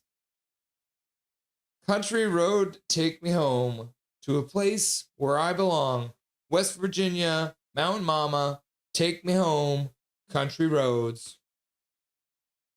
Take me home, country road, to a place where I belong. West Virginia, Mountain Mama, take me home, country road. 3 in the House of Commons. 3. I was right. Swerving, the guy who founded Suzuki Auto. Winky face. I got one for you guys. This one is easy. Who sang 2002's hit Complicated? Avril Lavigne. Why'd you have to go and make things so complicated? See the way you're acting like you're somebody else gets me frustrated. Life's like that, and you fall and you crawl and you take what you get and you turn it into honesty. You promise me you're never gonna find me faded. Oh. Where are the countries represented on the Canadian coat of arms? Sing photo. Look at this photograph. Every time I do it makes me laugh. How did our eyes get so red? And what the hell is on Joey's head? Nick Suzuki, relative, is a true Canadian treasure. I didn't think we'd get any seats. Maybe I will fail the Canada test.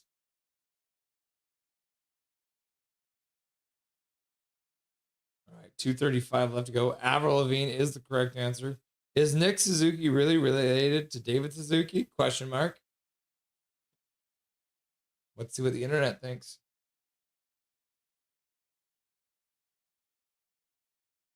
It's literally the first question that pops up on Google. Yes, Montreal Canadiens captain Nick Suzuki is a distant relative of famed Canadian environmentalist and scientist David Suzuki. David Suzuki is the cousin of Nick's grandfather. They're like cousins twice removed or something. England, Scotland, Ireland, and France, as well as Canada. He is related, I heard. Yeah, I mean, 3 seats for like 50,000 people is a lot. That is so easy. Yep. He is the great nephew of David Suzuki, apparently. I guess that would make sense. Why did BC join the Confederation? Tank is over this season. Tank needs to becoming for at least 3 years. Suck it up, Canucks fans. Where did this come from? Yo, Avril Lavigne. Oh, Swerve Irvin's got a crush on Avril Lavigne. Then she married the lead singer of Sum 41. BC joined because of the railroad and escaping debt. BC, the Brits had a few forts there. Correct. Pickfetti, not Duncan. BC joined because Canada agreed to build a railway. Oh, railroad. Damn it. I got one for you. Through the Rocky Mountains.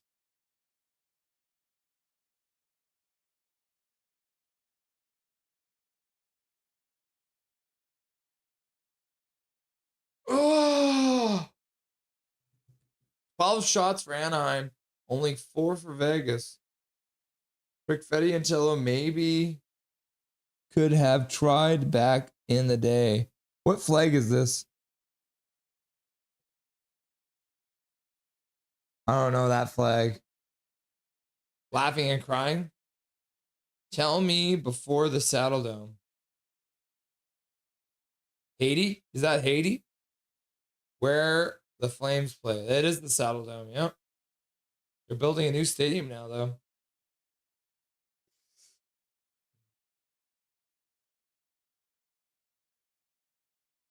I got to see Avril Lavigne in concert for free at the Metrotown parking lot. That's crazy. Tillo, yup. It is Haiti.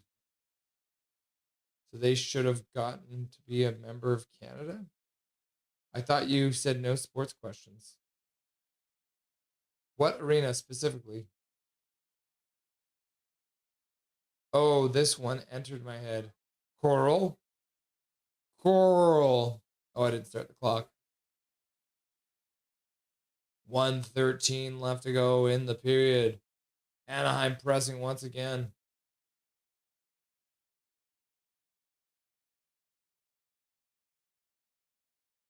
Oh, puck goes just wide. Anaheim really pressing here in this last minute of play. Shot to the front of that one goes off of massive bodies in front. Another chance. Carlson throws it towards the front of the net.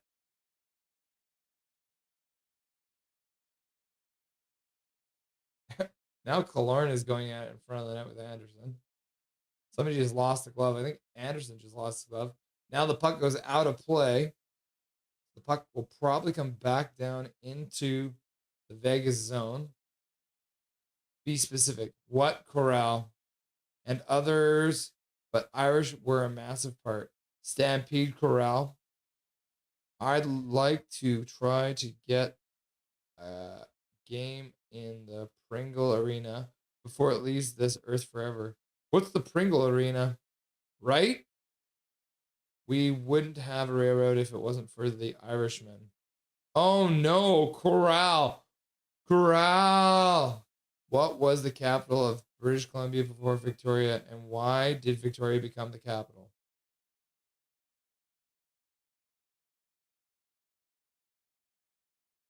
New Westminster? Says Gary. I don't know the question. Don't know why. New Westminster? Russ! Laughing and crying. Haiti being part of Canada would be cool. Puck dumped out. Anaheim collects in their own side of center. Correct. No thanks. Specifically during the colony of the British Columbia days. I am guessing ships in World War II. I think they moved the capital to the island because they wanted to claim Vancouver Island as part of Canada, I believe. Hello, the arena that has the shape topped like a bloody Pringle. Ah, so the Saddle Dome. Because I think they're going to tear it down, right? All right, no goals. Vegas gets horribly outshot in that first game. Or in that first period. Final shots in the period are 15-4 for Anaheim. Absolutely crazy. And Anaheim also had 3 power plays, a full 2 minutes, and then it was like just over a couple minutes of 5-on-3. So yeah, but they could not capitalize. Oh yeah, and it was a double minor. So Anaheim is 0 for 4 on the power play, and Vegas is 0 for 1. Vegas is at 66.7% in the faceoff though. That's crazy. All right, let's update this clock here. Or sorry, the scoreboard. It is now the first intermission. All right. So now we're going to read a story from the book Certified Beauties by James Duffy. More of hockey's greatest untold stories. So I'm going to run over and jump into the library for our more appropriate setting, and we're going to read a story about George Peros here, okay? See you in the library.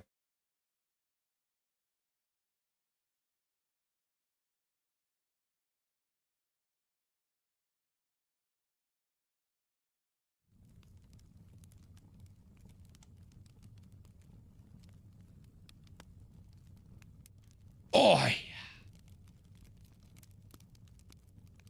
What's up, people?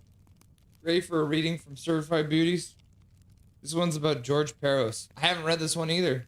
It's about waffles, apparently. So, hopefully, this is not about him shitting his pants. But, anything's possible. So this is called Walrus and the Waffle Man, the artistic comedy of George Peros.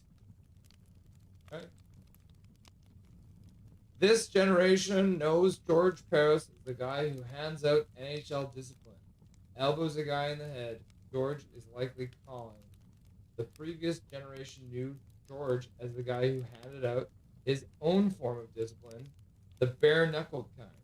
9 NHL seasons and 1,092 penalty minutes worth. But what neither generation knows, outside of his friends and family, is that the Princeton grad can also do other things with his hands. He's a bit of an artist. I've always loved to draw, George says. Just sketches. Okay. I want to sit this way. Just sketches and other things I still draw sometimes on long flights just to entertain myself. The skill came in handy during his playing days when George was often in charge of entertainment for his entire team. He would constantly come up with games and contests to keep the boys amused. See, Touching Randy. It's like Touching Randy Carlisle? That's probably got to be it, right? So on one long cross-country flight during the road trip with the Anaheim Ducks, George gets bored with endless card games and comes up with a new challenge. Let's have a drawing contest, he tells his teammates. He makes this suggestion knowing a lot of hockey players have zero artistic talent without the stick in their hands. That's what makes it so entertaining, George says devilishly. And so late at night, high above the earth, on a charter bound for somewhere, George rips out a bunch of pages from the notebook he travels with, both to draw on and to keep track of the team's fine arts. Master is another of George's many roles on the Ducks. He distributes pens and pencils, and the Ducks start making art. Loose usage of the term. George calls out the categories: landscapes, dogs, various other animals. And while the winner is still to be determined, the loser is clear from the outset. It becomes apparent very quickly that Corey Perry is one of the worst drawers we've ever seen, George says. He has no idea what anything looks like. There is no distinguishing feature or shapes of any of his animals. Basically, everything he draws is like a snake. Sadly for Perry, snakes is not a category. George calls out his next subject, walrus. Perry bears down. His pencil moves gracefully back and forth across the page. It's eerily reminiscent of Da Vinci's drawing the Vitruvian Man during his first Milanese period. Perry finishes and proudly shares his work. Corey's walrus is the most laughable drawing in history, George says. He essentially draws a circle with this human face inside it. The whole team is dying. I'm like, dude, there's not even any flippers or little arms on this thing. So I tried to help and draw a couple of flippers on his walrus for him, but it's not salvageable. It's a disaster. Perry's walrus is the talk of the trip, so George decides to tuck it away in his notebook for future abuse. Around the same time, George is starting his own apparel line, Stash Gear, celebrating his noticeable facial trademark. It's a series of designer t-shirts and hats.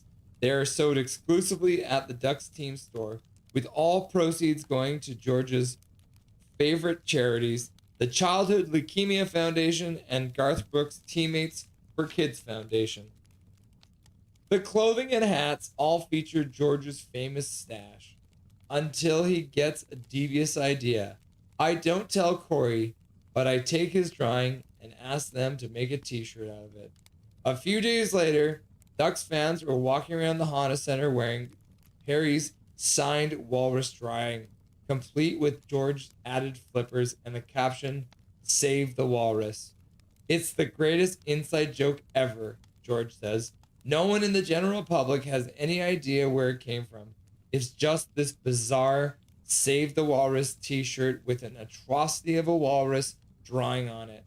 I think we might have even donated a little of the money raised to save walruses. The t-shirt sells out. That Corey Perry always gives back, even when he has no clue. People were loving that shirt, George laughs. The priceless Perry walrus sketch is not the only time George uses art to rib a teammate. The Ducks are on the road in Vancouver when a hotel staff member tells the team service manager that one of the players has been eating waffles from the buffet. Apparently, they aren't included in the continental breakfast the team has paid for. It's hardly a scandal. The restaurant's employees just want to give the team a quiet heads up that waffles aren't on the menu. But when George finds out, he tastes an opportunity, smothered in maple syrup. Through rigorous investigation, I find out it's Jason Blake who ate the waffles, George says.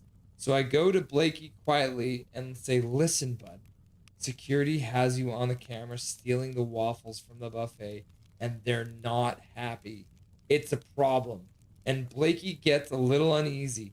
He's upset that they are making a big deal about it. I don't think he even realizes waffles weren't a part of the buffet, so he is all pissed off and becomes a sensitive subject after the road trip.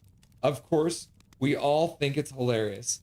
So George decides it's time to bring out his artistic side again. He takes a wire coat hanger and twists it into a stickman figure. Then he makes a trip to the grocery store and buys an abundance of frozen Eggos. And then I thread the waffles onto the stick figure and create Waffle Man, George says. I put a stick in the Waffle Man's hand and hang him on the glass by our bench before practice. Blakey sees it and is just losing his shit. The guys are howling. When I first reached out to George to ask if he'd tell me a story or two for this book, he said, text me some ideas as he thought of them. That way I could remind him when he eventually got around to talking. When you wake up one morning to text that read, "Perry draws walrus, Waffle Man," you know it's going to be a good day.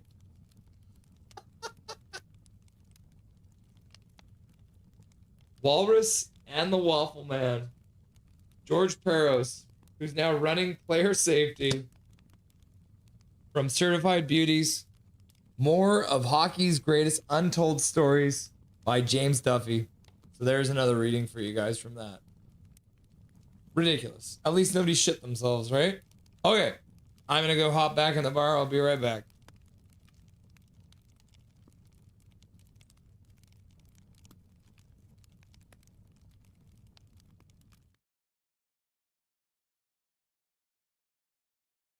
Oh, yeah.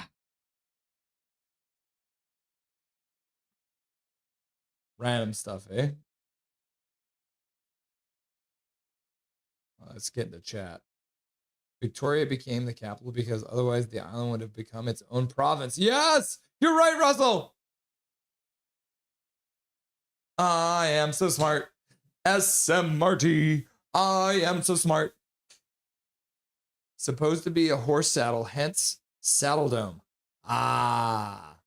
It was moved there to take over the island to prevent it from becoming a province. Cadet Duncan coming in with a late answer. But yes, Pringle would make a good stadium sponsor.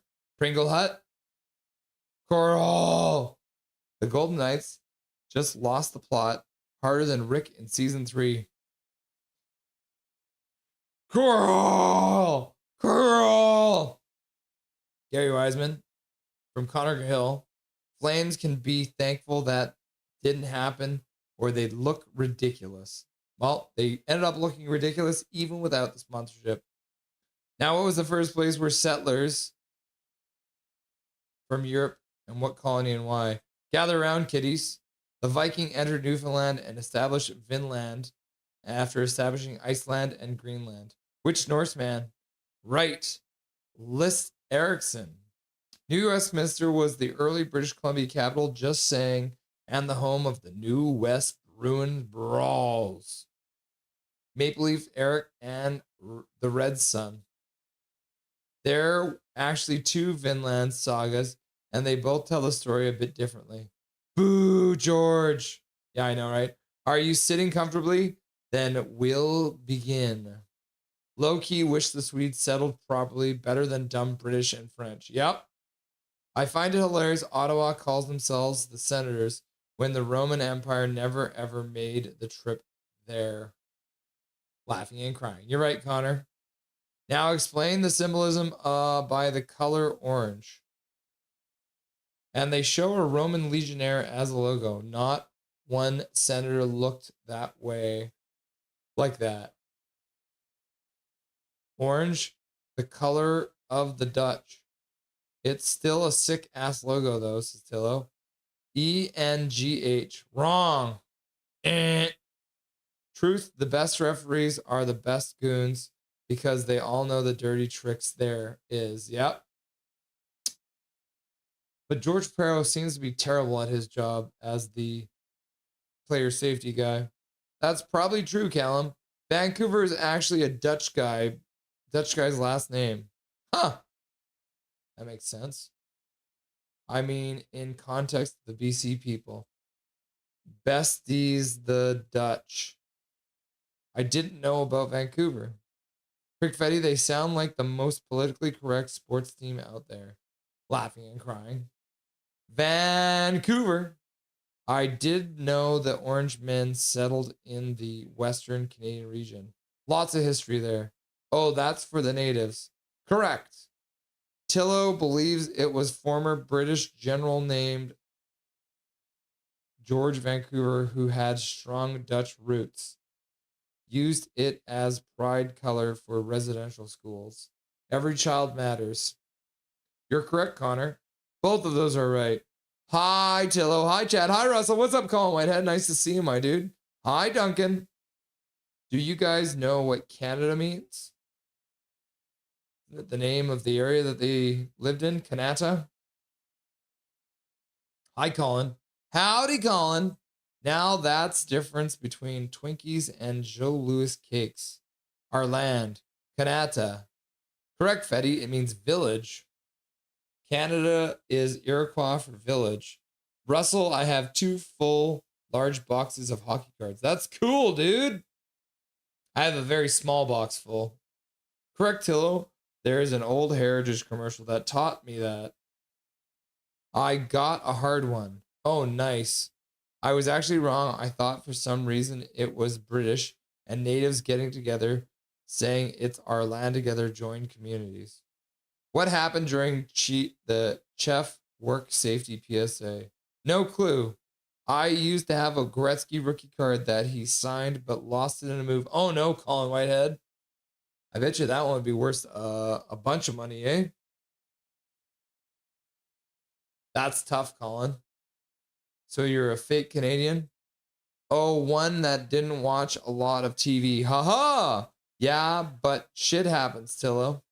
Shit does happen. Oh, Twinkies are white cake, vanilla filling. Joe's Lewis are chocolate and robed chocolate cake with vanilla filling. Are those both Canadian treats? Wait, Wayne Gretzky or Brent Gretzky? Russ pulled this one on us.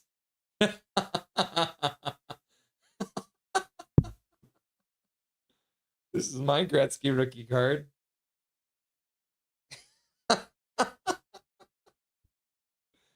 This is also my other card that I love from this is not even like, this is Darren Poopa.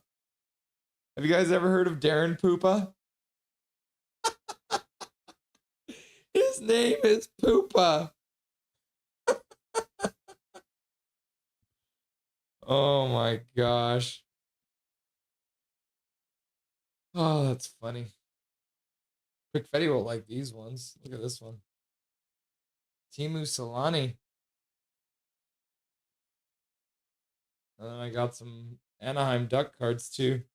Got Guy Herbert. Ron Tugnut. And another Guy Herbert. Cool, right? Those are my Anaheim cards.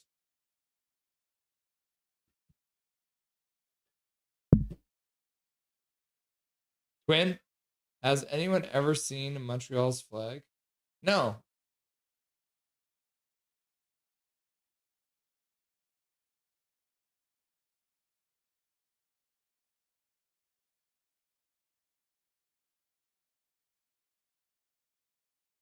The flag of Montreal.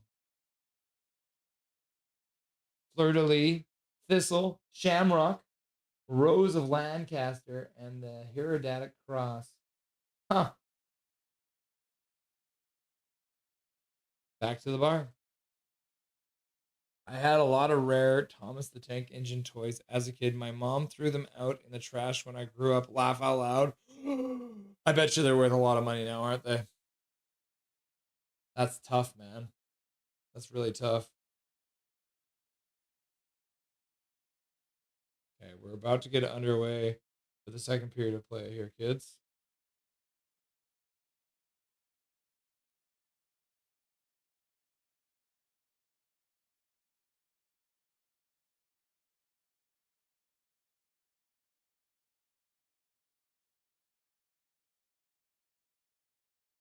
Okay. Update the clock. Update the scoreboard. Second period. No, I'm not. What Canadian author wrote The Deal in 2015? Russell, confession. I sharted a little. Oh, that's fair enough. Oh, the play is underway. Nothing wrong with a little shart, you know? Sometimes you try and let a fart out, and it goes wrong. So it is what it is, right? I would love a game used stick from Gretzky, says Colin. Oh, Dostal doesn't know where the puck is. Now the whistle goes with 19:20 left to go. Come on, this shouldn't be hard. I don't know. The deal? My mom gave away all my Legos so much. Me too, Brickfetti. Oh, I had so much Lego and my mom gave it all away. Oh, and that stuff is worth a lot of money now. I had so much Lego. It was crazy. The deal. Don't read a lot of romance, mainly nonfiction. Come on, she's practically a celeb up there. I know that off the top of my head. Tillo, I also used to have a Daniel Sedin pre-NHL career card from his Swedish elite days, but lost that moving from to Calgary. Oh, Colin, that sucks, my dude. That's a great one to have too. Nope. That sucks, Colin. www. We need a Dobberton fix. You want some Dobby time? Yeah, let's get Dobby. I'll go grab him for you.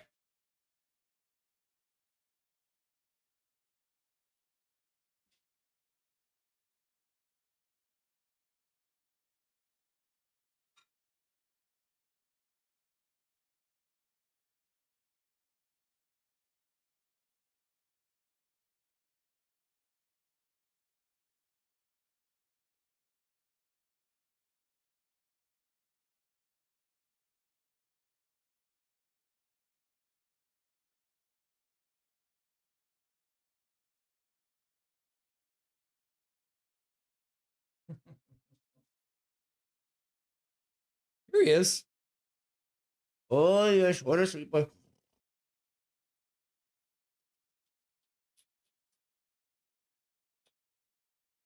Oh, yes. He's a very sleepy boy.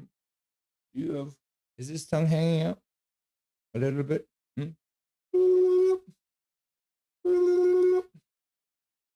Like, Dad, I'm sleepy, bro. Oh, he is such a sleepy boy, huh? There you go, Callum. Basically, their flag is a red cross with an English rose, an Irish shamrock, a Scottish thistle, and a French fleur-de-lis. Pretty cool.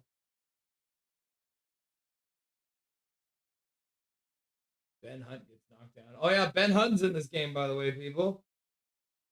Can you believe it? Ben Hutton, former Vancouver Canuck. Oh, yes, he's such a nice chunky boy, huh?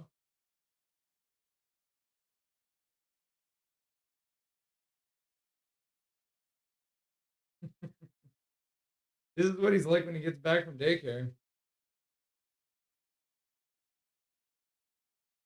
So he's a bit of a sleepy boy right now. I'm serious. The author is Canadian. Ali L. Kennedy. Canadians can write? I wonder what the Daniel Sedin card would be worth now. Correct. Yes, Canadians can write.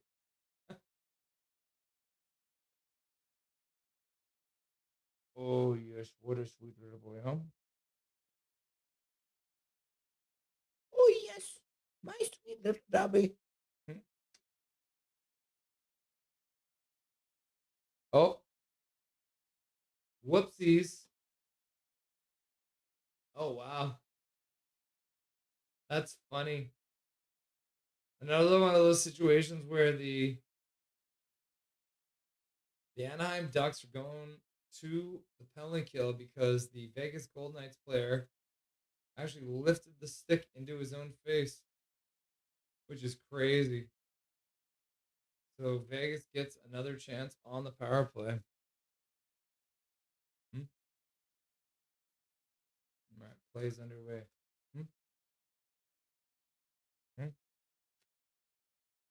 Oh, you're free so sweet, huh? Oh, yes, huh?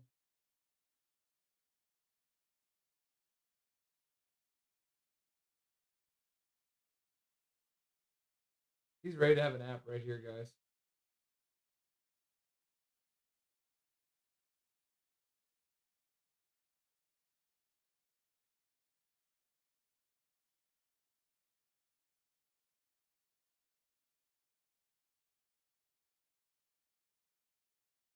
Go ahead. I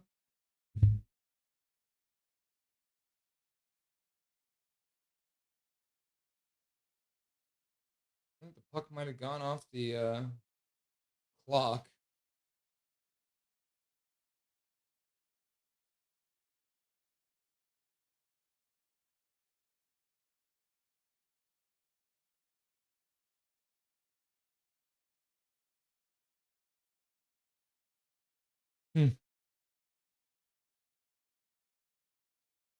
Not well, Gary. We misspelled color. Haha! How come you spelled color wrong? There's no U in your color, Big Mac.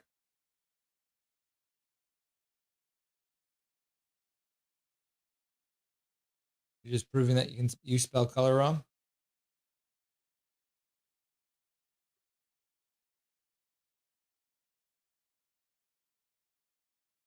Connie is asleep. My first wife was a Dutch model. What? Callum hype. Callum ha. Time to make my egg. Have fun making your egg. I might be the only one here that thinks Sabres win the series in 6. Although by the way they play today, they might. Laughing and crying. I'll be cheering the Sabres on, says Gary. Hi, Perfetti. Howdy, Colin. Cadet. Meanwhile, Russ can read about 60% of what I put and not mispronounce. That's a pretty good percentage.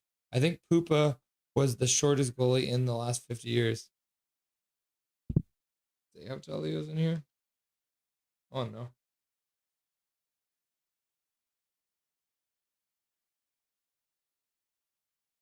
Darren Pupa was apparently 6'3". You must be thinking of someone else. Because 6'3" isn't that short. Tall boy. Nope. Twinkies are American. Joe Louis are originally from Montreal. Montreal's flag is surprisingly inclusive. That is a surprise. Weirdly inclusive. Ryan, I will check BRB.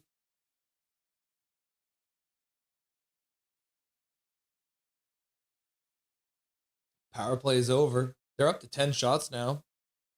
So that's not bad. Getting back into the swing of things.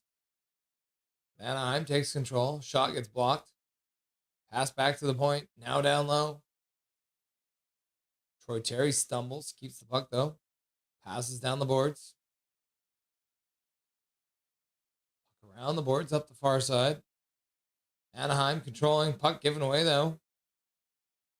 And the Vegas Golden Knights will dump it down the ice. I can't believe they called that fucking icing.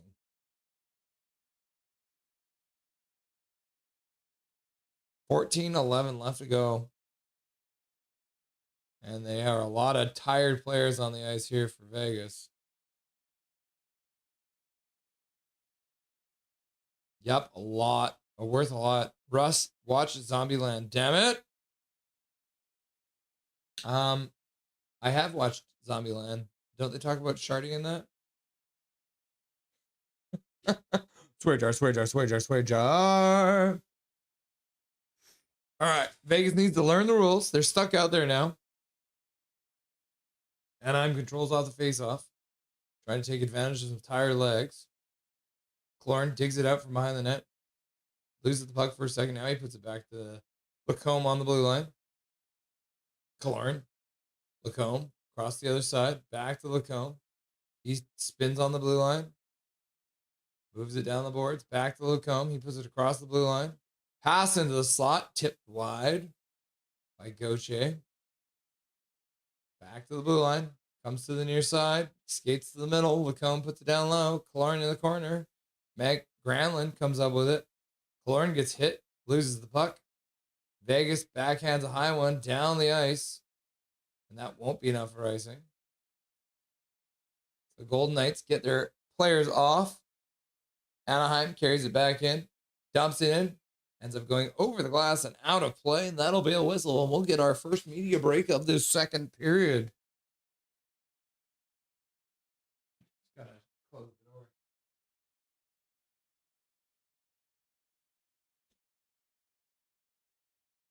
Don't want to bother Crystal with my play-by-play. She's out there watching TV. Apparently, the shortest goalie in the last 50 years was Darren Pang, actually. Let's look him up.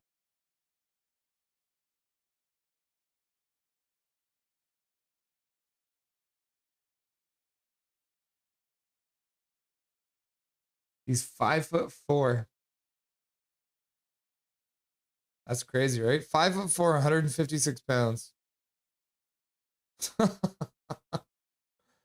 And his career save percentage is .882. And he has a 4.05 career goals against average. He allowed 4 goals per game. That's hilarious. Dobby, Dobby, Dobby, Dob, Dob, Dob, Dob, Dob, Dob, Dob, Dob. Pang was 5'5". Pro hockey player, 165 centimeters is crazy. I don't know why, but Pang even sounds short. He sure does. Pretty fat. He's like, Dobby, Dobby, Dobby, Dobby, Dobby, Dobby. Until I was like, Dobby, Dobby, Dobby, Dobby, Dobby, Dobby, Dobby, Dobby, Dobby, Dobby. Gary Wiseman's laughing and crying. And then Big Mac's like, Dobby, Dobby, Dobby, Dobby. Cal McKenzie, Dobby, Dobby, Dobby, Dobby, Dobby, Dobby, Dobby, Dobby, Dobby, Dobby, Dobby. Learn the rules, learn the rules, learn the rules. Too good, too good, too good. And Colin Whitehead's like, Dobby, Dobby, Dobby, Dobby, Dobby, Dobby, Dobby. And then Kayla's like, Dobby.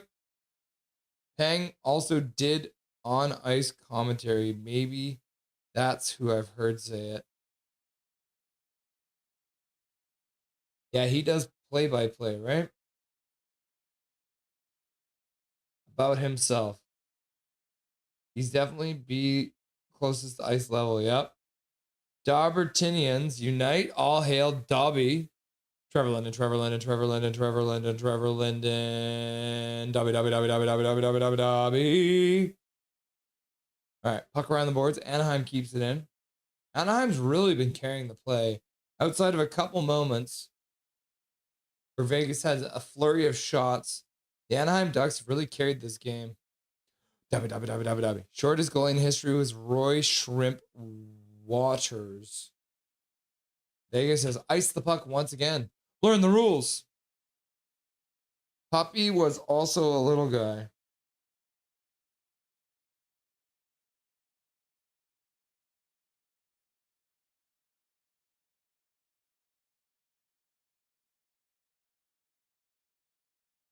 Five foot three. Born in 1900. October 19th, 1900. He played just under 500 career games. Back to the bar. Learn the rules, Vegas. Now you got to play tired again. They'll dump the puck down the ice. Picked up by Anaheim. 1, 2, 3 left to go. 1, 2, 3, 4 left to go. Anaheim gets the center, dumps the puck in. Vegas comes up or loses the puck. Anaheim tries to put it back to the point. Lacombe pinches in, keeps it deep. Good work there by Lacombe. Anaheim tries to work to the middle. Vegas blocks that. Puck down behind the net. Troy Terry spins. Loses the puck. Now Stone puts it up the boards. Kept in by the Anaheim Ducks. They'll play it around behind the net. Troy Terry gets to it, plays it to the middle. Carlson puts a puck out front. That one's blocked. Vegas is got a very tight defensive structure in front of the net. Shot wide by Lacombe. Puck comes off the end boards. Carlson tries to play at the line, but ends up losing it. And the Vegas Golden Knights clear down the ice. They'll be able to change their players. The linesman blows off the icing call. Anaheim tries to drag it out front. Puck squirts into the slot. But Vegas will chip it out to the neutral zone. Then they'll play it deep into the Anaheim zone.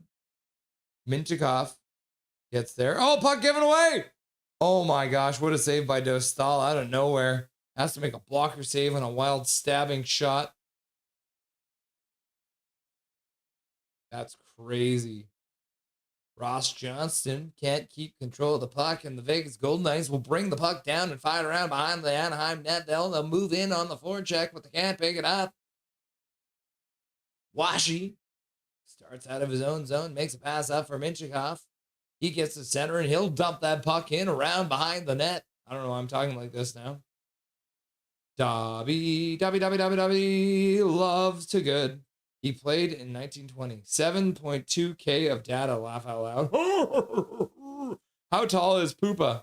Poopa's 6'3". I will check. BRB. I'm out. Catch you next stream. See you later, Gary. Nice to have you, buddy. Bye, Straw Gary. Poopa was 6'4", actually. Peace out, Gary. That's tall AF. He was ahead of his time. Dobby. Dobby, Dobby, Dobby, Dobby, Dobby, Dobby, Dobby, Dobby, Dobby, wave! Wait, what? I'll just shut up. Don't shut up, Ryan. We like you. Don't shut up, Ryan. I am wrong about something every day, says Brickfetti. Ryan, that's okay. We all make mistakes, bro. I had to look it up to know. Mix up Poopa and Pang. Bye, Gary. All good, Ryan. I find it funny that the Flames fans were sure they would get the first overall because of the new arena. I'm back. Sorry I had to step away to do grocery shopping. All good, Fangirl. You don't have to apologize. What happened? Did Vegas in the Vegas and Ducks game? Right now it's 0-0, halfway through the game. Anaheim has been controlling most of this game. Vegas had some spurtiness and got some shots, but playing a very tight defensive structure against the Anaheim Ducks. Imagine Edmonton jumps 11-1 next year after they fail to make the playoffs. Don't put that juju in here, Tillo, bro. Welcome back, Fangirl. I would quit watching the NHL. Not really. Flames suck, so I am glad they fell to 6th pick, actually. Oh my God, we got a goal! The Ducks score! Seneke puts it past the Vegas Golden Knights goaltender. And they finally do something. Quack, quack, quack, quack. Go, go, go, go, go, go, go, go, go, go, go, go, go, go. Good forecheck. VL gets it out front. And just a really quick play. Seneke stops all alone in front. Nobody on him. And a quick pass out front from VL. Gets by Hart and Mitch Marner. All the way out. And he is so alone in front of the net. Yeah, nobody got to him in time. Whoops. Smits is the man. I'm just trying to think of the fact our guys are low value. Till like, go, go, go, go. Dude quit playing hockey for 2 years. Playing Yoga Master. Not exactly the same as Darlene.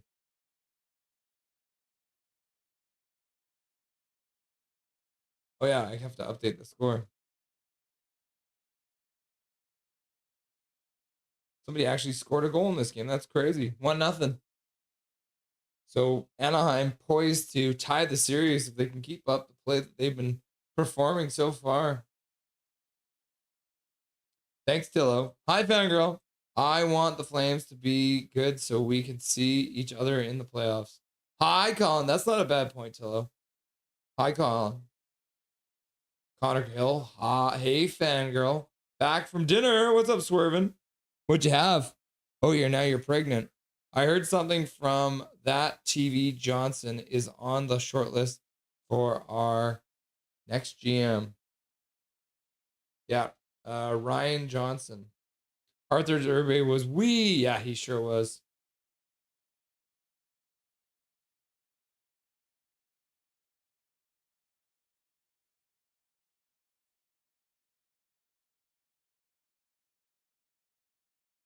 He was 5'8". Archer Herbe, 5'8". He did play for the Canucks too. 1 season. One of our many goalies. Crazy, right? I let that clock run a long time after the whistle had gone. There's still 8:19 left to go.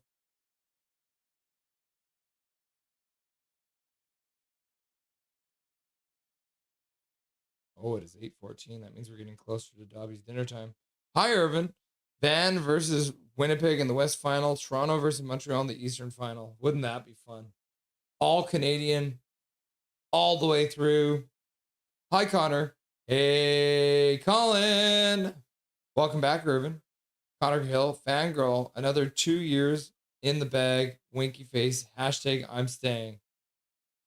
So, Irvin, do you think the Sharks would take D. Petey and their 2nd round pick and our 3rd overall to pick 2nd overall? Maybe. C'est possible. Winnipeg versus Ottawa would be the NHL's nightmare. I don't know, Colin, but I like your enthusiasm. That's why it's funny. Rick Fetty, on a scale of 1 to 10, how pissed are you that what the Jets did, that they didn't get a good pick? Please don't become a GM. Not that I want to lose DPD, but if it gets us a second pick, I would be okay with it. Yep, haha! What a save by Dostal. What a save! Great save, Dostal! Colin, next draft is more stacked anyways. We should be patient. My problem with your trade offers is you always want to give up more than we get back. I'd rather we have more picks in the next draft. Yeah. And the next draft, there's supposed to be a whole bunch of centers too. This draft is full of defensemen, and next draft is full of centers. I was upset when they chose to make that stupid playoff push, but accept a shit pick in a while ago. I think it's gonna be Tynan Lawrence or Daxton Rudolph. Not too bad. Yep, lots of good defensemen in this draft coming up. That's the thing. It's not necessarily that this is going to be a bad draft. It's just that there isn't as much high-end talent, but there's more talent throughout, I think is the best way to describe it. People have Stenberg higher than Malhotra, but Stenberg gets compared to Kempe, while Malhotra gets compared to Suzuki. Interesting. Dave Hall on Securus and Price today said that next year's draft isn't that great. Actually, only top 5 or 6 next are good. Rudolph is awesome. Hopefully Smits falls to you guys. Connor Hill, Perfetti, also Taves made the final 3 for the Masterson, so it's happening. Laugh my ass off.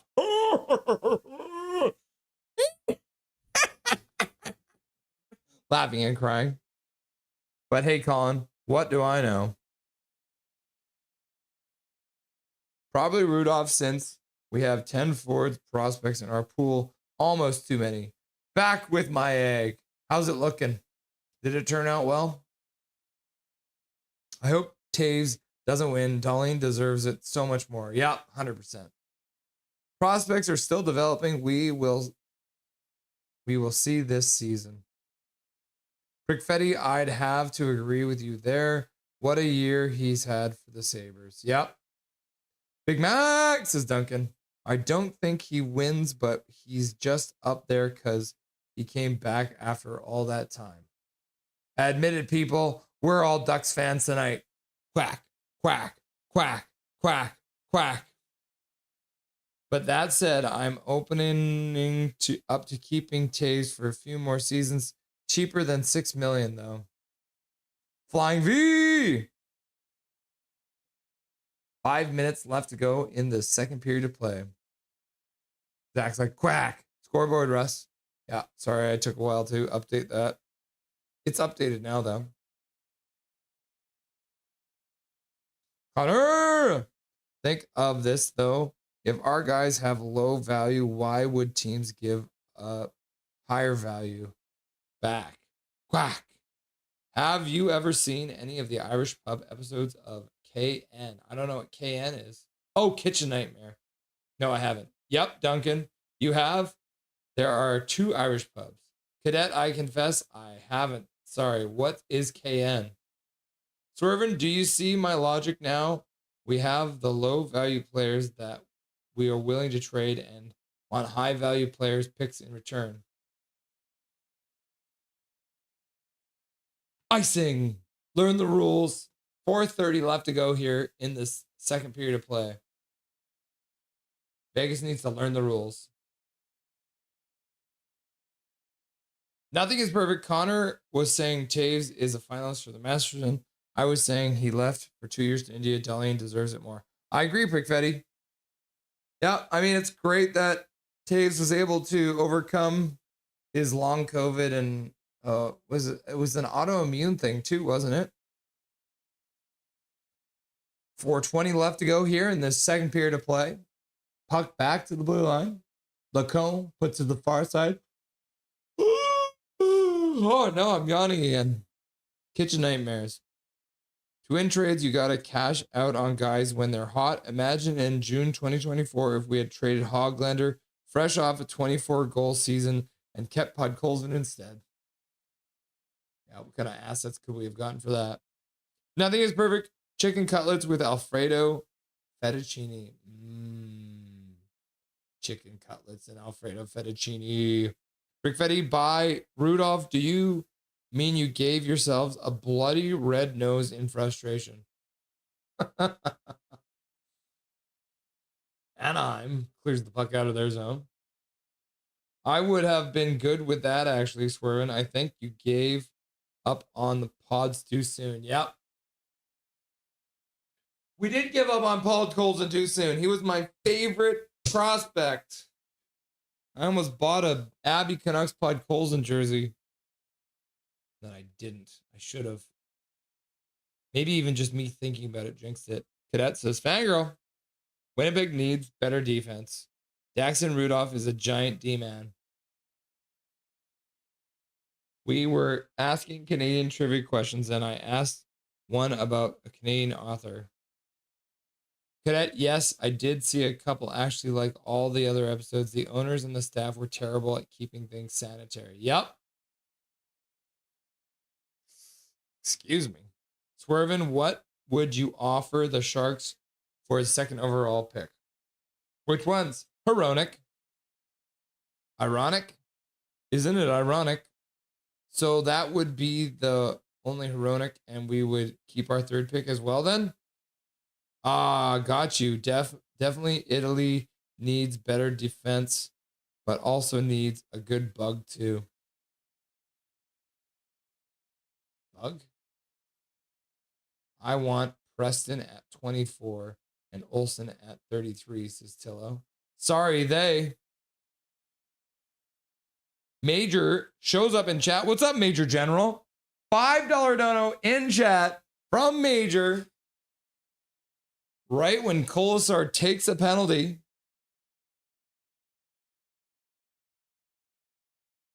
Oh shit, Ted Turner passed away.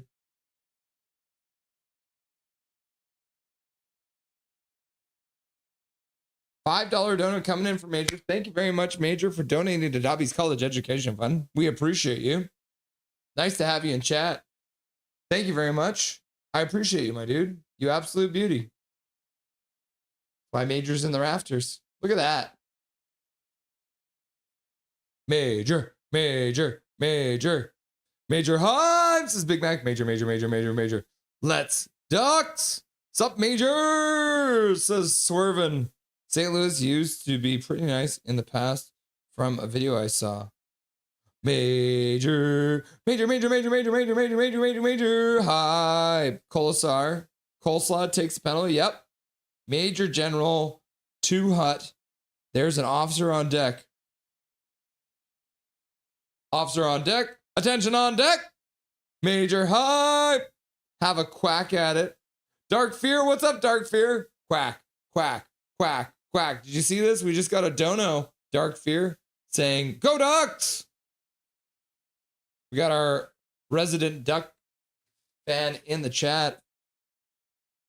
So the penalty happened exactly at the 2 minutes left to go. So that means that the Ducks will have exactly 2 minutes at 5-on-4, unless they score. It was very satisfying to see Anaheim in game in 6 versus McNugget. Major with a gifted membership. Going out to Dar Daddy. Thank you very much, Major. You got to go see them play?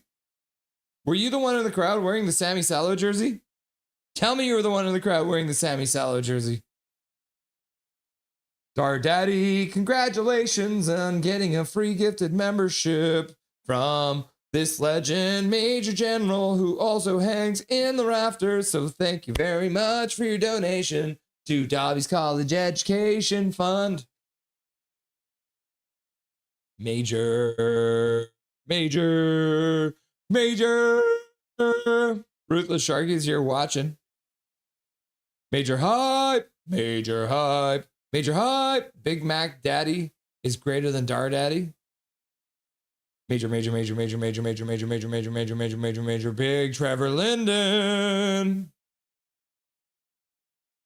All right. Face off in the Vegas zone after the penalty call. Anaheim does win it. Bad pass, though.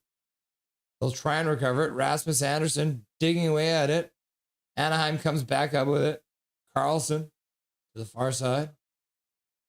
Puck down low. Back up the sideboards. Now down low again into the bumper spot. Puck ends up getting deflected into the corner. Around the boards. Granlund holds it in there. Granlund keeps. Holds. Puck down low. Into the bumper. Good defense from the Golden Knights. Anaheim recovers.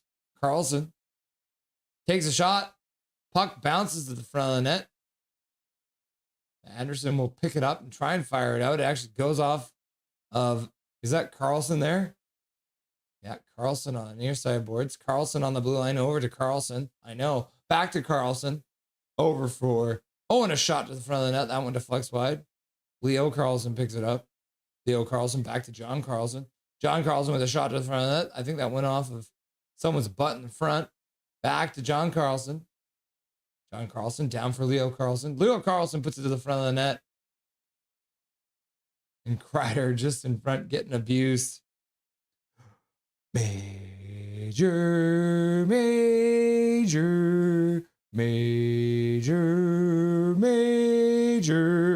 Canucks fans will own a debt to Anaheim for ending McNuggets era in the Pacific Division. You don't want the best player, you want the best team. Correct.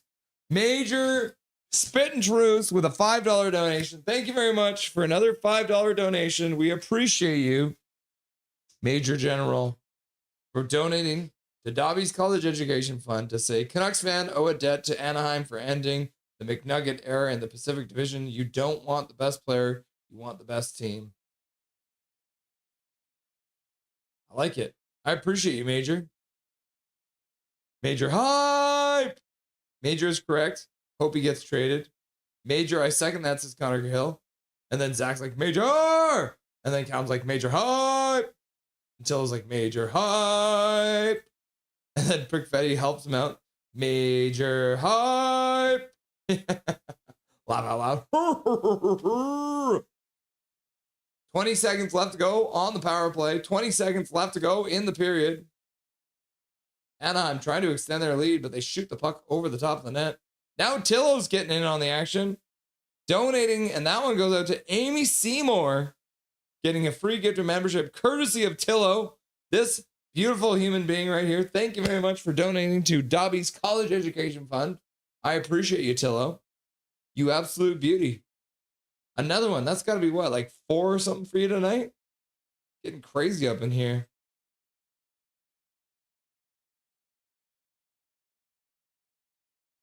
Vegas wins the draw and dumps the puck down. Tillo hype. Round 4, I believe. Yep. Tillo hype. And then Zach's like, Rrr. I guess Zach didn't get the gift of membership. Puck out of play with 3.6 seconds left to go. Seymour! Woohoo! Yes, mother. Zach Gold. Good work, buddy. You guys are just going to make Mitch Marner 2.0. Sorry, Zach. You'll get it soon. Fangirl. We are sending Swervin to the Wild Islanders versus Tampa Bay. $2 dono. Getting the work done, Major. You're a god. Wait, never mind. Who is that? Major!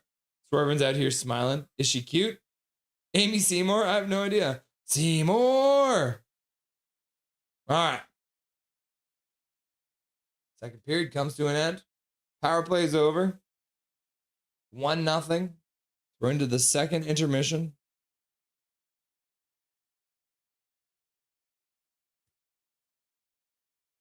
And that means it's time for some puzzles. We're going to do some puck doku. JK. I said the other day McCrybaby and Dry are not Oilers within 2 years. Major hype. Rich people being generous. Irvin is our insider. Yep. Guys, without Major, there might not be a hockey headspace. Major hype. Major. Tillo, you are very generous. And then Big Mac's like, Major. Okay. Okay. Are you guys ready for some puck doku? Let's see. I can probably make this a bit bigger, huh? Yeah, there we go. That's better. All right.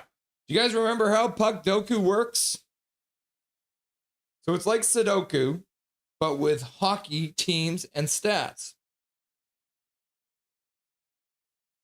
So we need somebody who played for the Oilers and the Rangers and the Blues, the Rangers and the Pittsburgh Penguins, the Buffalo Sabres and the Oilers, the St. Louis Blues and the Buffalo Sabres, the Penguins and the Sabres, and then 2 teams played for in a season, so they have to have been traded from Oilers, St. Louis Blues, and Sidney Crosby. And then none of these players can line up. So if we had like Sidney Crosby, which is not right, I don't know. If we had Marcus Pettersson here, he can't be anywhere here or here. Make sense?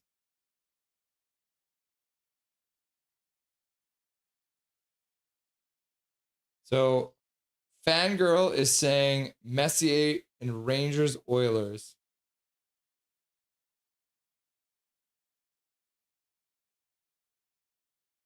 Yeah, there it is. That ugly son of a bitch. Sabres, Oilers, Rafi Torres.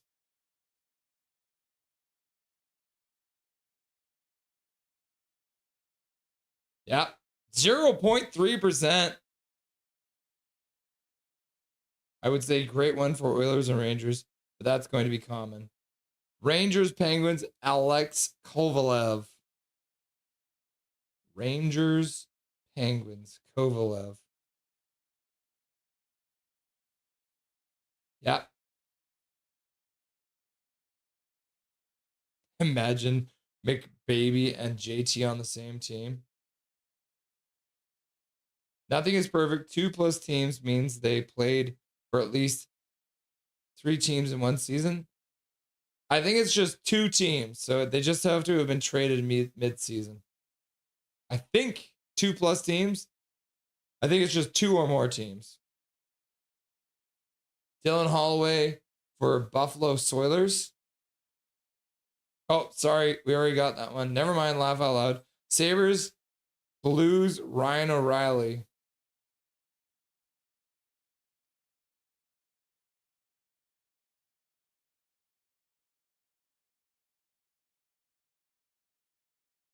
Ryan O'Reilly.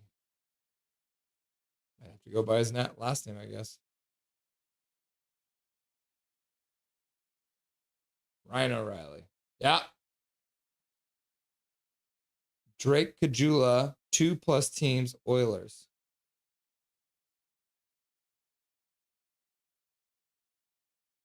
Oh.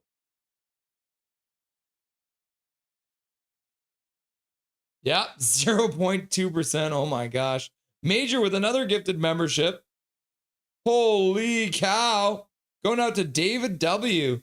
David W. getting the free gifted membership courtesy of Major General. So thank you very much, Major, for another gifted membership going out to David W. I appreciate you, Major, for donating to Dobby's College Education Fund. Rangers, Blues, Gretzky. Ha ha ha. Yeah.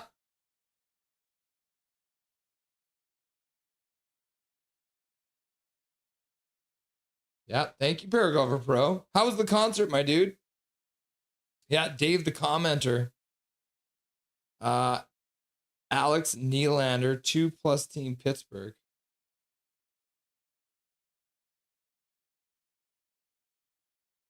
Oh, yeah. That's a good one, Wendy. 0.2%. David got it. Paragolfer, which Gretzky? Yeah. How was the concert? Silver Fox, Silver Fox, Silver Fox. Major hype. Major hype. Major hype. Major hype. David W. Show dome emoji, bro. Show dome emoji, bro. Dobby. Trevor Linden goal. It was so cute, haha. It was based under the seas and the kids sang 8 songs. Okay. Who played for the Sabres? The Sabres and the Buffalo Sabres and the Penguins. And then 2+ games for the Blues. 2+ teams. Brandon Saad.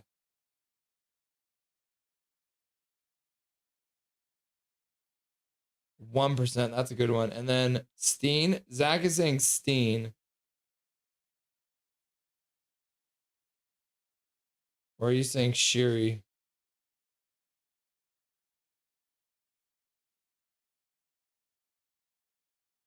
Connor Shiri? Oh, we did it! Look at that. Correct. Uniqueness 93. Let's view our stats. Average uniqueness is 110. Your uniqueness was 93. We did not do very good. We're right in here.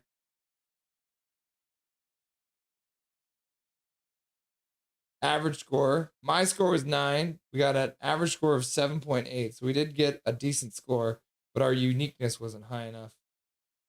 Fair enough, right? I forgot the title. Sorry, Duncan. Paragraph. What do we have to offer the Sharks to get the second pick? Braden, Sheen, St. Louis. I assume one of them is the deal. Tim Horton? Boom. Nice. Oh yeah, then we can look at. So the most common picks were Messier and Gretzky were the 2 most common for these 2. Kane, O'Reilly, Barrasso, Yager, Skinner, Shen, and Jari. Bro, the last 2 years of Canucks revealed inner spiritual damage that I'm coping with. The lottery was ironic. New GM is unironic. Thank you very much for another $5 dono coming in from Major General. Inner spiritual damage that I'm coping with. I hope you're feeling better, Major. The bad season is over. And I'm hoping that things turn around for you. Tillo follows it up immediately with a gifted membership. That one goes out to Skytrain Alfred, the man who invented the name Perfectionists, which is very, very cool. So thank you very much, Major, for the $5 dono. And thank you very much, Tillo, for another gifted membership. That's his 5th gifted membership of this stream. So thank you very much, Tillo. You're very generous. Congratulations, Skytrain Alfred, for getting the free gifted membership. Colin, not much, to be honest. They need a D-man and would only be moving down 1 spot. Tillo hype round 5. Congrats, Nordman. Look at Grattan picture. I know, right? Pitlick, Grattan, Kontos, Wooly, Thorburn, Pulot, Dermott, Soshnikov, and Gotch. Isn't that crazy? Major hype! I've seen that guy in chat. Tillo hype! I thought DPD, and if we need their 2nd round pick. Tillo's like 100%, 100%, 100%, 100%. Rusty, Dusty, Rusty, Dusty, Rusty, Dusty, Rusty, Dusty. All right. Let's have a look. Do we have enough time? We probably do. All right, let's do our daily hurdle too. So this is, if you guys haven't seen this one, I'm going to show you guys this silhouette. What player do you think this silhouette looks like? Would I be crazy to say this is Connor Bedard? Coming in strong. Tillo with the hearts. Calvin with the head smack because he hasn't gotten a free gift membership. Love that CCM is bringing back the old Jofa brand for Sweden in the Worlds this year. Hey, buddy, says Major. Bauer 4500 is a goat helmet, Nick. And then Major's like, Coconut Glow, Big Mac, Coconut Glow. The one that Taves wore. Andrew Mangiapane. That looks like Chris Pronger. McDavid? Okay, so Windy City was the first one in here, so let's try Mangiapane. All right, so he is Canadian, but that is the only thing we got right. He is younger than 30, so it's not Chris Pronger. Is McDavid younger? McDavid is younger, right? Okay, let's go with McDavid then. Right, because McDavid is younger than 30, right? Okay, so he is a center. We got that right, but it's not McDavid. So Tage Thompson is not right because he is a Canadian player. That looks like Nucko. You were correct. Let's see. Do they have Nucko listed here? No. All right, let's have a look. Dobby, Tank, Dobby. So he's not from the West. So it's an Eastern Conference player. They play in the Central Division. They're younger than 29, and their number is lower than 97. So is Ridley Greig, is he Canadian?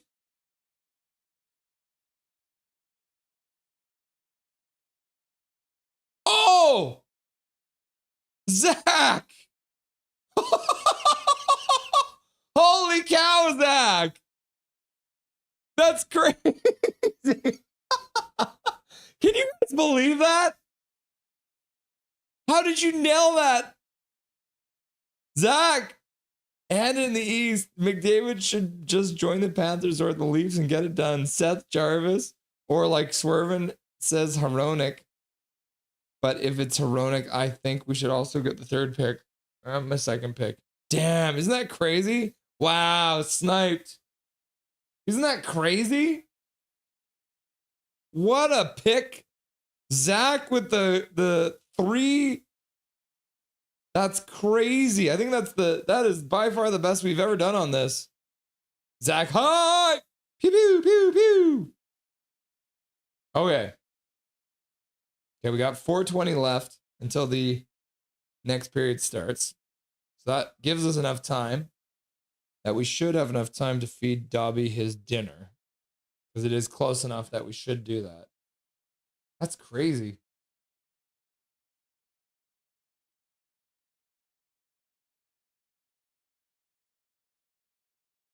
Okay, I'm going to get Dobby and his dinner, and then we will feed him before this third period gets started, all right? I think he's into it.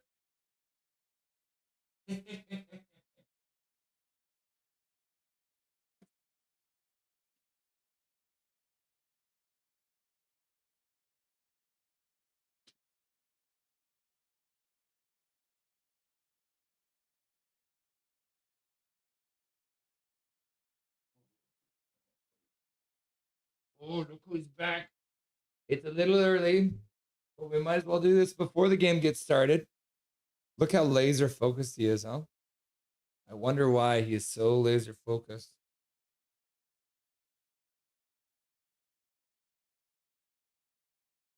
That's a big bowl of food for this little boy, huh?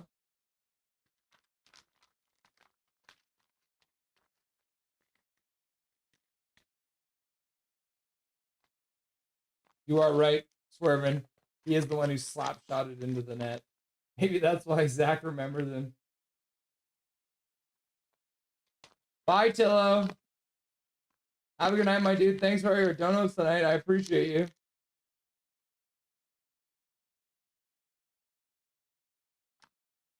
Tillo is great. Have a good night, Tillo.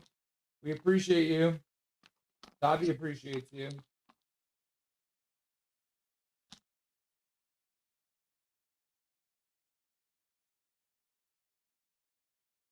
Dobby's back. Back again. Dobby's back. Dobby's back. Dobby's back. Dobby's back. Dobby's back. Doo-doo. Doo-doo-doo. I think he's hungry. Think you got it all? Huh? You got it all? Hmm? You got it all, Dobby, huh? Can you tell everyone that you appreciate them? Hmm? Can you tell everyone? Oh, are we going to try and burp you? Let's see if I can get him to burp right into the mic.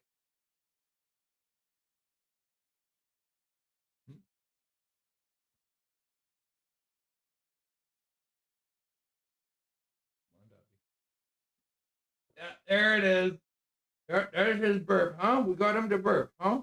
Right on you guys instead of into my face.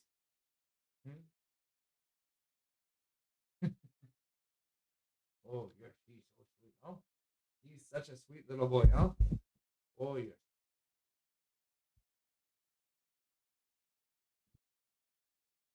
Okay, Dobby's dinner is done. All right, I'm going to get some more water before this period gets started. So I'll be right back.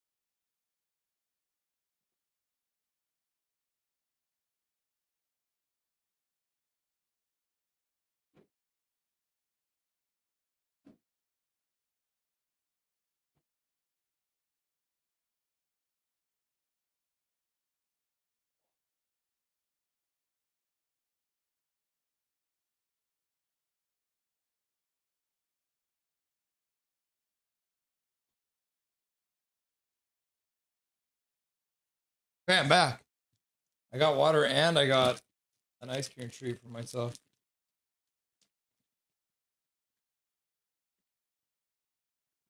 Let's get Jalen chat. Fuck. You want to trade him? Wait. Whoops. Okay, I'm out all. Just wanted to pop in and say hi, hot tub time. Enjoy the hot tub and the beautiful stars that appear.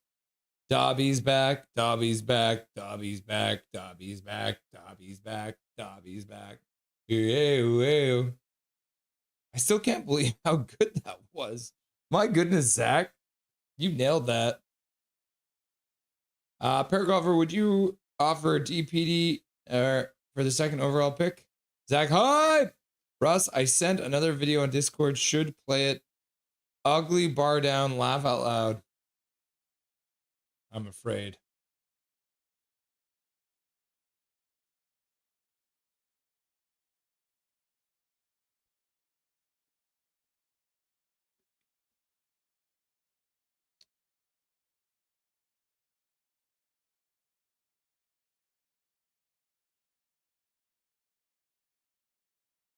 It's a dude wearing a McKenna jersey in downtown Toronto.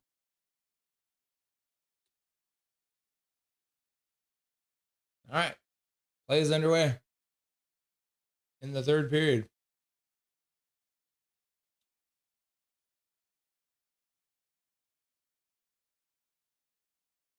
I thought it was underway. I might be wrong. I think I'm wrong. Oh, no, it is. All right. Okay, let's update the scoreboard. We're here now in the third period. A 1-0 game going into the third period. Gotta go, guys. Go, Ducks, go! Bye, Tillo. Come on, Zach. Let us play too. Laugh out loud. Good night, says Tillo. Bye, Tillo.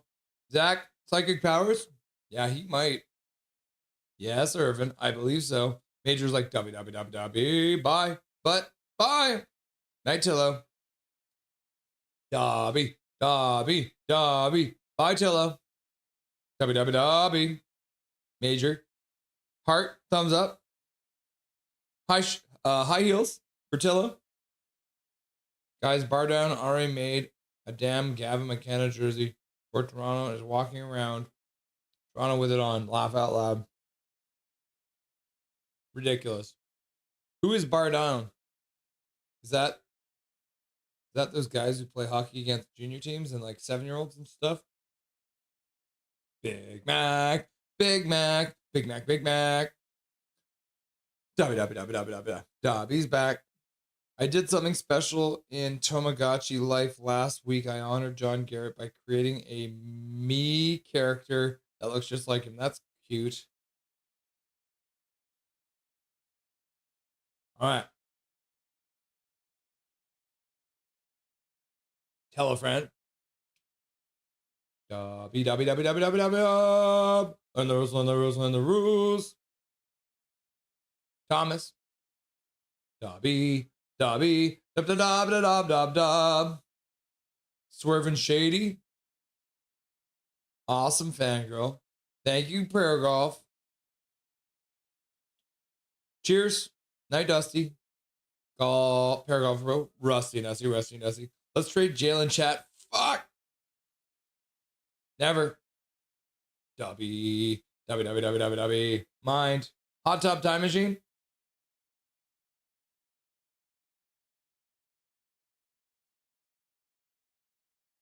We could have had shirtless Dusty. We got shirtless Trevor Baggsy. Laugh out loud.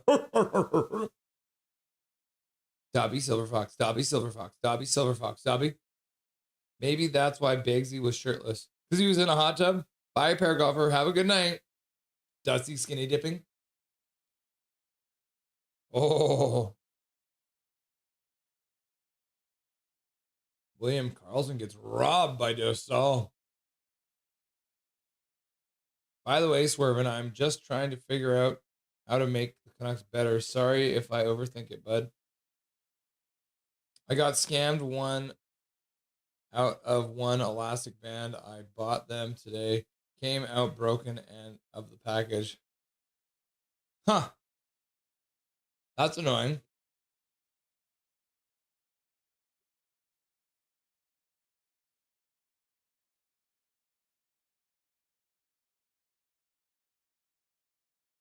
All right, play's about to be back underway. Oh, Vegas jumped. You're good, my friend. Do you play EA Sports NHL? No, I don't. I only have my phone, so I can't. You'd have fun. Trade your ass off. Have to set up the trade difficulty to hard, though. Nah, Calvin. Raymond Ballard in a second for Malkin. Bar Down also does quizzes. Ah. If you want to get good, yeah. Calvin 99 Charlie laughing and crying. Laughing and crying. I used to play NHL 2001, but had to sell my PS2. 17-14 left to go. Sell my PS2 after that. I just don't want to pay the prices for the new gaming systems. Yeah, they're crazy. DPD and third overall for Hachiko and Celebrini. That's a good trade. Thomas, I like the way you're thinking, my dude. Zach's out here. Stoked. Hachiko alone is worth more than that. Thomas, I can get with that deal. Okay, true. But you've got to shoot for the moon, right? Yep. And then you can fly around it. It's a good trade, though. Oh, Dostal makes a save, but looks behind him. 17:01 left to go. I didn't start the clock because I'm eating an ice cream. Hachiko may be too pricey for us to re-sign. Yeah, you're probably right. Let's see if I can find something.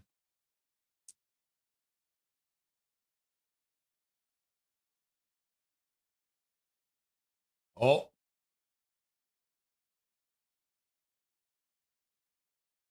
Looks like Vegas is going to the power play. Or did they miss it? No evidence, so they don't call a penalty.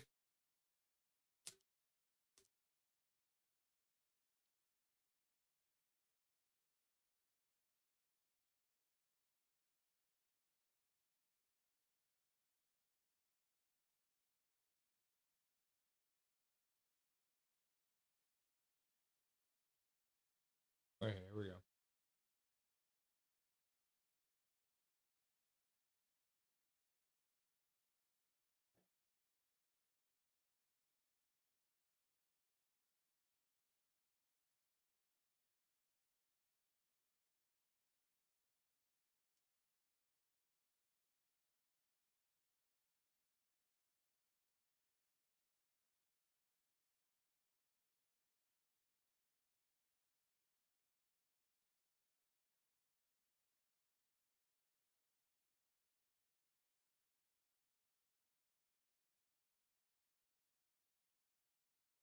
Oh, man.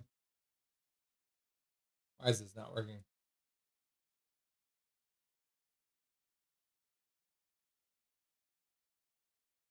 Oh, you can actually save this. Cool.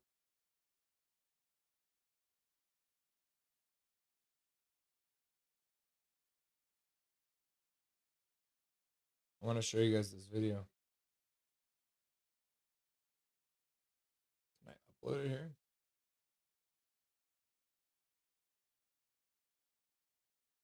This is a video somebody made, and it's of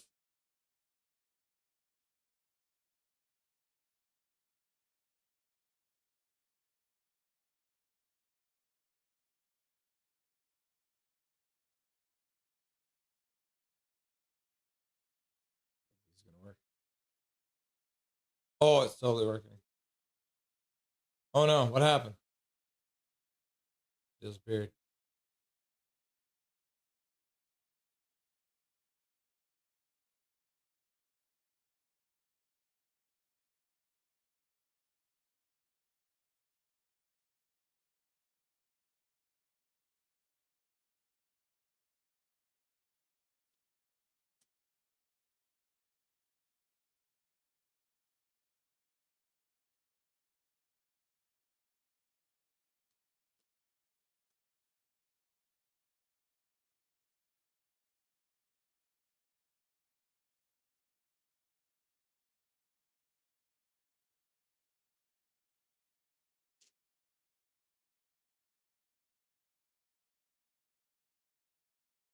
You guys see this?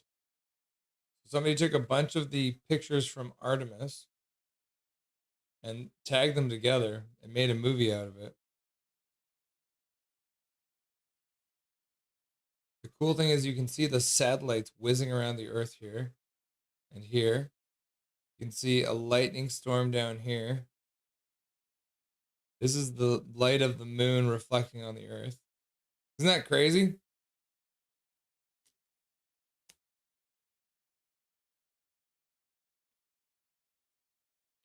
Crazy. Ask ChatGPT what it would cost the Canucks to trade for Hachiko. Oh! Anaheim scores! With 13:24 left to go in the third period, they extend their lead to 2-0. Leo Carlson scoring.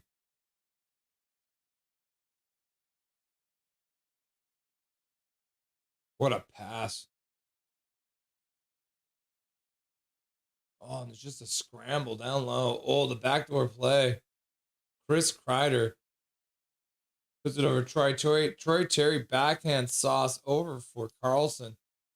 And he gets it right by the Vegas goaltender. Off the glove and in. He's stoked.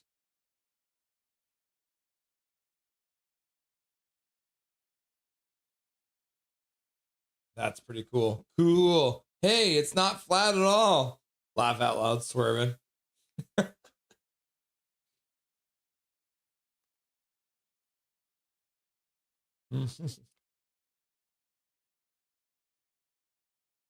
Yeah. Here, I'll zoom in.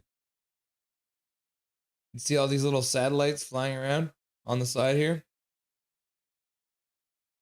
And then you can see the Aurora Borealis.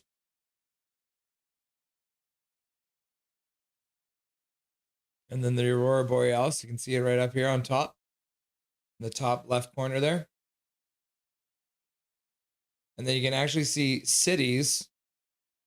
These all on the bottom part here. Oop, that's not the thing I'm trying to move. You can see the lights of these cities all over the continents. And then on the side here, you can see all the satellites whizzing around. Isn't that crazy? Oh, and then there's the lightning storm right here. There's a lightning storm happening there. And then this big glowing thing in the middle, that's the reflection that the moon is making on the side. The crazy thing is, too, is that this is actually the Earth in darkness. So that is the Earth in darkness but it's just a high exposure, a long exposure. So they're able to capture all these details as they fly away from Earth. Isn't that cool? If you guys want to check that out, it is this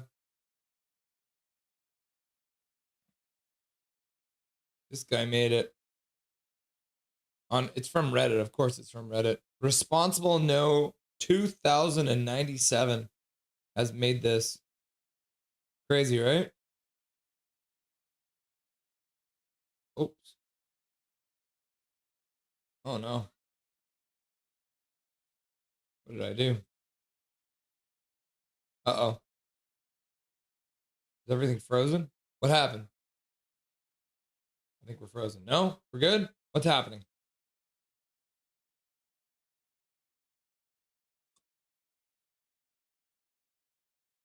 Oh, I just closed chat. Dang it.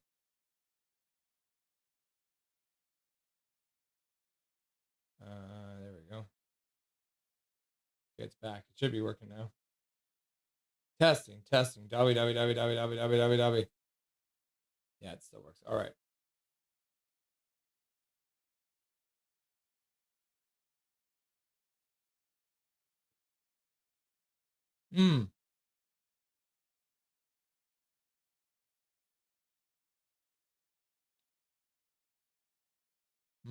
Back to a bar. We are good. Dobby.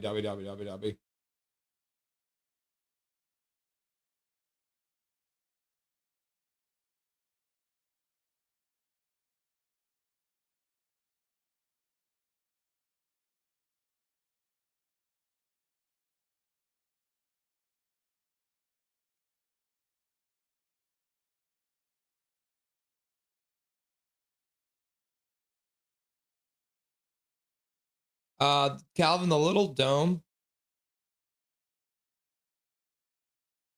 Oh shit, the clock's way off now. Kept it running. 12:38 left to go. We'll get back up there, I promise. Too busy looking at Earth.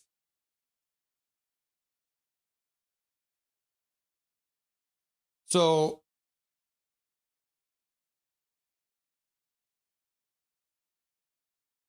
I think you're talking about the bottom part here, right? Right? So this, in part, you can see the Aurora Borealis kind of on the bottom right corner there. And then this line that goes away from that, that's actually the atmosphere being illuminated by the sun on the other side. So that is the atmosphere being illuminated by the sun. So that's how skinny the atmosphere is. On both sides, you can see it. You can see it all the way over the top too. Yeah, it's crazy.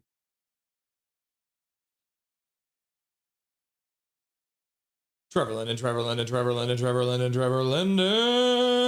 We are good, but it means the rest of chat is erased. Yeah. Question mark.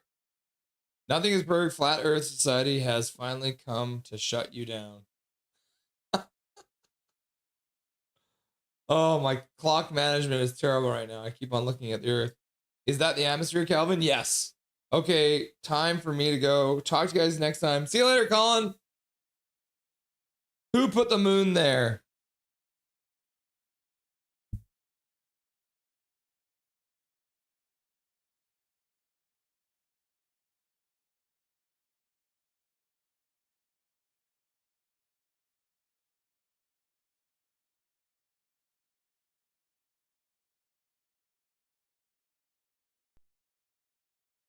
If this will actually play. $2 donut. This is a supercomputer. Simulation shows how the moon formed. You guys ready? $2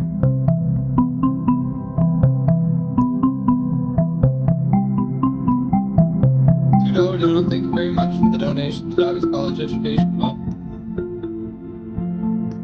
This is essentially a collision.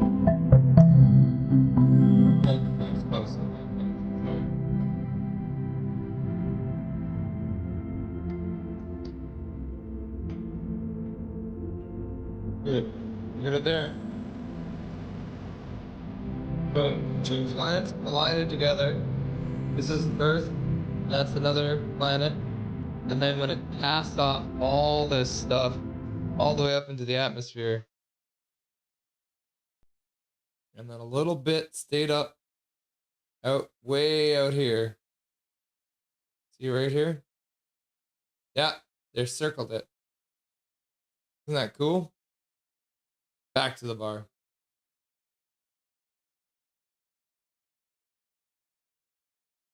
Yeah, it's super cool. I think you guys were getting like a whole bunch of extra stuff going on there. So thank you for your $2 dono, Major. Night Colin, I enjoy flat earthers because they question the first principle and what we take for granted as common knowledge, but their arguments are mostly trash. Honest discussion on basic principles are rare. Yes. Oh, Major has a different theory. What's your theory? Major, I want to hear. Another $2 dono coming in from Mr. Major. Gotta love a $2 dono coming in from Major for Dobby's College Education Fund. Thomas is out here. Who knows, Matt? But I don't think you can see the atmosphere. Nice, Prickfetti. So this is live? No. This is composition. So as the astronauts flew away on Artemis, they took a bunch of pictures. So this Redditor took all the pictures, slapped them all together, and made them into a movie. Major, they just won't expect any evidence that contradicts their ideas. All right, just under 9 minutes left to go. I will try and do a better job of keeping track of the clock for you guys. I put the moon there, says Prickfetti. Major hype! That would be the ozone layer, correct? Major hype! Colin Whitehead, I agree. Major. Just so everyone knows, I was only kidding about the dome. I don't actually think the Earth is flat. Just an FYI, laugh out loud. It looks like Anaheim just took a penalty. So Vegas will go to the power play as Ryan Paling takes his man down. So it'll be a 2-minute power play for the Vegas Golden Knights. There it is. Laugh out loud.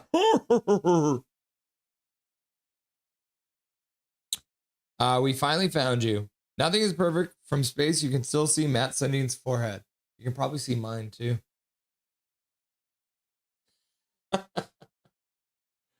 Irv Gotti, you can probably see that his smug face too. Ugh, I hate him now.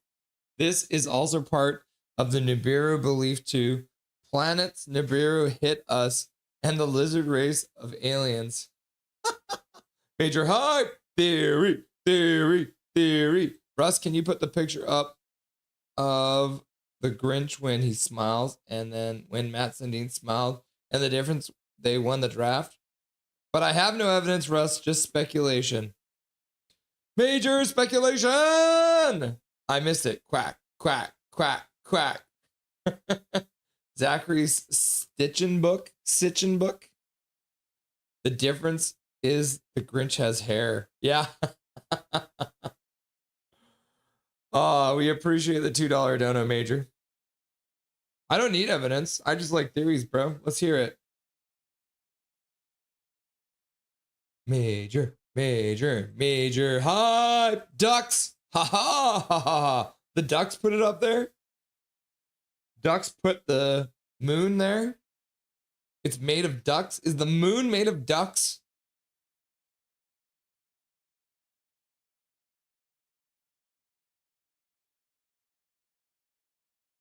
Yeah, it's so cool. Major hype.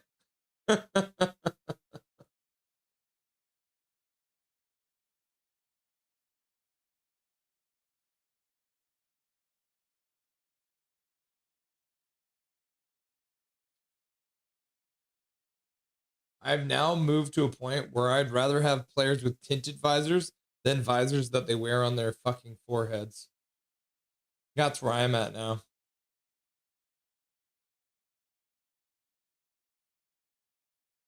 Vegas, still with over 8 minutes left to go in this period and on the power play.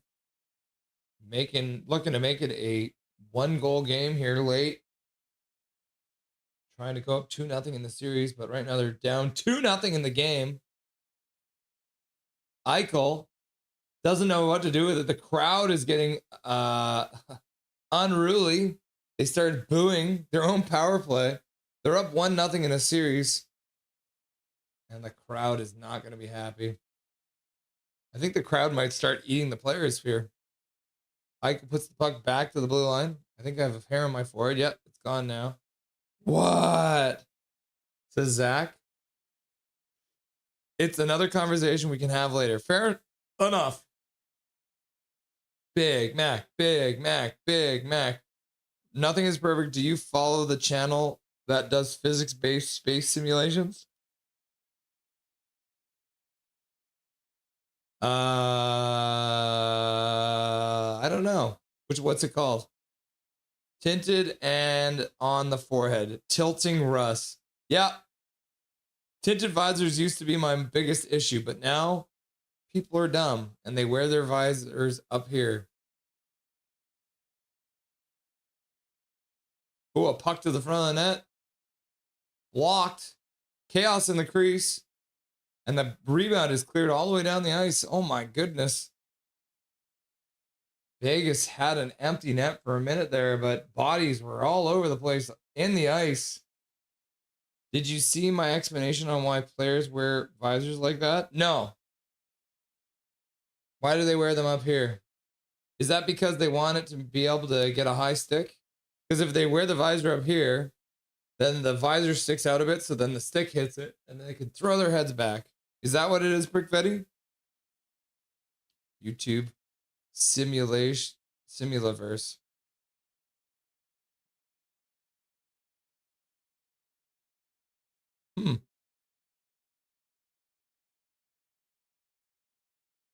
Cool. Subscribe. Journey from Earth to the edge of the general universe. Oh my God. Oh, and the boys gather for a chat.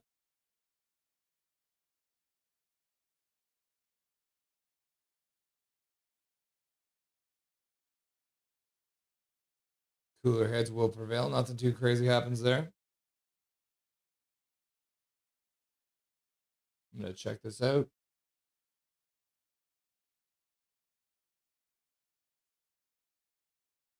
Oh, looks like they haven't put anything up in like 6 months, though. They might be. Oh.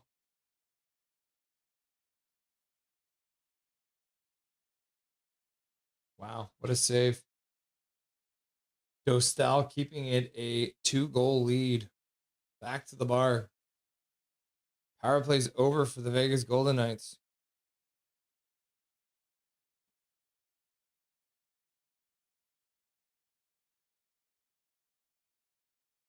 And we got 5:47 left to go. They wear them up there because they don't want to wear a visor, but are forced to. But I don't understand. Like, the majority of these players have literally worn a visor their entire careers. They were forced to do it in junior. They're forced to do it in college. They're forced to do it all the time. So why? Bedard did that high visor thing in his rookie season. I questioned it because it's really not protecting anything. Correct. That's as high as they can get it because while being NHL legal, I heard Nino Niederreiter explain why he wears it like that. One interview after a Jets game. Because he's an idiot. That's why. Personally, I think the NHL should start allowing players to wear cages or fish bowls full time. Are they not allowed to? That's what I was thinking the other day. Because Sawyer Minio, who's a defenseman who plays for the Abbey Canucks, and he's a Canucks prospect, he got injured and he wore a bubble pretty much the entire year he was in the lineup because he had like a broken jaw or something. So I wonder when it will be until someone in the NHL actually wears a bubble full time.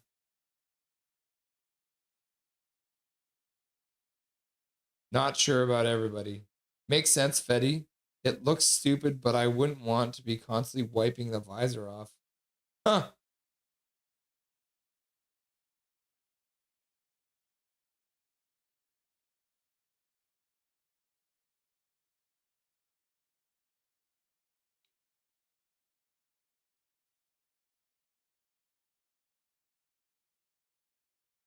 I agree, they're idiots. NHL should allow the players to wear visors or not wear visors if desired. No, it's an insurance thing. That's the thing.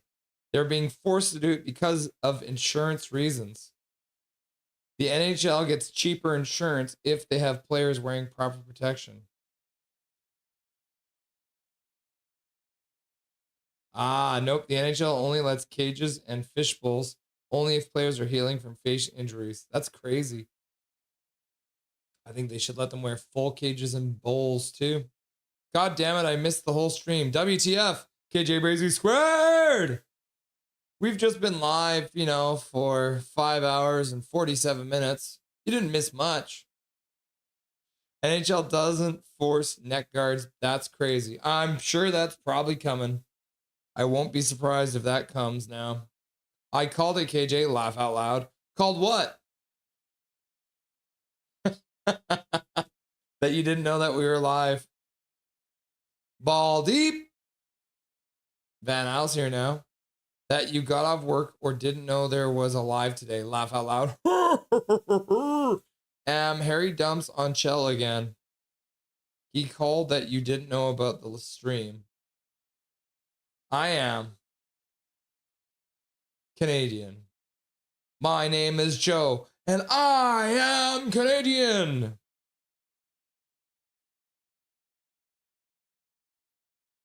I think full cages or full visors will be mandatory for players drafted after 2030-ish. Really? Huh. I played beer league hockey and wore a visor for one game, but then went right back to the fishbowl the next game. I didn't wear anything to start, and then I took a stick right here. I got high sticked right. Is it? Yeah, right here. I took a high stick like this. And I'm like, I think I'm going to start wearing a visor. So I started wearing a visor because I got a grade 3 concussion. And I took a stick to the face like this. I was like, I almost lost my damn eye. Oh! Go! The Ducks score! Making it 3-0. Just like that. This game has got to be over, right? 3:30 left to go here. I'm doing a terrible job with the clock again. Harkins gets the goal.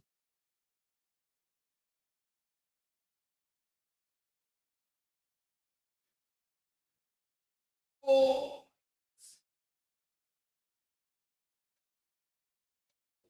And then, what's up, beauty? Yeah, I got off work and it was just relaxed. Old beer commercial from Molson Canadian. Yeah, visors fog up so fast. You can get anti-fog stuff. That was their slogan or whatever. I am Cambodian. I was about both double whammy. Let's go. Laugh out loud. Spit on them. It helps. Yep. Quack, quack, quack.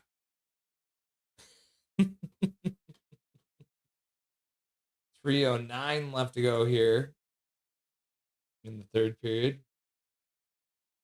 I was right. Cambodian Tire is great place to buy everything. KJ, you missed Russell eating a full pound of beef on stream. Yeah, it was crazy, man. I was so hungry. Neck guards will be mandatory in the next season.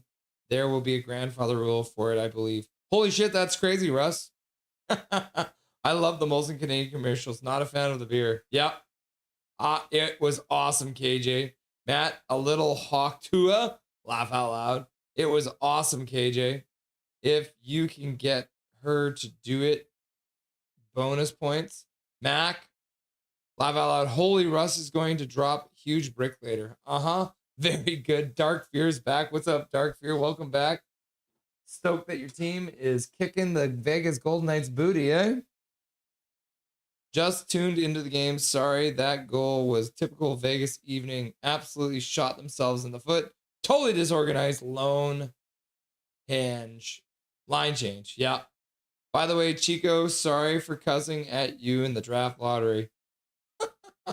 I don't think Chico is here right now. Man, I cannot get this clock right at all. Oh, they pull it off the line. Oh my God. Anaheim just pulled the puck off the damn line. That's crazy. Dark Fear, Ducks, way to take home ice advantage. Yep. They always say you're not in trouble until you lose at home. Vegas is about to lose at home. It's not your fault. I put some Dawn dish soap on my fishbowl before every day. It keeps the bubbles from fogging up for the game. Omega Fish is here. Nothing is perfect. I hope we make the playoffs next season. I think we are young. I feel like heading in the right direction. You are correct. Prick Fetty, it's Chico's fault. Connor Hill, Windy City Hockey, Coach Q having quite the redemption arc, eh? Go Ducks from the Mammoths fan, says Omega. Hashtag pull the goalie. Are they going to do it again? I don't think they're going to do it again. Or did they? You can only see 5 players. Yeah, there's only 5 players. They're not going to pull the goalie again. I'm still heartbroken over not getting first or even second. We got hosed. Take off, you hoser.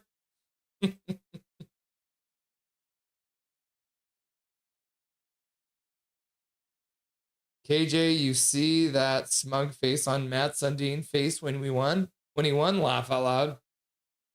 Coach Q should have been a Coach of the Year candidate. Go Ducks from an LA Kings fan. Dark Fear Ducks. Flag remains upside down. That's fair. Yeah, fuck Sundin.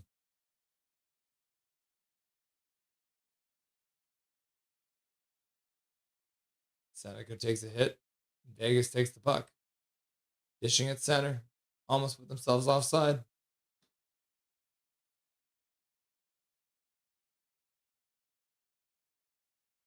Oh my God.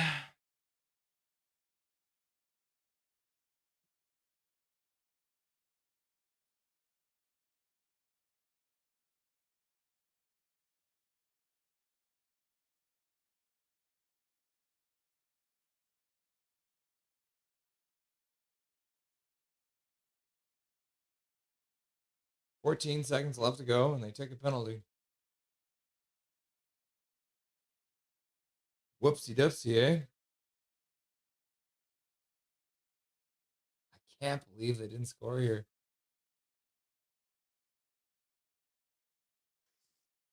Harkin takes it off the line.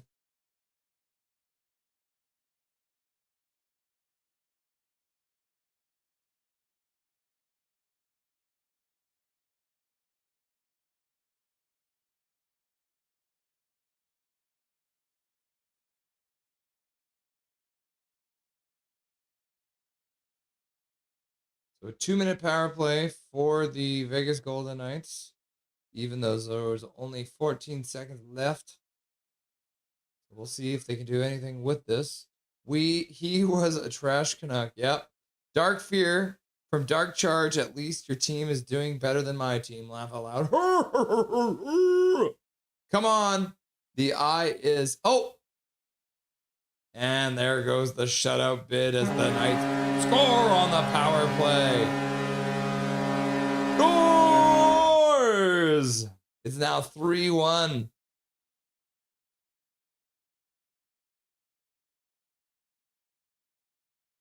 Get rid of that playoff clock there. And it is now 3-1. Directed from the side. Stone tips it past the goalie.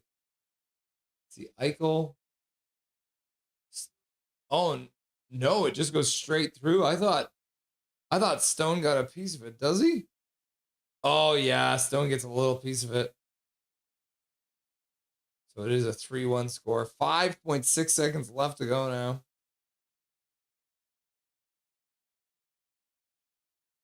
Anaheim wins the draw back in their own zone, and that'll do it. The final score. Series tied 2-2. There it is, kids. I don't like the way that looks. Oh, no.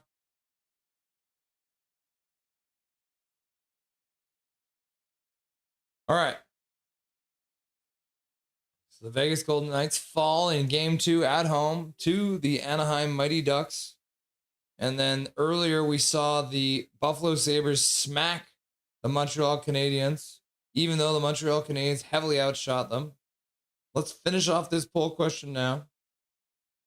Who do you think the Vancouver Canucks should draft number 1 overall? Or sorry, number 3 overall, because we didn't get number 1. 39% of you said Caleb Malhotra. 28% say Ivan Stenberg. 27% of you are uncontrollably laughing and crying. And only 6% of you said Keaton Verhoff. When it comes to donos for tonight, there was a lot. You guys are crazy. So Muhammad shows up with a $5 dono for Dobby. And then Thomas Hornbrook uses his monthly membership message. He's been a member for a full 12 months, a whole year. Please like and subscribe to the greatest Canucks community on the net. We get Rusty and Dusty. Yeah, we're pretty spoiled to get Dusty. Bing Tang Warrior, Habs defense looking like Custer's battle plan. Confident, chaotic, and immediately on fire. 7 months as a member for Bing Tang. Connor Cahill using his monthly membership message. He's been a member for 10 months now. Evening, Russ and Chat. Happy to announce my new permit is sorted and I got back. Here's to another 2 years. Irish, Canadian. Also, draft was rigged. Poop. And then Tilla with a gifted membership and another gifted membership and another gifted membership. And then Connor Hill gifted a membership. And then Major showed up and said, "Go Ducks" with a $5 dono. And then he donated a gifted membership.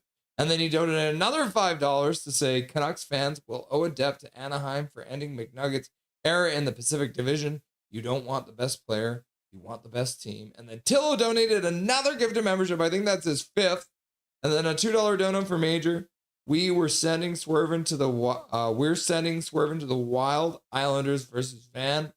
And then Major with another gifted membership. And then another $5 dono to say, "Bro, the last 2 years of Canucks revealed inner spiritual damage that I'm coping with.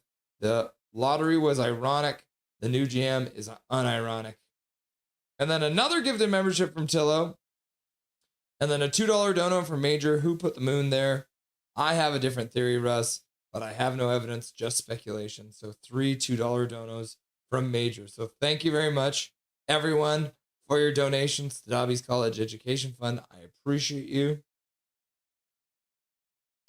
McDavid, Matthews, and Brady all 2 years away from UFA. Everyone in Canada is shaking in their boots. Darn, no shutout. Yep. Imagine if McBaby said he didn't want to go nowhere beside Vancouver Canucks. Would anyone want him? I wouldn't. Hope 2 of those get traded, 1 retires. Nothing is perfect. What do you think happens with the Penguins in the offseason, in your opinion? I think you guys are going to draft a whole bunch of players and continue to build. I don't see you guys doing a lot when it comes to like free agency and stuff, but I could definitely see all of your players coming back, like Crosby, Letang, and Malkin. I think they're coming back. What is Vegas's mascot? A lizard. Yes, it is a lizard.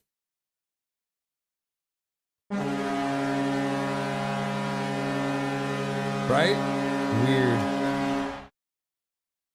Too late, KJ. No takes backsies. Laugh out loud. That was Cheech's fault. Yes, Chance the Gila monster. The Vegas mascot is a lizard man from the Secret Society. Take off, Chico. You hoser. Sleep was better than the garbage draft nonsense almost morning, Russell. What's up, German Canucks? Nice to see you. Irv Gotti Major has 1.2K points and he is in first. Laugh out loud. I don't deserve number 2, says Prickfetti. When did this account get a membo? Your guess is as good as mine. Thanks whoever got it. 2 streams ago, I believe, KJ. I think last stream it was probably Dusty. And right, Matt, I deserve it. Laugh out loud, JK. Yeah, it was a few streams ago. Sweet. He deserves it, Calvin. All right. Thank you as well to Twisted Wrister Hockey, Mr. Nick Pinkerton. He was here earlier.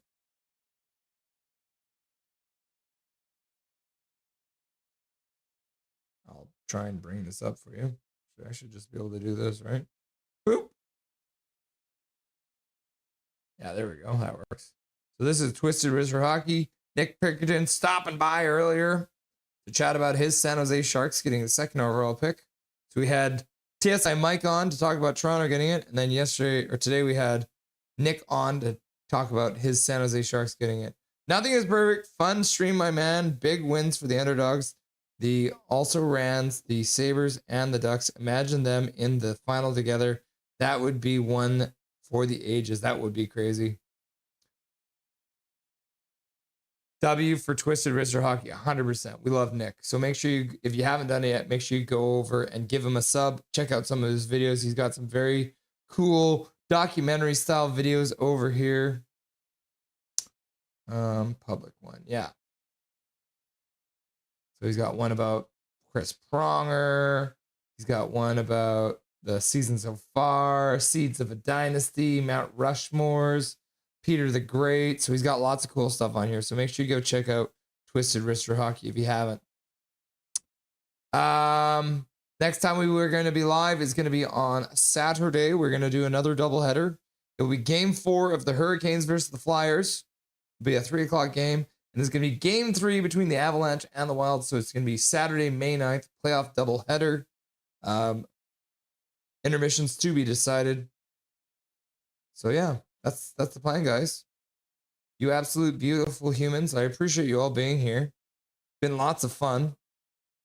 It wouldn't be the same without you, which is why I do this, because I would be sitting in a room talking to myself like I did before I started streaming. But it's more fun to do it when I can chat with you guys as we go, which is pretty sick. So, until Saturday, remember, my name is Russell Holiday. This is Nothing is Perfect, and make sure that you make good choices.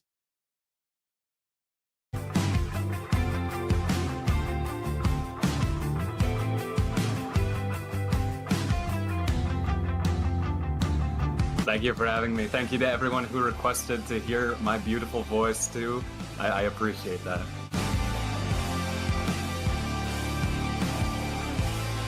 How you doing tonight? Doing good.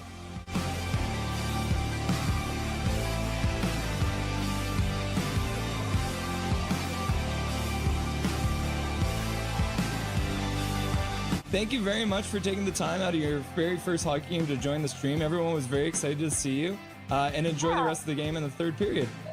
Yeah, thank you so much. Bye-bye, guys.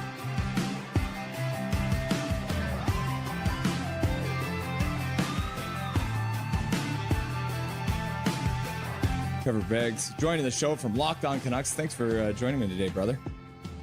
My pleasure, Russell. How you doing today, buddy? I'm doing really good. I'm doing really good.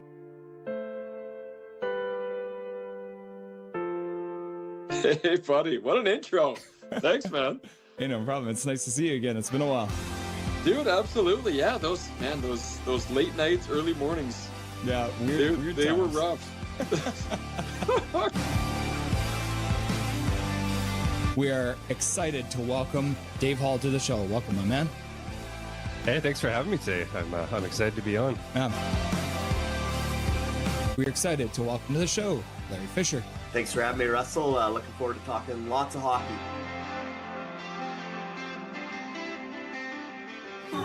Yeah, look at that. Look at this man. He's wearing his Canucks jersey at a Montreal game. You'll love to see it.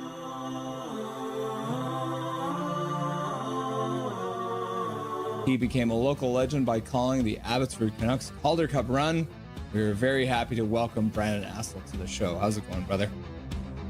Russell, I'm doing well. Thanks a lot for having me on. I'd like to introduce to Nothing is Perfect, Mr. Zach Nolan. Thank you so much for having me. Ah, it's great to have you.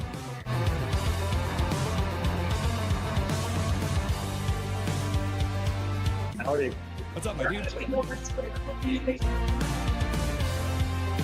They say never meet your heroes, but boy, am I glad I got to, because here he is, the man, the myth, the legendary host, Toddcast Podcast, Mr. Todd Hancock. Dude, thank you, man. What a crazy introduction. A hero, a myth, a legend. Yeah. We are pleased to welcome to the show, Canuckland. Thanks for having me on. I'm really excited. Passionate, realistic, honest. Rev Trev. Let's go. Let's get some passion going. There's some actual hockey playing.